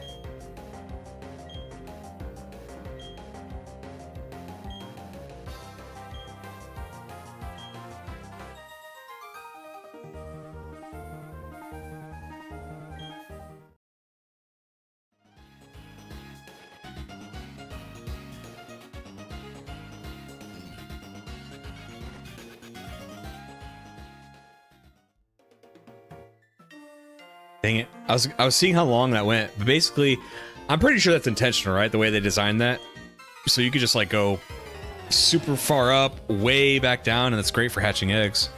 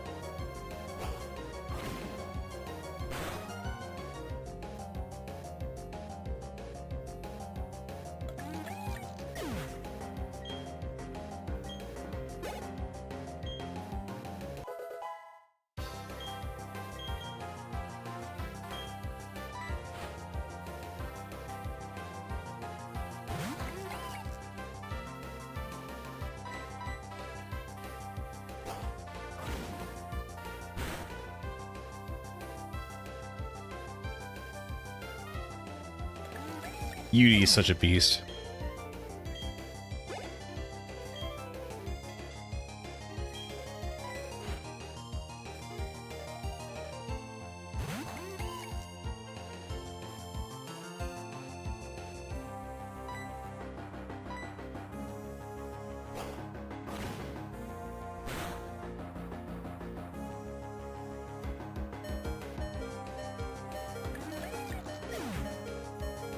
Belly, thank you for the gift this sub to Hipster.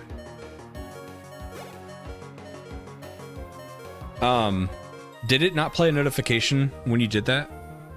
Did it play something when Belly did that? You're awesome, Belly. Thank you, man. I want that to be... Did it play an animation, a sound, or anything?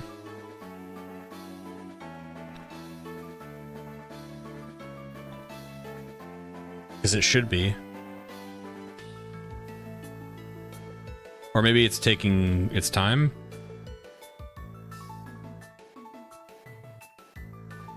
Bear with me here.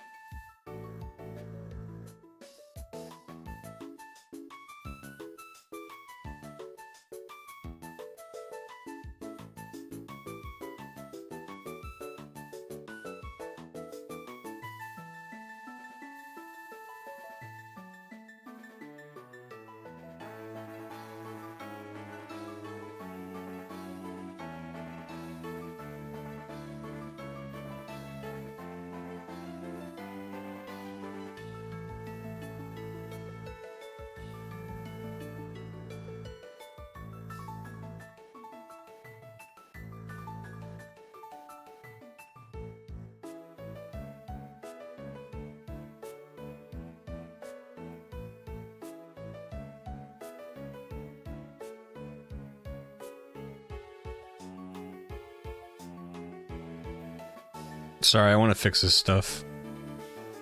I want when people donate and stuff and sub, I want them recognized, you know what I mean? Sorry, Eon. Alright, so Twitch, you subbed on Twitch, so now I want to see... Alright, gift sub.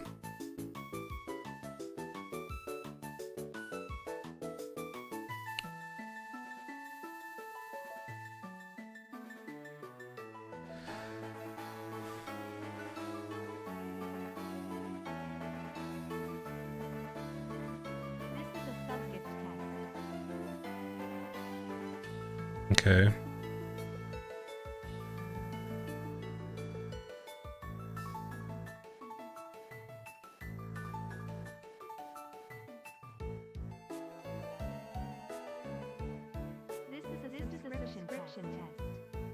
Okay, so I'm hearing it, but I'm not seeing it. Sorry, guys.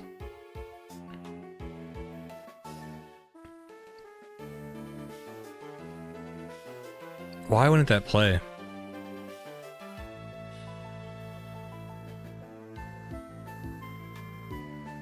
Okay, that works.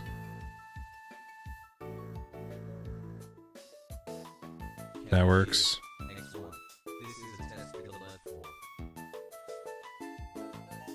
Why? This is a subscription test. This is dumb.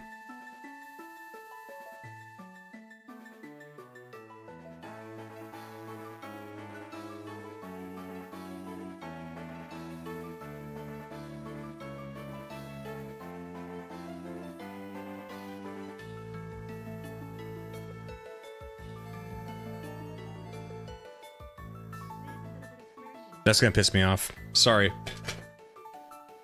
Sorry, Billy.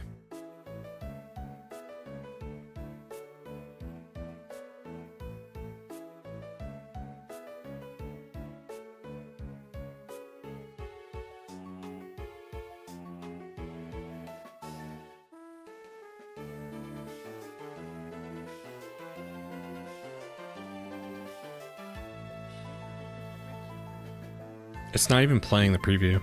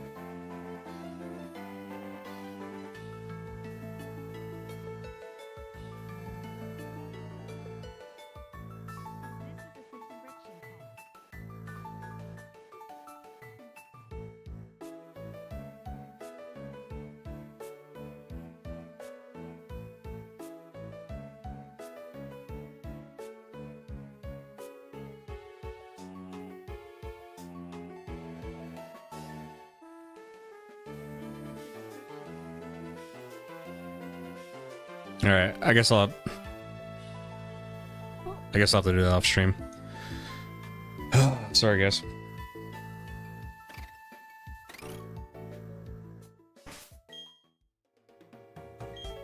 It just annoys me. It was working fine. Other stuff like follows works fine, donations work fine, but for some reason subscriptions, like, it's just like not working.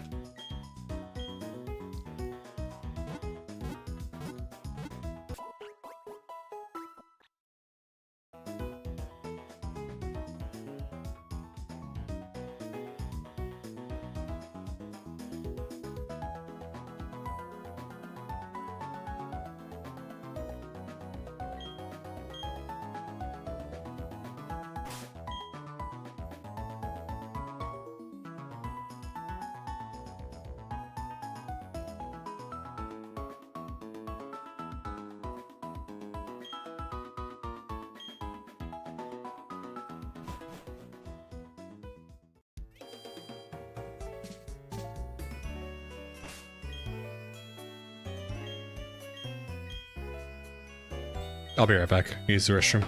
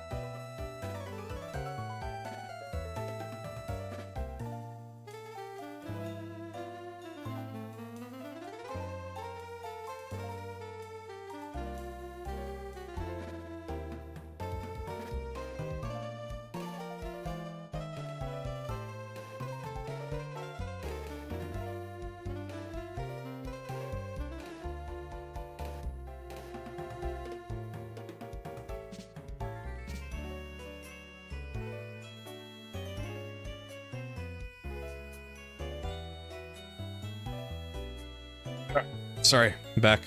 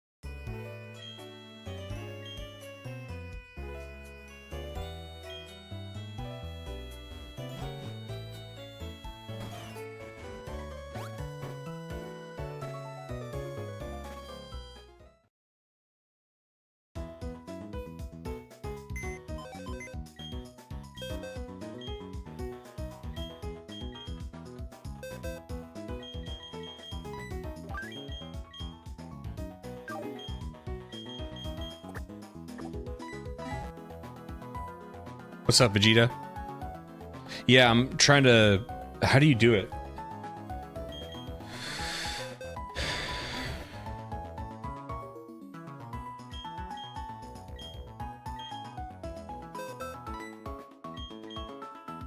It's not Mark, is it? No. Your PC? Oh, like my P. Got you.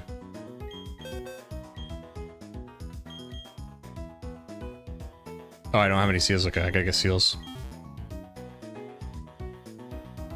Let's go into the script too.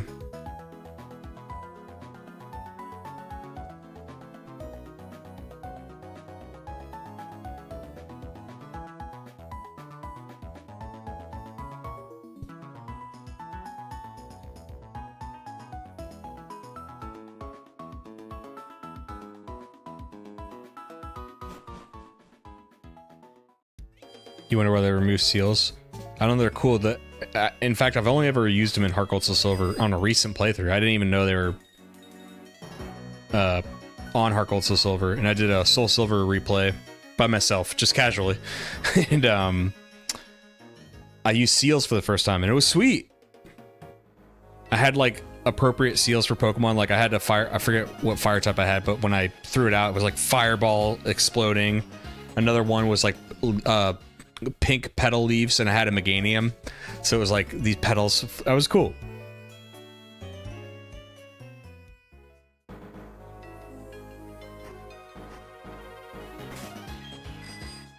People were writing curse words. Oh, what am I talking about then? I'm talking about the ones that had great graphics.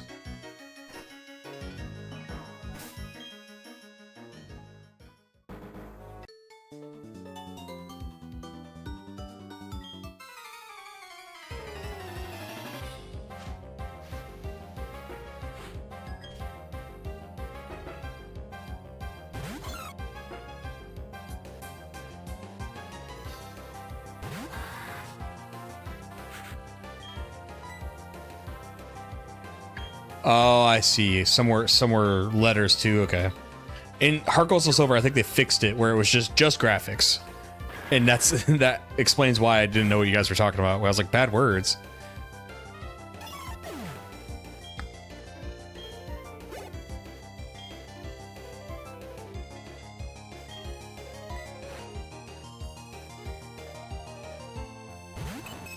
He'll give you if you show him unknown forms. Okay.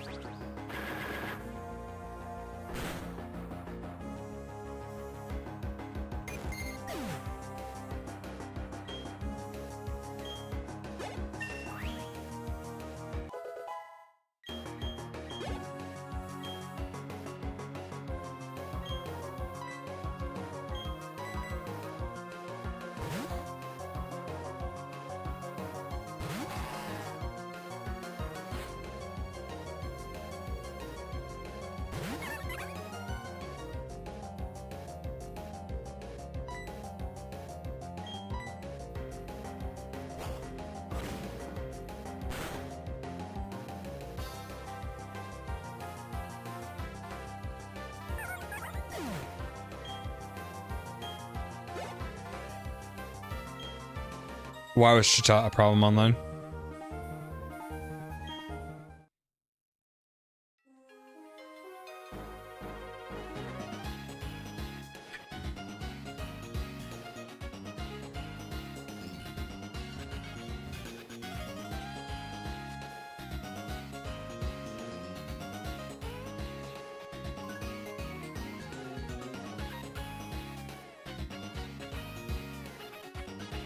Shatter would record your voice and play it in game.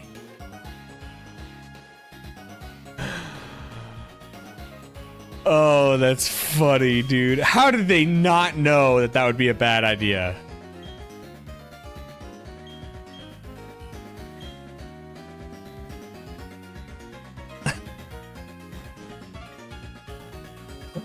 Oh my god. Oh, that's so funny. I do not believe anyone in the dev team was like, oh, this is like, somebody had to have been like, what if they scream curse words in there? God. And what I mean is like, okay, I thought in Gen 3, it doesn't even let you type out messages for like the trainer battle thing, right? Doesn't it only let you use a select few handful of words? And I would figure that's actually harder to program than just letting people type whatever they want on a keyboard, you know, or, you know, when you're selecting text for your name and stuff.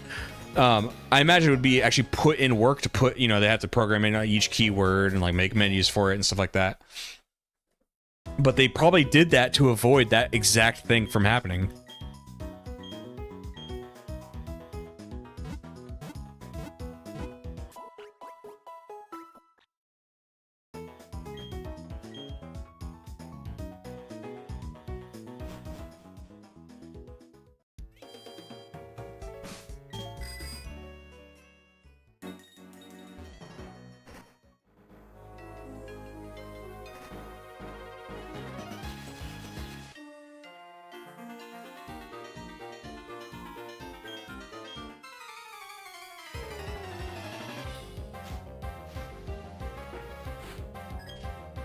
I just keep picturing a Chatot screaming obscenities when it comes into battle.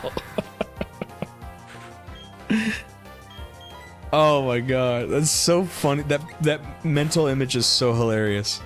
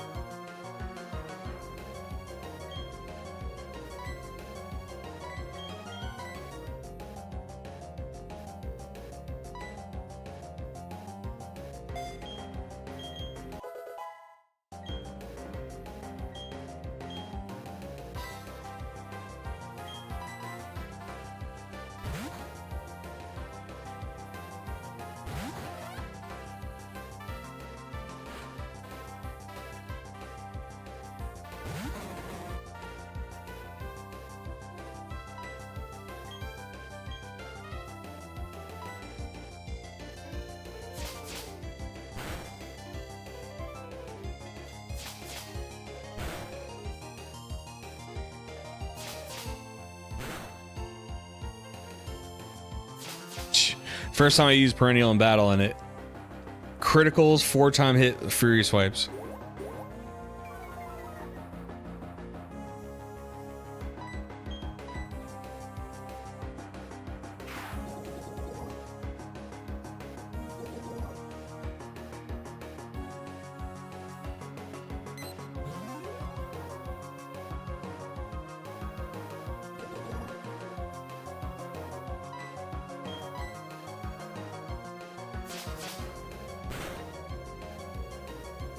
I love Gen 3 for introducing me to double battles and competitive Pokemon in general. I did compete in VGC until 2010. Gen 4 was my favorite with the physical special split, which was game changing. You mean with like with the moves, like physical special split with within the moves themselves? I agree. I actually didn't realize I made a mistake in one of my videos. I incorrectly said it was, I forget what I said, but it was that I was incorrect on. I agree, like the physical special split, or the special split in Gen 2, right? From just having one stat to having 2 special stats, right? That was nice. Yeah, that did take a while, didn't it, Wes? There's like that awkward pause, which there's a little part of me that kind of likes the awkward pause, because you're like, is it gonna keep going or is it done? But I think the time it took outweighed the little excitement.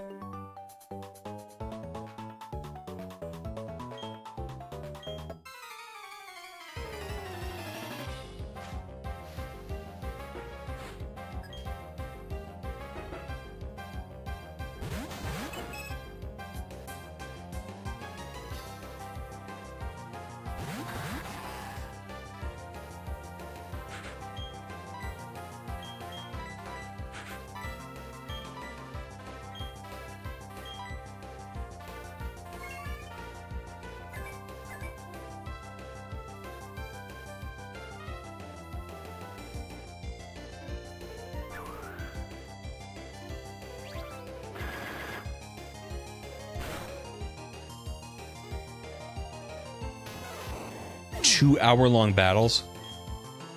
What the hell? Was there not time limits on the battles back then? Or did that not count towards the clock because it was an animation?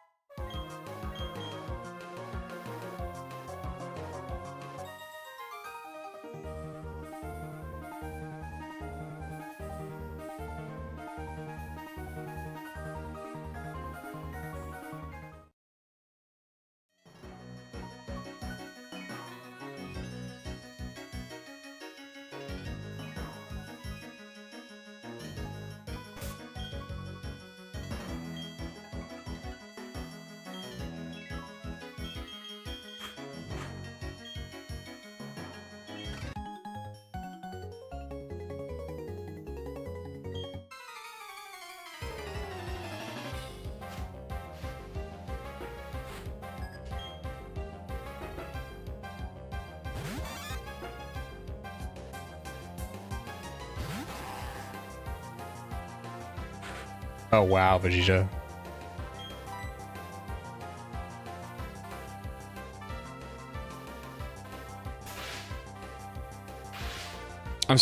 I'm in my brain, I think it's because so many rock Pokemon are also ground Pokemon. It's weird in my brain to see Corneos be able to be hit with like Thunder Wave and electric type moves.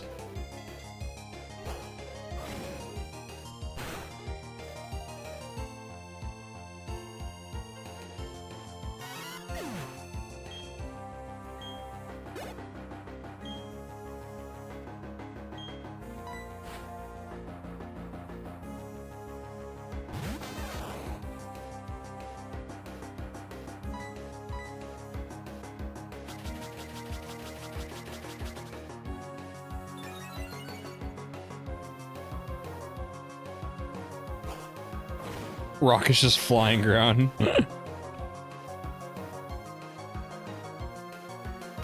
A lot of rock and ground types do that. You know what took me a long time to realize too?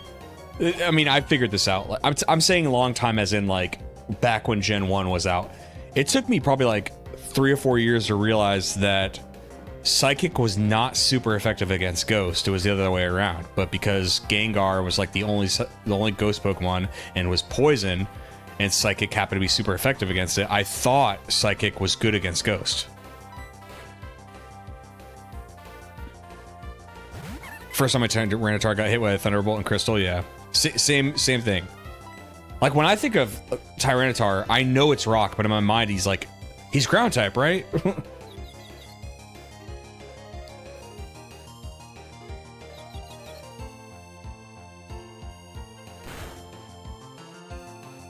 Oh, this is bad. Stupid Happiny.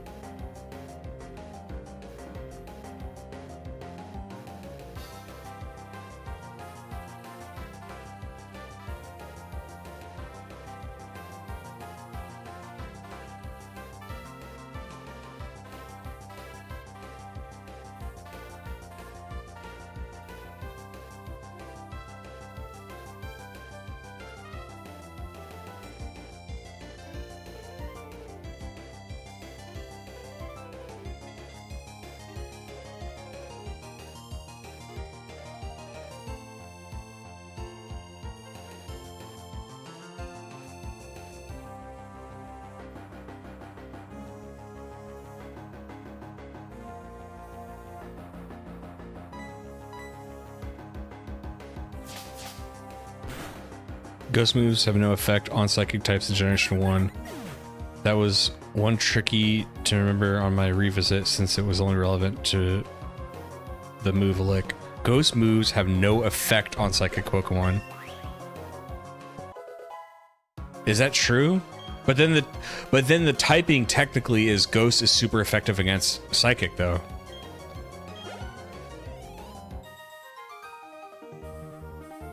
And yeah, like as I said, it messed with my mind for so long. Like well after that, because I was convinced that Psychic was super effective against Ghost when really it was just because Gengar was Poison type. Another one that always confused me was like Gyarados, because I think in Gen 1. Oh, sorry, two things. One, I didn't realize Gen 1 had... Okay, same misunderstanding. I know because I just said the whole thing about Gengar having two different types. I kind of misremembered that there could be two typings in Generation 1 as well. When I say misremembered, I've known this for decades now, but I mean like a year or two into playing Pokemon. I was like, wait, there's Pokemon could have two different types. And the second misunderstanding was Gyarados. Because isn't he, like, water flying? Charizard weak to ice? Because he was flying? Oh, so then the typing things were changed too, right?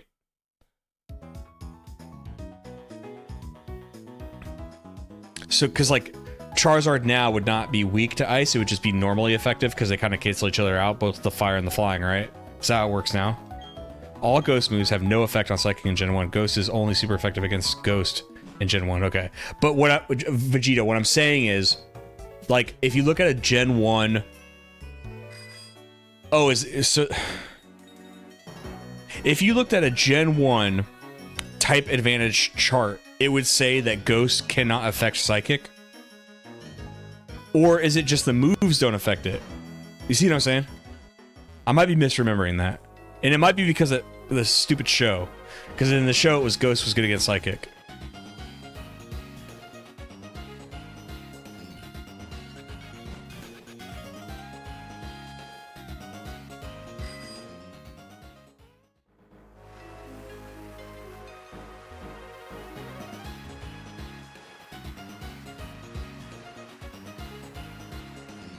They had Bug weak to poison.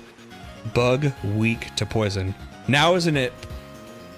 Wait, is that still not the same or no? How do I not remember any of this? Because poison is good against grass, but it used to be good against bug, and it's no longer good against bug.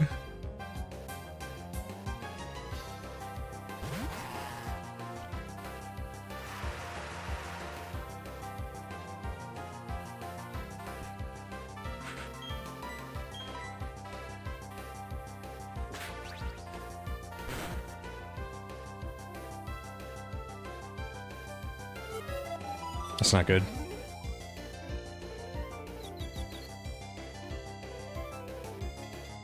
I know I could have Vegeta, but I'm streaming. I thought I'd keep a conversation going. I'm sorry.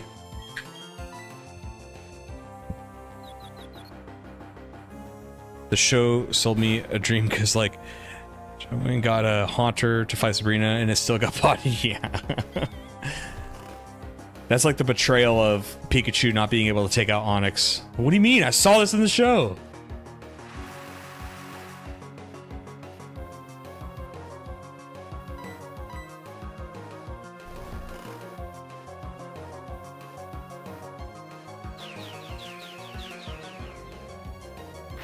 Now it's neutral. Oh, okay. See, that would have got me. I would have gotten that question wrong if I was asked.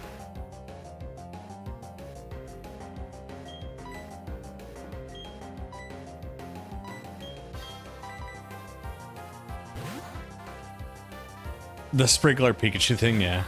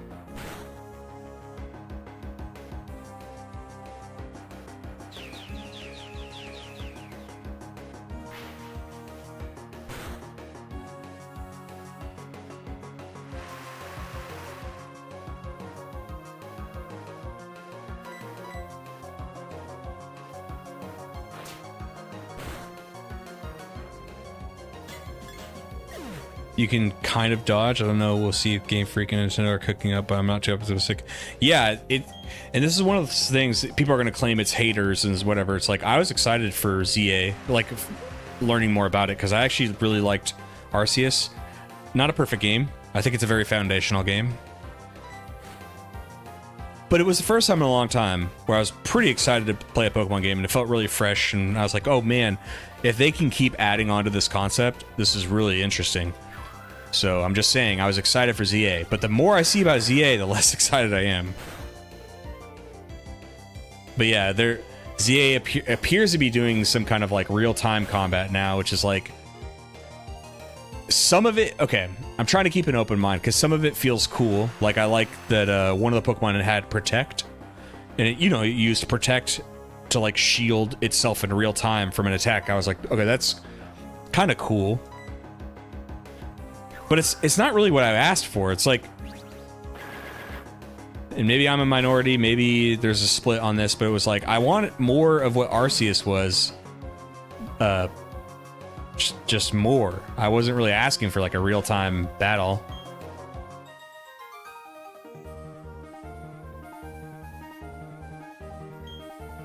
Wes, it was giving me trouble too. I'm trying to figure it out. So, being steel type, it's weak to fire and ground, but its ability is either heat proof or levitate. Yeah.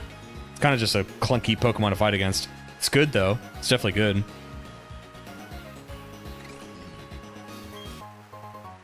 You know what's never the Pokemon that's never sat right with me is like Probopass or whatever.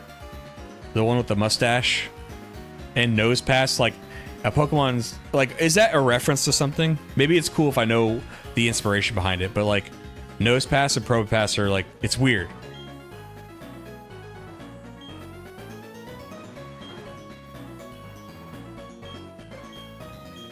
Yeah, I see. You know, I was thinking about using one too. So what's its typings?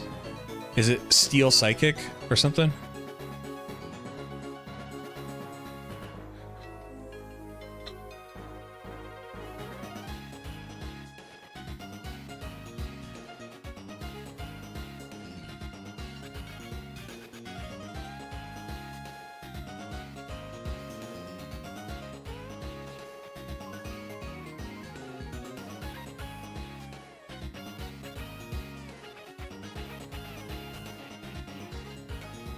Okay, Wes, that's kind of cool. Mr. Potato Head. Steel Psychic with Heat Proof, which eliminates fire weakness, or Levitate, which... Okay, that's pretty cool. What's his base stats? Okay, so it's like a tank Pokemon.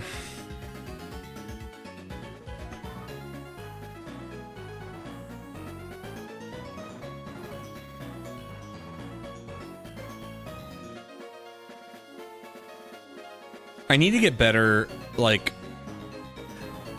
The only thing I seem to know how to do is, like, offense in these games. I need to learn more setup moves and, like, status condition setups and builds.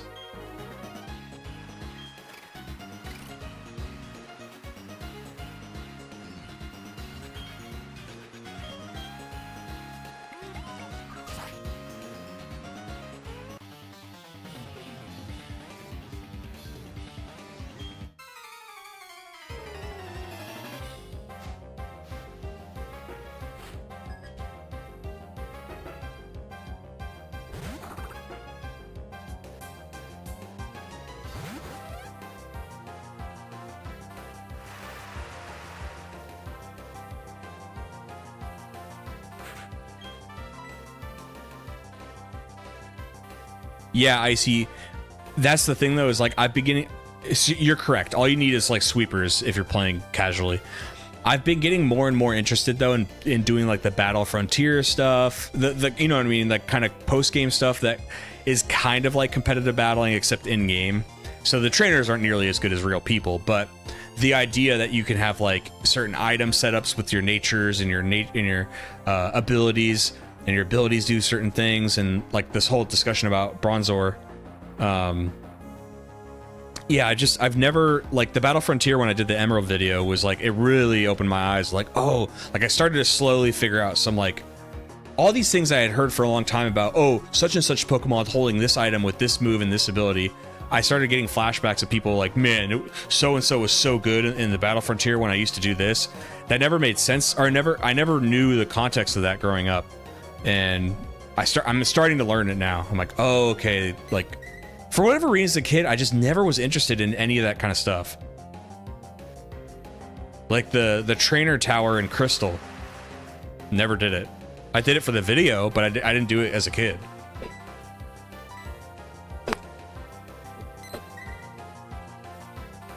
Yeah, I like the post-game battles too. Like now I wish I think I would have enjoyed the games even more back then if I'd actually participated in that stuff. And I can't really explain why. I was just like averse to it as a kid. I just didn't. It was strange and new, and I didn't understand it. And I also think I wasn't particularly good at Pokemon. I just liked Pokemon, so like I don't know that I would have had the knowledge or patience to like get my ass kicked and learn new concepts. The Gen 4 Battle Frontier has much better facilities too. Are they in Diamond and Pearl, or is that like a Heart Gold, Soul Silver, and Platinum thing? What is the post game to this game? I haven't even looked it up.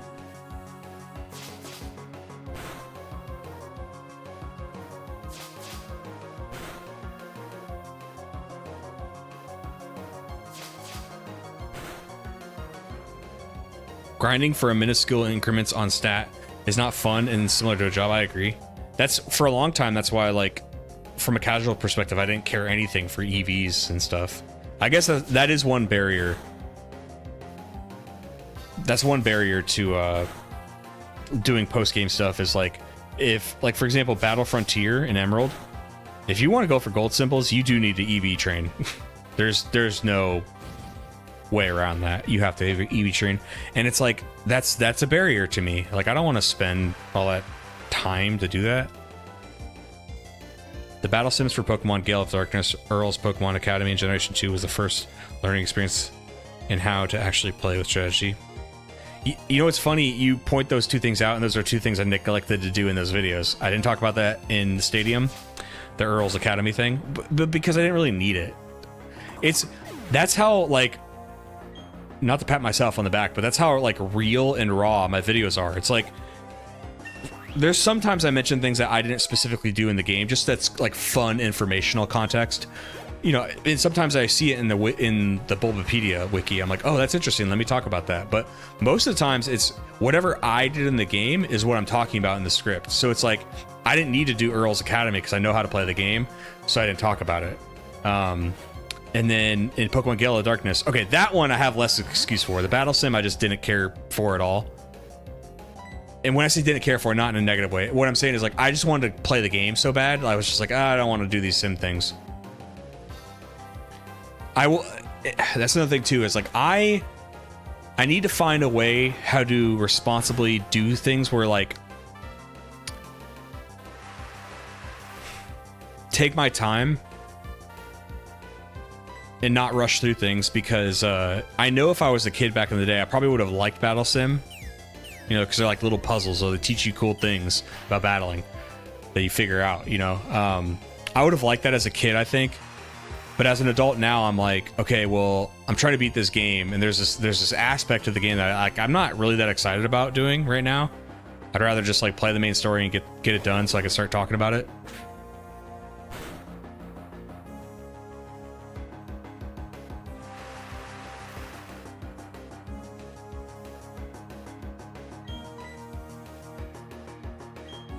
Post game for this game is getting an action replay and getting all the stuff you couldn't get at Toys R Us that didn't exist near you. Yeah, so those are things I can do with the DNS whatever manip, right?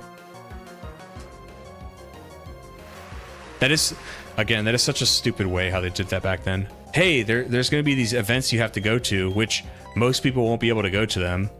And then if you never make it to them, you just never get to do this thing. And oh, and by the way, all of it's still on your cartridge, though.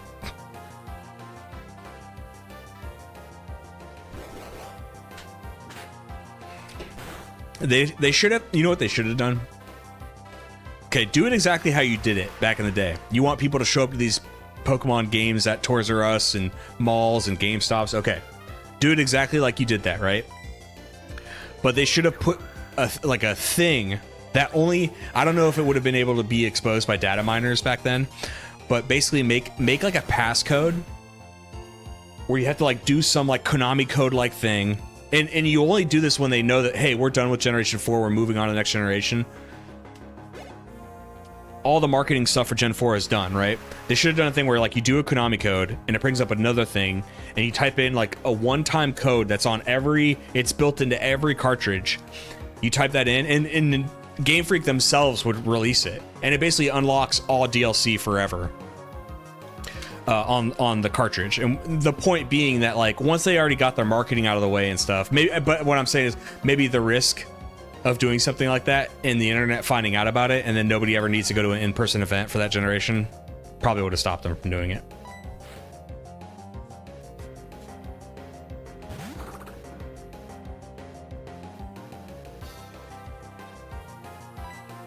That's a good critique, Vegeta.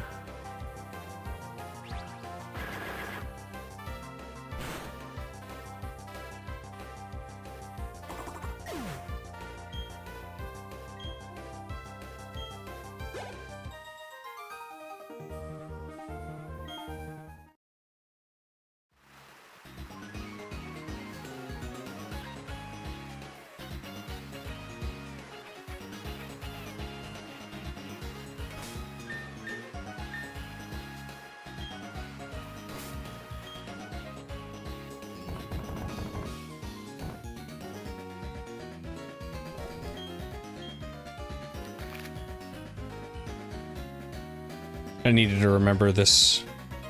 I have a running document that reminds me of stuff that happens in this video for editing later. I forgot the name of this place. Solacion Town. I don't know.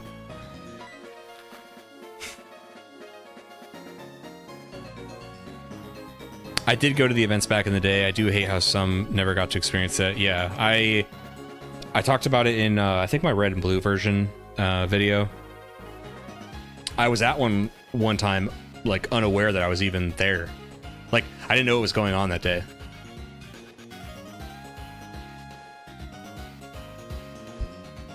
Yeah, I see. And then there was ones that were like, not only was it like you had to go to a certain place, but sometimes they were like you said, the New York events. There was a girl who was watching my stream the other day. She's in my Discord, I think. But she went to like all the New York ones, so it's really cool. And she still has a lot of the Pokemon from back then. So it's, I don't know, it's kind of like she's got a piece of history. I see, like, do you still have any of your Pokemon from then?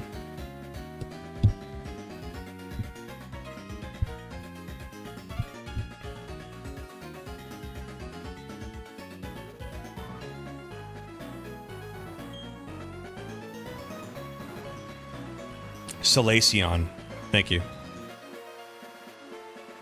Hopefully I remember that. Because people will torch me in the comments.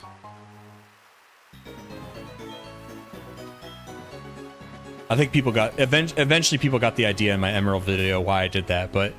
I always said... Kyogre and Rayquaza. And people were like... I don't even know if you can see the comments, but like in my Ruby and Sapphire video, people are like, "That's not how you say Rayquaza and Kyogre." And I was like, "I'm pretty sure it is." And then I would like check, and like a lot of people would agree with me, some would disagree, and I'm like, "I will die on this hill. I will die on this hill. Who gives a shit? Who gives a shit? Who cares how you pronounce a Pokemon's name? It's a fictional fantasy demon thing that has a Japanese name that you're not even saying. So who gives a shit, right? You know what I'm talking about, right? Well, yeah, I know who you're talking about. So who cares?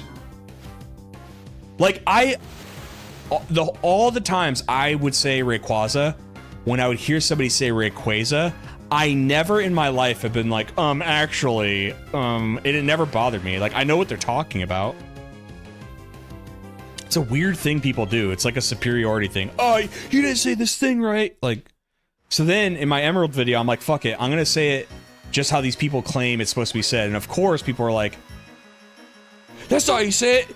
You say it this way, the way I would normally say it. And it was just like, the misguided thing about that video though is like, how are people supposed to know that context going into the video? I'm like, yeah.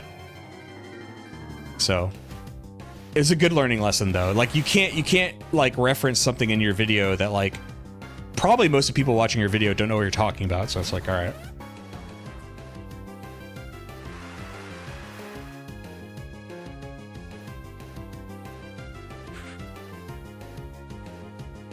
How you said them is how I say them, as long as I can understand who you referred to. You're not bothered. Same.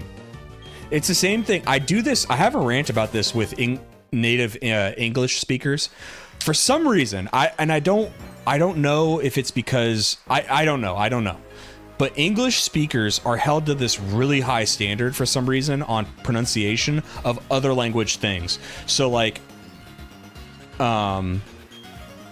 and it bother and we police each other like crazy over it, which is really strange. Like, for example, I'm an American. It's a melting pot here. People from all over the world live here, right? I've never seen like a Native American. Incorrect. I've never seen somebody born in America correct a Hispanic person that might have an accent and they say America. Like, there's not a D in America, right? I've never seen somebody been like, oh, that's not how you say it. We know what they mean. We don't correct them on it.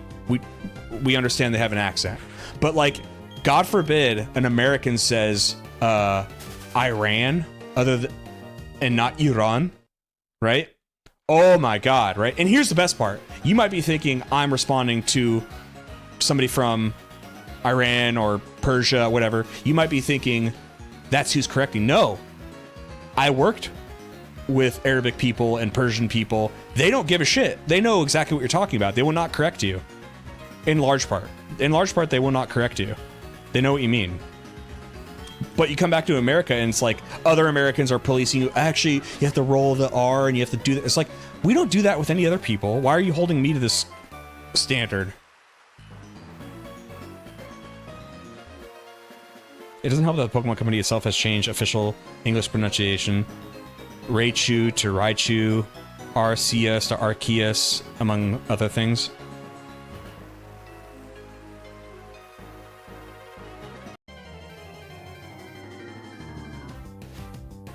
What's the Seagull song? Is that the Istanbul song?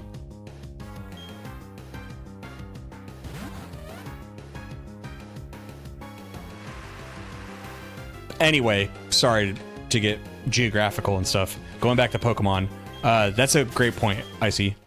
It's like, they've changed it themselves.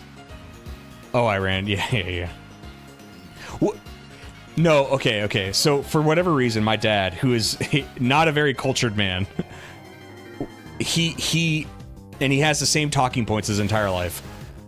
He will do that relentlessly. First of all, he'll bring up geopolitics with me because I was in a job field that dealt with geopolitics. So he'll bring up geopolitics and he'll wait. I swear to God, he tries to set me up for me to say Iran. And I'm not changing how I say it. One, because that's how I have an accent. That's how I say it. Two, people from the area, Arabic people, Persian people, they've never corrected me on it. So why am I going to let like an American dude correct me on it? I don't give a shit. He'll get me to talk about Iran just so he can say, actually, it's Iran. It's Iran. And then I go, actually, sometimes they prefer when you say Persia. And then he'll say Mexico. And I'm like, why aren't you saying Mexico? He's like, well, why would I say Mexico? I'm like, why would you correct me on Iran? Well, I'm like, no, they say Mexico. Oh, well, yeah, I guess you got a point. We've had that same conversation 15 times in the last 15 years. Take that, Dad.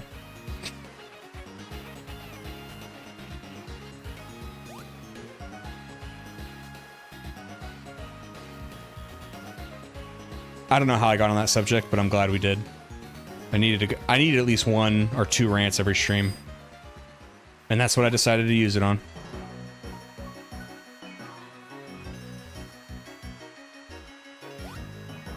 Where do I go?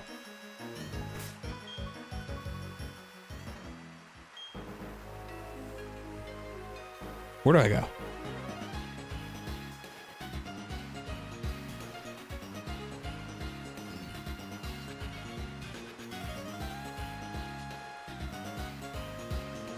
Oh, Pidgeot and Pidgeot? Yeah. So what is the correct one? I say Pidgeot. Okay, I'm going east. Damn it.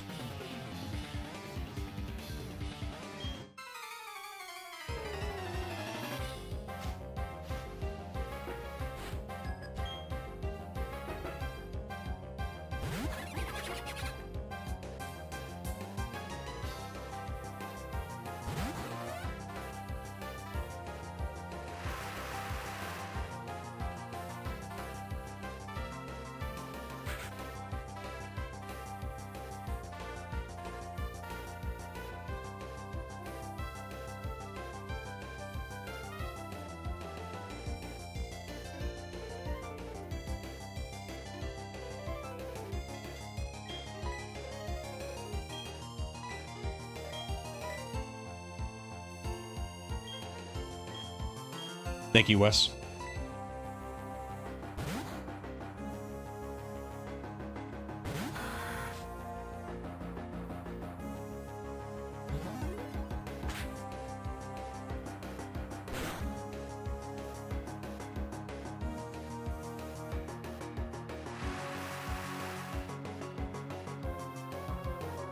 I say Pidgeot because that's how they called it when Ash got one.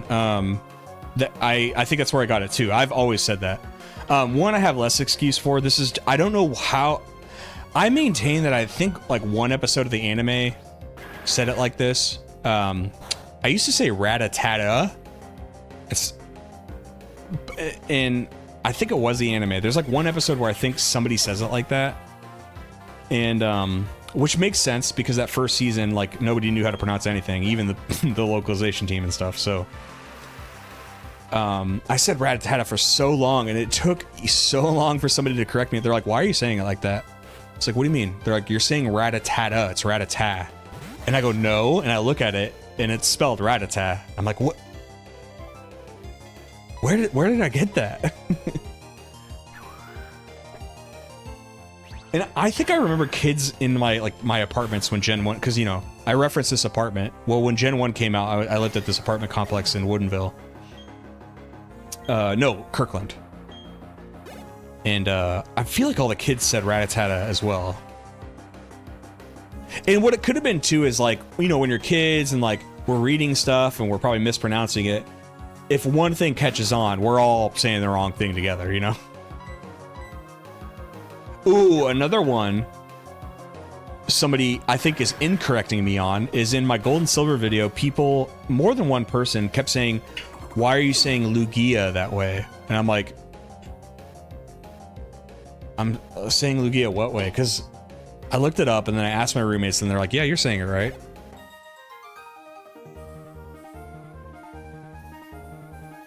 Like Lugia. Oh, am I adding emphasis on Ia? Lugia. I'm saying Lugia. That's so, okay, if that's what people are correcting, that's so ridiculous. That's like 95% the same thing. That's so stupid. I gotta pity the fools, you know what I mean? Because to obsess over something like that... Don't they say Rugia in Japanese? And that's really what I'm getting at, is like, people are like arguing over the English pronunciation. It's like, hey buddy, we're not even saying, even your supposed correct way of saying it is like a dumbed down version because we're Westerners.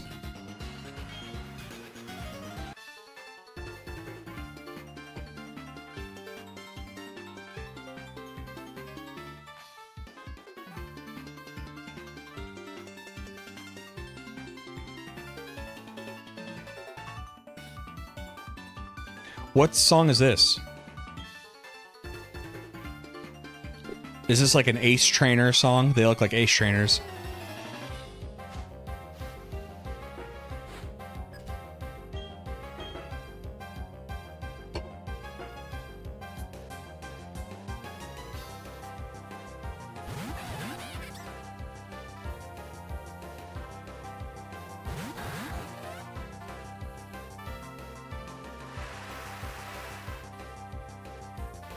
Ace Trainer pre-battle theme, thank you. I'm writing this down. Pre-battle theme.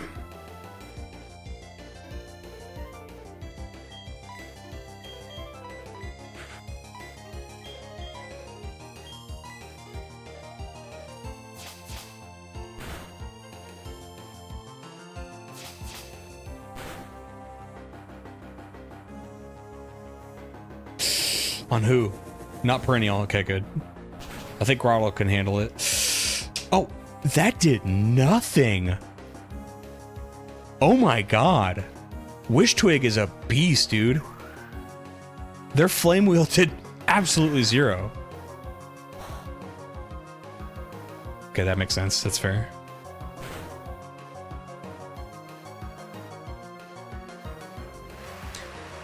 Wait, does rain affect... Is that how that works? Does rain affect fire type moves? Is that why it was so weak? Or am I just a physical tank? Yeah, which one is it?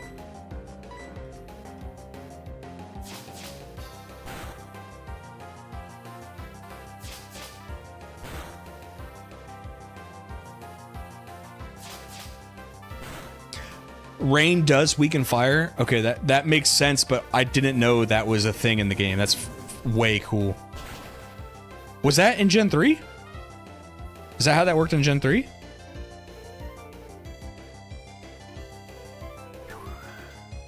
I mentioned, like weather in Gen 3, of course, but I didn't know that. Makes sense. Does sunlight reduce anything? Does that, like, reduce the power of dark type attacks? Gen 2 during Rain Dance. So Gen 2, you're saying that if there's Rain Dance going on, it'll weaken fire type moves? I swear, I learn something new about those games every day. I'm still shocked that Pokérus was a thing in Gen 2. That blew my mind, dude.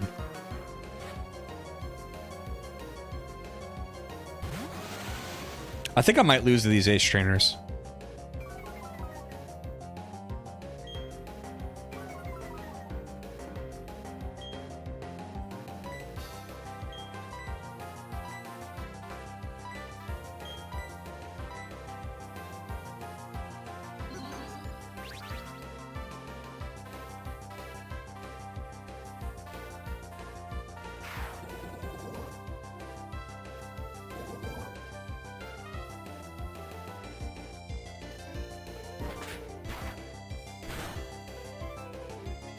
Good job, Perennial.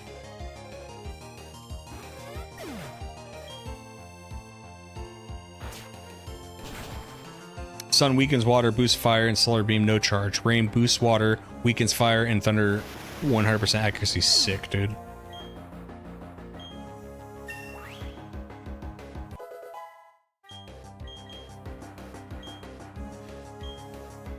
Leech Seed.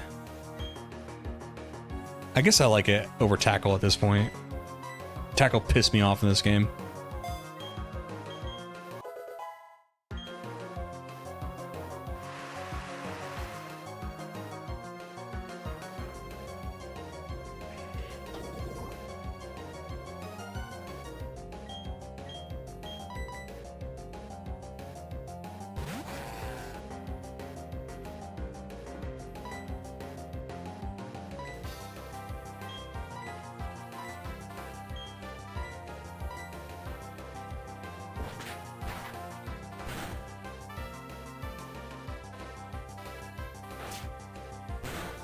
I'm getting a better move after Evo. Okay, thank you. Speaking of Evo, should heal Grotle so it doesn't die before it evolves. Because Gyarados will eventually poison itself out.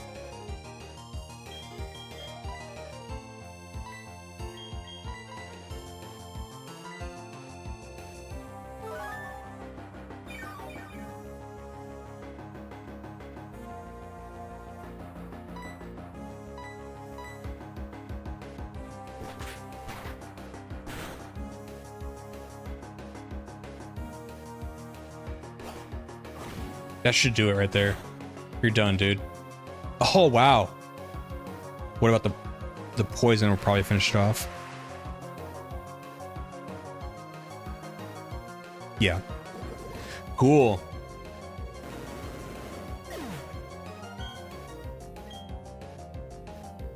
See your better strategies already? Yes, I did with the Perennial. I was like, let me lay some poison on it, because Grotle didn't have good super effective attacks against Gyarados. I was like, all right, we gotta play the long game. You're right, I'm getting it. I love Torterra. Oh, this is so badass. I always say he has a continent on its back. Oh, that's so sick. Earthquake? Oh my god! I didn't. Okay, you said we were gonna learn something else. I didn't expect that. All right, we don't need Leaf Seed. And Torterra has Jolly Nature, so he's a speedster now. He can lay down these earthquakes quick.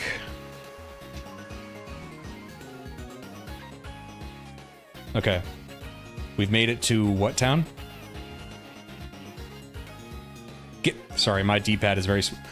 Oh my... Go in. Thank you. Veilstone City. Okay. I'm going to save here.